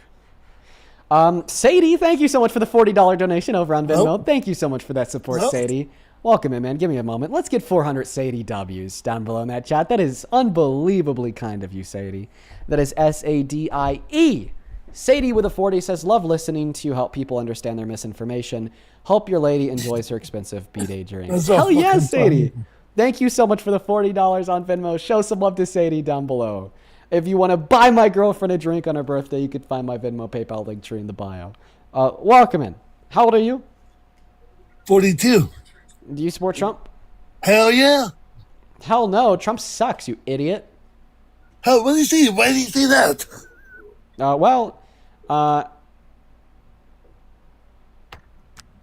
Why do I say Trump sucks? Yeah. Okay. First and foremost, I apologize for calling you an idiot. I didn't mean it. Second of all, there's a lot of reasons why I'd say that Donald Trump's a bad president. How about before we go through the reasons I'd argue that Donald Trump is a bad president, you first give us the reasons why you think that Donald Trump is a good president. One, he is supporting our military veterans. He bought a veteran house in Los Angeles and a clinic. Okay. So it's about supporting the military. So I guess I'm just going to share a couple things with you. So what I'd like to say is that when we reflect on the ways in which different presidential administrations have helped the military, that the most helpful in modern history was Biden, and the least helpful in modern history was Trump. So Biden did a lot for the military. Like, for instance, he passed the PACT Act that gave over 1 million new veterans access to VA healthcare coverage. And no, it was not. Where's your source? So Where's your source? My source would be Congress. Bring it up. Bring it up. You just say it. But you have no proof. Oh, did you join Parker's stream the other day? I don't think I did. Okay, all right. Yeah, I'll show you the PAC deck real quick. Why don't you guys join the military if you're big and bad? Instead of talking on the computer. Because I don't want to die for Israel. Oh, but yeah, you're scared. You don't respect our current commander-in-chief. Yeah, I don't have too much respect for Trump. I don't have respect for Kamala Harrison. She slapped her way through the top. She broke up a marriage. And you drifted. Look at that grift. Look at that little grift. Yeah, you know I'm right. I'm making an evaluation right now. We're going to move on. You have a good rest of your day. Only up inside of that queue if you happen to be MAGA, please and thank you. We got Jay Slutter loading up into the box. Hi, do you support Trump? Yes, I do. What's going on, Dean? Oh, dang. I mean, last time, like, you ran away after I destroyed you, so I thought that you maybe changed your mind. No, I had a phone call I had to take, so. I tried telling you before I got off, but it didn't work, so. Yeah, where did we leave off? I don't remember, man. That was like a week and a half ago. 1 second, I just gotta check something. Is this Jill on a third account? It may not be. No. But No. Hi, baby! Yeah, it is! How did I know? How did I know, Jill? How did I know? Is this a whole new phone? Dude, it's the only reason why I thought this might be Jill is because of that like fucking like bit emoji profile picture. Yeah, it is definitely that. Did you create a whole new account just to try to join my stream, Jill? I love you, baby. I love you. I love dog walking you. You're weird. But did you? No, you're weird. Shut up. Debate me. Did you create a whole new account just to hop in my queue? No, honey. I've had this one. I didn't think I could get up because so far I just I only had 20 followers on that one. I just remembered I had it. Come on, stinker. Come on. Are you coming and Kiki or not? Jill. I'm shutting the door. What? You need to go find something else to do with your time. Well, no, I need you. I need to kick your butt. Jill. And Parker, I got you both. I kicked both your butts the other day. Everybody thought that was freaking awesome, too. Now, what you want to talk about? This is for everyone who doesn't know. This is Jill's third attempt to join the stream today. The first time it was on her main account. I brought her up. I told her I'm not going to debate her. Then I kicked her. Her second attempt was on a second account that I accidentally clicked on because I didn't know it was her. Found out it was Jill, then kicked her. And now the third attempt wait a minute. is... You said that you had to kick me because Hey, Jill, I said something Jill, I have a wrong. question. So, see? You Hey, didn't Jill. want to debate. Hey, Jill. You just kicked me, bro. Jill, What? I have a question. Are you married to Liam by chance? Liam, who's that? Never mind. I apologize. I'm married to the same guy, Rick Harrington. He's in a nursing home right now. Bruh. Don't dare make fun of him either. I'm sorry. I remember that. I apologize, by the way. All right, that all was. right. Thank you. Oh, bruh, don't just fucking... Okay, whatever. All right. Jill, I'm going to kick you, What was okay? he making fun of something or someone? No, you just said his whole name. I'm going to kick you, okay, Jill? No, honey. Debate me. Don't kick me. Debate me. You chicken. Give But me a I'll take you both on. Give me a compelling reason why I should Hi, kick baby. you. Hi, Alea. Okay, let's talk about, let's see. Do you know why gas prices are up? Because the Strait of Hormuz shut down. Do what? The Strait of Hormuz shut down. No, because it's mostly in blue states because of state taxes. What? Did these state taxes... Oh, my God. Did these state taxes just magically spawn in 3 weeks ago? Well, they wanted to price gouge. So they're like, oh, we'll blame it on Trump, but we'll jack them taxes up. Yeah, in our blue state. Thank you. I want to say thank you to all my fans. Thank you, guys. Dude, they're pretty good at what they do, but they're still dumb at some things. Anyway, yeah, that's why. That's why. See, the thing is that you're wrong. The reason why No, gas I'm- prices are up is because of I love you guys too. strangulations on the global supply of oil caused by the Strait of Hormuz, in which oversees 20% of the world's daily oil production, shutting down. No. Well, that's got to look. They're using that for an excuse, dude. Stop. They're like, using that to name jack one up the prices. economist Liam, that's not Liam, sorry. Jill, I actually did not mean to do that. Jill, that's not an excuse. That's literally how economics works. Yeah, name one economist that disputes the reason why the price of gas is up is because of the Strait of Hormuz being shut down. Name one economist. You guys ain't listening to me. Name them. Name one economist. That what? Name an economist that what? Disputes that shutting down the Strait of Hormuz is what increased the price of gas. Oh, well, they're in on it. They get their pockets painted for their freaking. So there's not like one benevolent economist alive today that will tell the truth? No. Have you just And they considered hate that you might Trump. just be wrong? There are a bunch of idiots too that say Trump bad man. We got to get him out. Have you ever considered that money under Trump? But there's not like one pro-Trump economist? Not one? No, I don't think so. No, I think they're all getting their pockets padded. If all economists don't like Trump, what does that mean? They're not making money. They're not. They don't make money when. It means all economists are wrong. When and they if all back scientists Trump, agree with Trump, listen. that means all I love you scientists are guys. wrong. Thank you guys so much. Love you. Trump is always right. If Trump says something, it's right. It's got to be right because Jill said so. Trust her, bro. No, Trump knows what he's doing. Has Trump it's even? Like he's talking to Putin right now. Do you know what supply and demand is? Yeah. When the supply of a good goes down and the demand stays the same, what happens to the price? The price goes up. So the supply of oil went down because we're cut off from 20% of the global supply, and the demand stayed the same because we all still need gas. What will that do to the price of gas?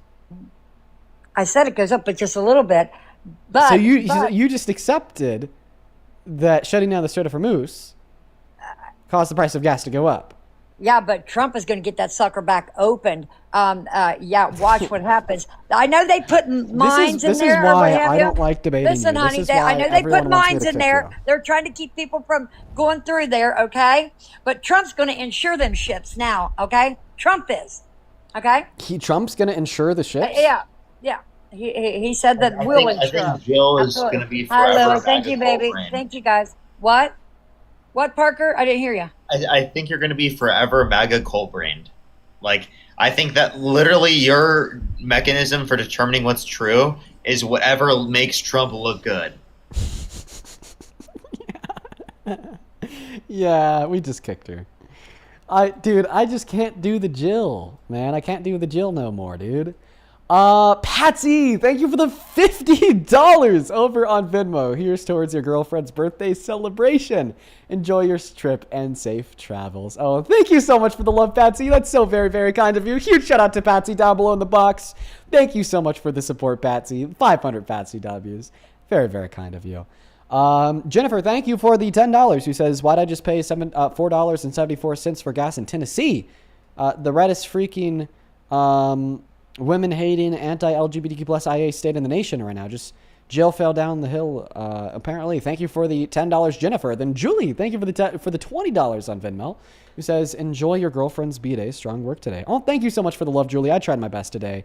I don't really feel like I'm all there. Same thing with you, Danielle and Courtney, guys. Thank you both for the $20 donations over on PayPal. Show some love to Danielle and Courtney. That is Danielle spelled D-A-N-Y-E-I-L. Danielle says, thank you so much for teaching my husband debate tactics that changed my perspective on a lot of stuff and overall made me switch sides. Fuck yes, Danielle! That is awesome! Shout out to you and your husband. Love you guys. Same thing to Courtney with the 20 says, hey, Dean, I'm from Perth and I really enjoy watching your debates. Here's a little something for your girlfriend to celebrate her B-Day and get a drink. Oh, that's so kind of you, Courtney. Yeah, we're going to have a lot of fun on her birthday. Thank you so much. Same thing to Asia. Thank you for the $25 who says, hey, Dean, thank you so much for the content you do. Do you ever do Q&As for not Trump supporters? That has been of high demand, and we're going to start working on something of that kind here really, really soon. Thank you for the $25, and Kelsey, thank you for the $10 as well. And then over on Venmo, Katie, thank you for the $15 who says somebody needs to tell Jill that not everything is a conspiracy. You can't just ignore common sense. Everything is a conspiracy to Jill and people like Jill. Thank you for the love. Jay Slutter, you've been waiting a while. Take it away. Why are you MAGA? Well, I support Trump in many ways. You know that. I mean, we talked before, but let's talk voter ID real quick, shall we? Okay. Do you disagree with it, and why? Having ID to vote? Yeah. Yeah, not necessarily. Not necessarily what? I don't necessarily disagree with it, but I don't think that's what the SAVE Act is implementing. I mean, that's pretty much just it. Like, what do you mean it's not implementing that? What are you saying? It's not ID to vote, it's citizenship to register. And by the way, ID, like a driver's license, is not considered as proof of citizenship by the DHS. Proof of citizenship would be things like birth certificates and passports. Okay, and you don't think you should prove both? I don't think that you should need a birth certificate or a passport to prove citizenship to register, especially considering the fact that only 50% of the population has passports. They could take 6 to 8 weeks to get. They cost $200. And a lot of married women's birth certificates do not match with their name because they changed their last name in marriage. Not to mention that passing this bill like months before the midterms is also generationally stupid, because already if you want to get a passport, your appointment's going to be booked like 6 to 8 weeks out, as I said. But if millions of people who don't have one were to go get one right now, then appointments would be booked out past midterms into next year. We would be disenfranchising so many Americans, millions of Americans, preventing them from being able to vote. Not to mention, I think it would constitute a poll tax. Okay, so one, it doesn't specify you have to have a passport, right? It just says it's a means. Birth certificate. Right. Right. So, I mean, it lays out the actual documents, and the passport's not one required. I mean, you can use it, but it's not required, right? So what are the documents that you could use to prove citizenship in order to register? I'll tell you right now. Hold on.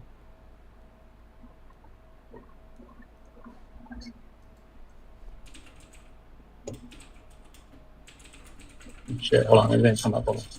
Do you think you have enough votes for the SAVE Act? Hopefully not. I mean, it's going to be close for sure, but I hope so. I hope we do. I really do. It doesn't seem like it at this point. I mean, it's going to be close for sure. What do you think you're actually maintaining as a goal? Like, do you think this is going to like secure our elections more? Do you think they're going to, establish the integrity of our elections? Because I mean, you're seemingly okay with voting for a guy that tried to literally undermine the integrity of a democratic election that we know Joe Biden won. Okay, so when you say that, yes, I do think it'll help with the integrity of the elections. One, two. Who was the senator the other day that brought this up? They have proof now. So when they do the census, you know what they do the census for, right? Yeah, I know what they do the census for. Oh, okay, so I want to clarify here that the documents required to prove citizenship would be a passport, a birth certificate, or naturalization papers. You got to have all three, is what you're saying. No, you got to have one of those three things. Right. Yeah, that's fine. Okay. So a birth certificate, everybody should have. That's not Why fine. not? Not everybody has a paper copy of their birth certificate. So the go get it. Certificate, well, let me finish speaking here, would specifically disenfranchise married women who have their birth certificate, but their last name on their birth certificate does not match their new last married name. Okay, so when a woman gets married now, what is the time limit they have to change their name over? To change their name over, like on their birth certificate or legally? Both. I mean, on legally, yeah. I don't know, but I know that it costs like $50 to $80 to go get a new birth certificate printed with your new legal name. So are you one of the people that you're going to say you don't have your birth certificate? I mean, actually, I don't, but I'm not relevant to this conversation. Yep. No, you are because you're a voting U.S. citizen. So yeah, I would personally be a little bit disenfranchised by the SAVE Act, but not as much as others. How do you figure? How do I figure that I'd be disenfranchised, or how would others be disenfranchised? You. Yeah. Because my documents are at a house 4 hours away from here, so I just have to hit a little drive. But that's your fault, right? Not anybody else's, right? Well, no, it'd be the fault of Congress for passing the legislation to like force me into into a circumstance in which I'd have to engage in particular actions in order to vote. Because I actually do have to re-register to vote for the midterms, so that is something that I'd have to do given that the SAFE Act passes. Hey, dude, why is your A3 repost literally an AI video of someone with a MAGA hat on walking a dog up to Renee Good's grave and a dog shitting on Renee Good's grave?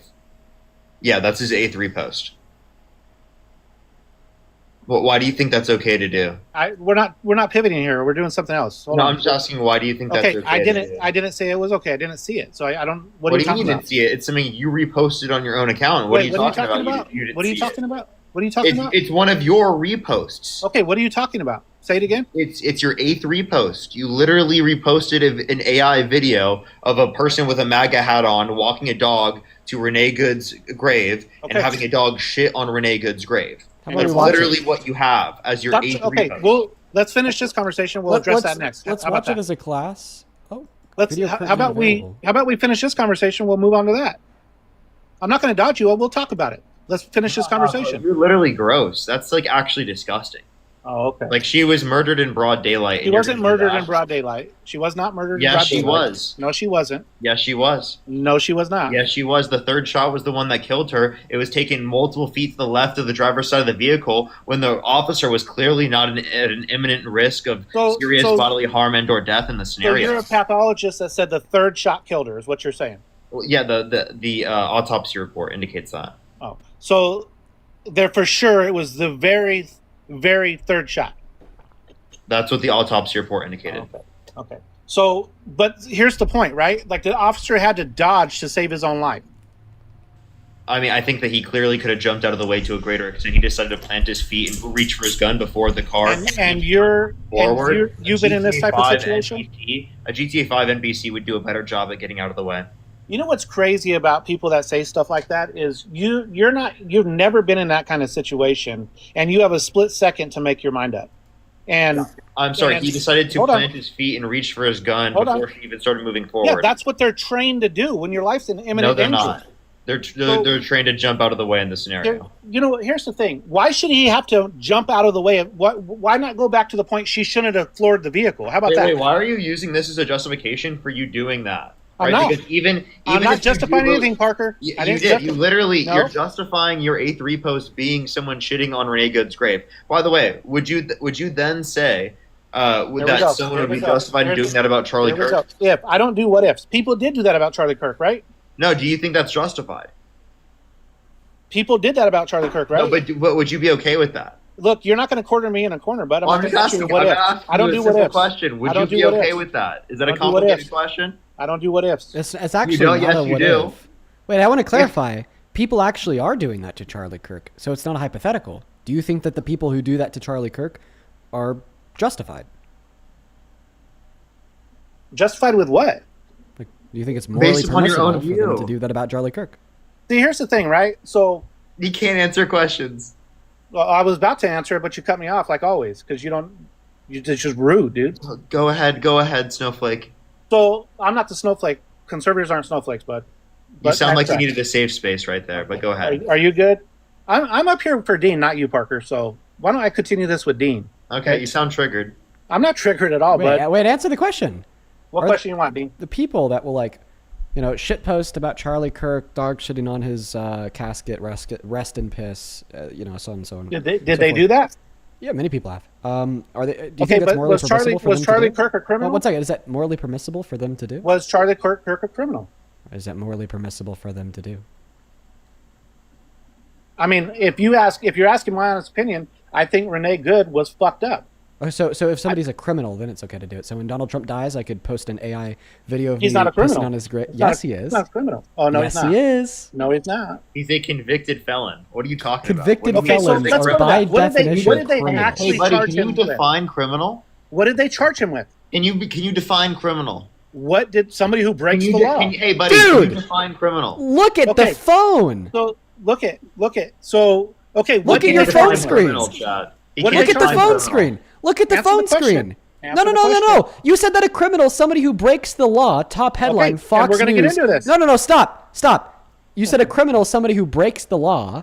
Right. Top headline, Fox Like all the News. illegals, right? They Trump break the law, guilty. right? One moment. You said that a criminal, somebody who breaks the law. Right. Top headline is Fox News. Trump guilty on Okay. all counts. I see in it. New I York can criminal read, Dean. trial. You're good. I got it. So I then can Trump's read. a criminal because he was found guilty of breaking the law. Right? Well, Okay, so what I'm did they charge him surprised with? You said you could read. What did they charge him with? Falsification of business. Okay, and what does documentation it of the take first to degree. make One which was a misdemeanor, right? One moment. Nope. Because it was in the first degree, it was a felony. No. They never clarified how they got to a felony. It is. They did clarify because it's in the first degree. No, sir. Yes, it is. They Yes. wrongfully charged that man. Go look at New York State law. Falsification of business records in the first degree Hey, is hey, a let's get back to felony. voter ID, shall we? Stop Let's run pivoting, both of away. you. Let's run away from the topic you brought up, dumbass. I brought up voter ID. 'cause You you're stupid okay fuck. with literally. By the way, he can't even engage with this point. You said you don't answer hypotheticals. I have a question. If we have a bag and there's two blue balls and two red balls, We ain't doing wait, ifs. listen, We don't do ifs. Listen, We're not doing ifs. listen. We're not doing ifs, Parker. Watch this. Parker, you can't critically think. We're not doing this, Parker. You can't think critically. We're not doing it. Oh, we can't. No, sorry, but God. Let's see if you can answer a kindergarten question. We're not going to do If I have a hypotheticals. bag and We're not there's gonna do two hypotheticals. blue balls and two red balls, how We're not many gonna do balls are hypotheticals. in the bag? We're not going to do hypotheticals. You can't answer that question? It's a hypothetical question. I'm not doing it with you If I guys. have a bag and it has two blue balls and two red balls, how many balls total are in the bag? Well, you would have no balls, but I'm not answering a hypothetical question. So, by the way, he would do that in class. He would get that question on his test, and he'd be like, "Teacher, I'm not answering this question. It's hypothetical. I'm not answering this question, teacher." Are you good? Are you good?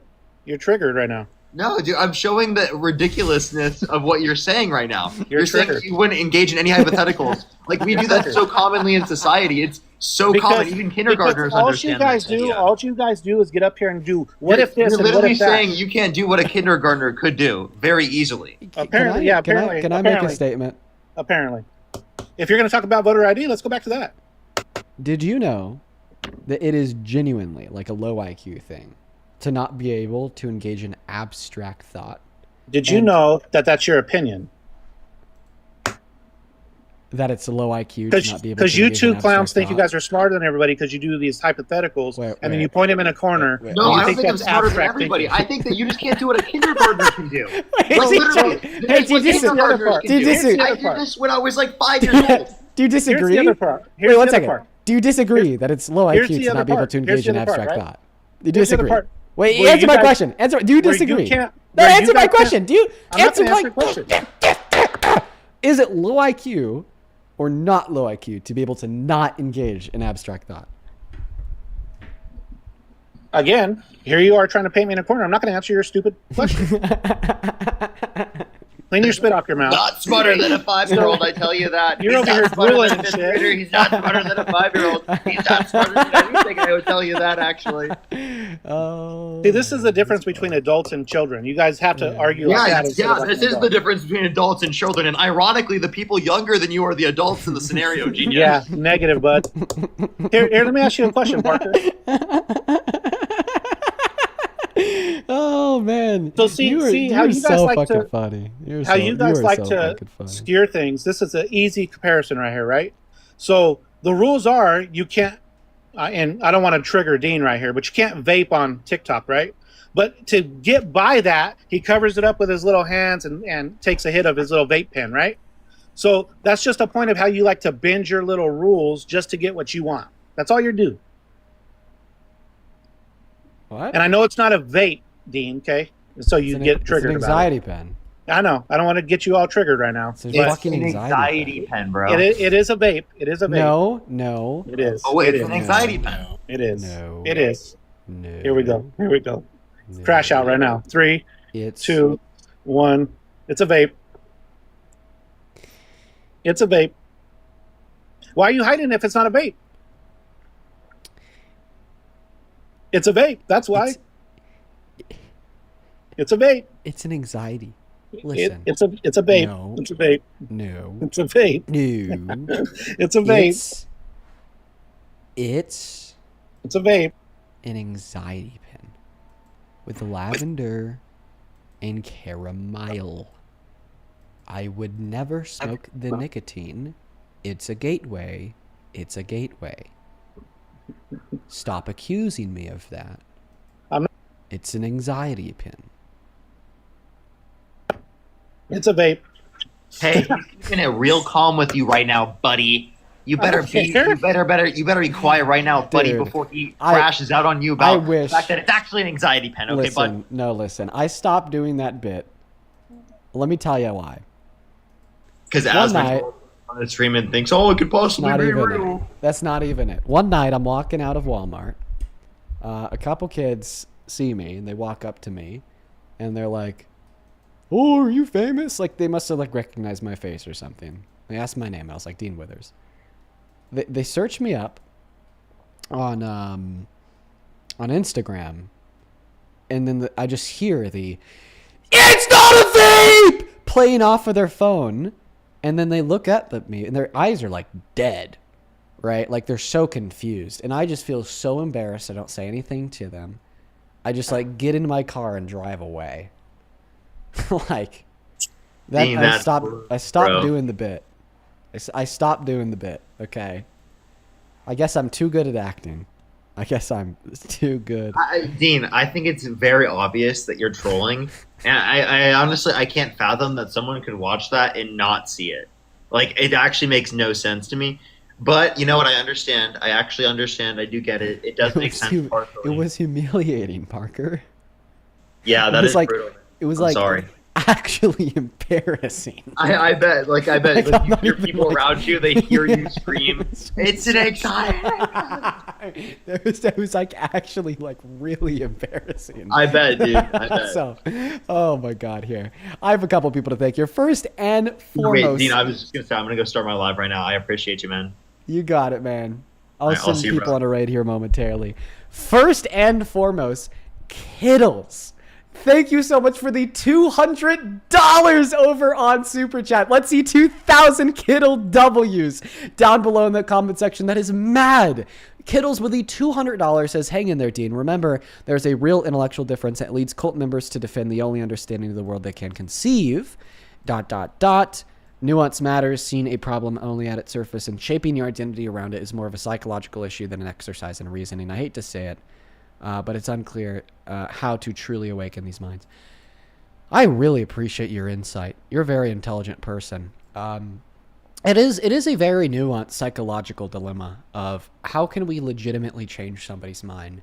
And I feel like I have so much more experience than a vast majority of people at trying, because we have these personal one-on-one conversations day in and day out. And even I don't know the definite end-all be-all golden bullet answer to that question. Thank you for the $200, Kittles. That is beyond crazy, and I'm so grateful for you. Please show some love to Kittles down below in the chat. Huge, fucking so insane. Thank you, Kittles. Sherry, thank you so much for the $20 over on YouTube Super Chat as well. I really appreciate you. And then Kat, thank you for the 10 as well. Thank you so much, you guys. We're all caught up over on Super Chat. Show some massive love to all the donors down below. A couple people on Venmo. Ben, thank you so much for the $5. Hannah with the 2. Then Emily, thank you so much for the $80 donation on Venmo. Holy cow. Show some love to Emily down below in that comment section. Emily with the 80 says, as a military spouse that hates Trump, this war's bullshit. Our troops don't deserve to die for a pedo's agenda. Keep it up even when it seems pointless. You're making a difference and you're amazing. Cheers to your girlfriend. Have a cold one or a few on me. Oh, thank you so much, Emily. We're going to be able to have more than a few cold ones with $80. My God. Thank you so much. 800 Emily W's in that chat, please. Randy, thank you for the $10. I appreciate you so much for the love. Heather, thank you for the $30, who says, I had surgery early today. Thank you for going on live, schooling these people, and providing me with entertainment. Have fun on your trip. Thank you so much, Heather. Thank you. And then Susanna, thank you for the $25, who says, why did I just pay $3.65 cents for gas in good old Georgia? Jill sounds like everyone around here is crazy. Granny. Yeah. She is a crazy granny, that's for sure. Maria, thank you for the $10 on Venmo, who says, happy 21st birthday to Dean's batty girlfriend. Shout out to you. And with that, we're all caught up over on Venmo. Guys, I'm actually going to spend a minute on live talking here after we're done reading the donors. We're not just going to turn around and end. Thank you so much, Terry, for the $20 on PayPal, who says, just found out I'm pregnant, so sometime in October, you'll have another supporter. Congratulations, Terry. How fucking yeah. I'd assume that that's like a happy pregnancy because, you know, you're saying that they're going to be born in October. So congratulations. Show some love to Terry down below in the comment section. That's huge news. I wish you the very, very best of luck. Courtney, thank you so much for the $20 over on PayPal, who says, hey, Dean, I'm from Perth and I really enjoy watching your debates. Here's a little something for your girlfriend to celebrate her B-Day and to get her a drink. Your patience inspires me. Keep it up. Thank you so much, Courtney. You guys are being way too goddamn kind tonight. And then Michelle, thank you so much for the $50 as well. That is crazy. Thank you so much. Who says, just want to give you the breaking news from ABC. Quote, a federal judge ruled Friday to block the Trump administration from enforcing a policy limiting news reporters' access to the Pentagon. This is a major blow. Oh, no way. That's crazy. So the Trump administration was violating the First Amendment right of the press with that a document. That is like actually major breaking news. Thank you, Michelle. I might even make a video on that. Thank you so much. And then Pragya, thank you for the $10. And Skylar, thank you for the 5. We're all caught up. All right, guys. Show some love to all the donors down below. Second of all, this is the end of the last live stream from the at-home studio for the next 5 days. Tomorrow morning, I am flying to California. Me and my girlfriend are staying in a pretty nice hotel for a couple days to celebrate her birthday. Her 21st birthday is on the 22nd. So we're going to have a lot of fun. Now, we're going to be streaming as well. So I made sure to find a place with really good Wi-Fi. I am bringing my whole like traveling setup with me. We're going to be streaming tomorrow and every other day, except for the 22nd, the day of my girlfriend's birthday. I'll be taking it off, and you know, that's pretty reasonable. That's pretty reasonable. My girlfriend thinks I work too much, and every birthday of hers for the last couple of years, she's always requested that I don't do any work on the day of. So I've always wanted to honor that request. Now, folks, I'm going to go ahead and end for the night. Go raid Parker. Add Parker get a job on TikTok. Add Parker get a job on YouTube. And I guess I'm going to go ahead and end the stream, turn the camera off, and get to packing. See you guys live from California tomorrow. Peace and love, guys. Good night and goodbye.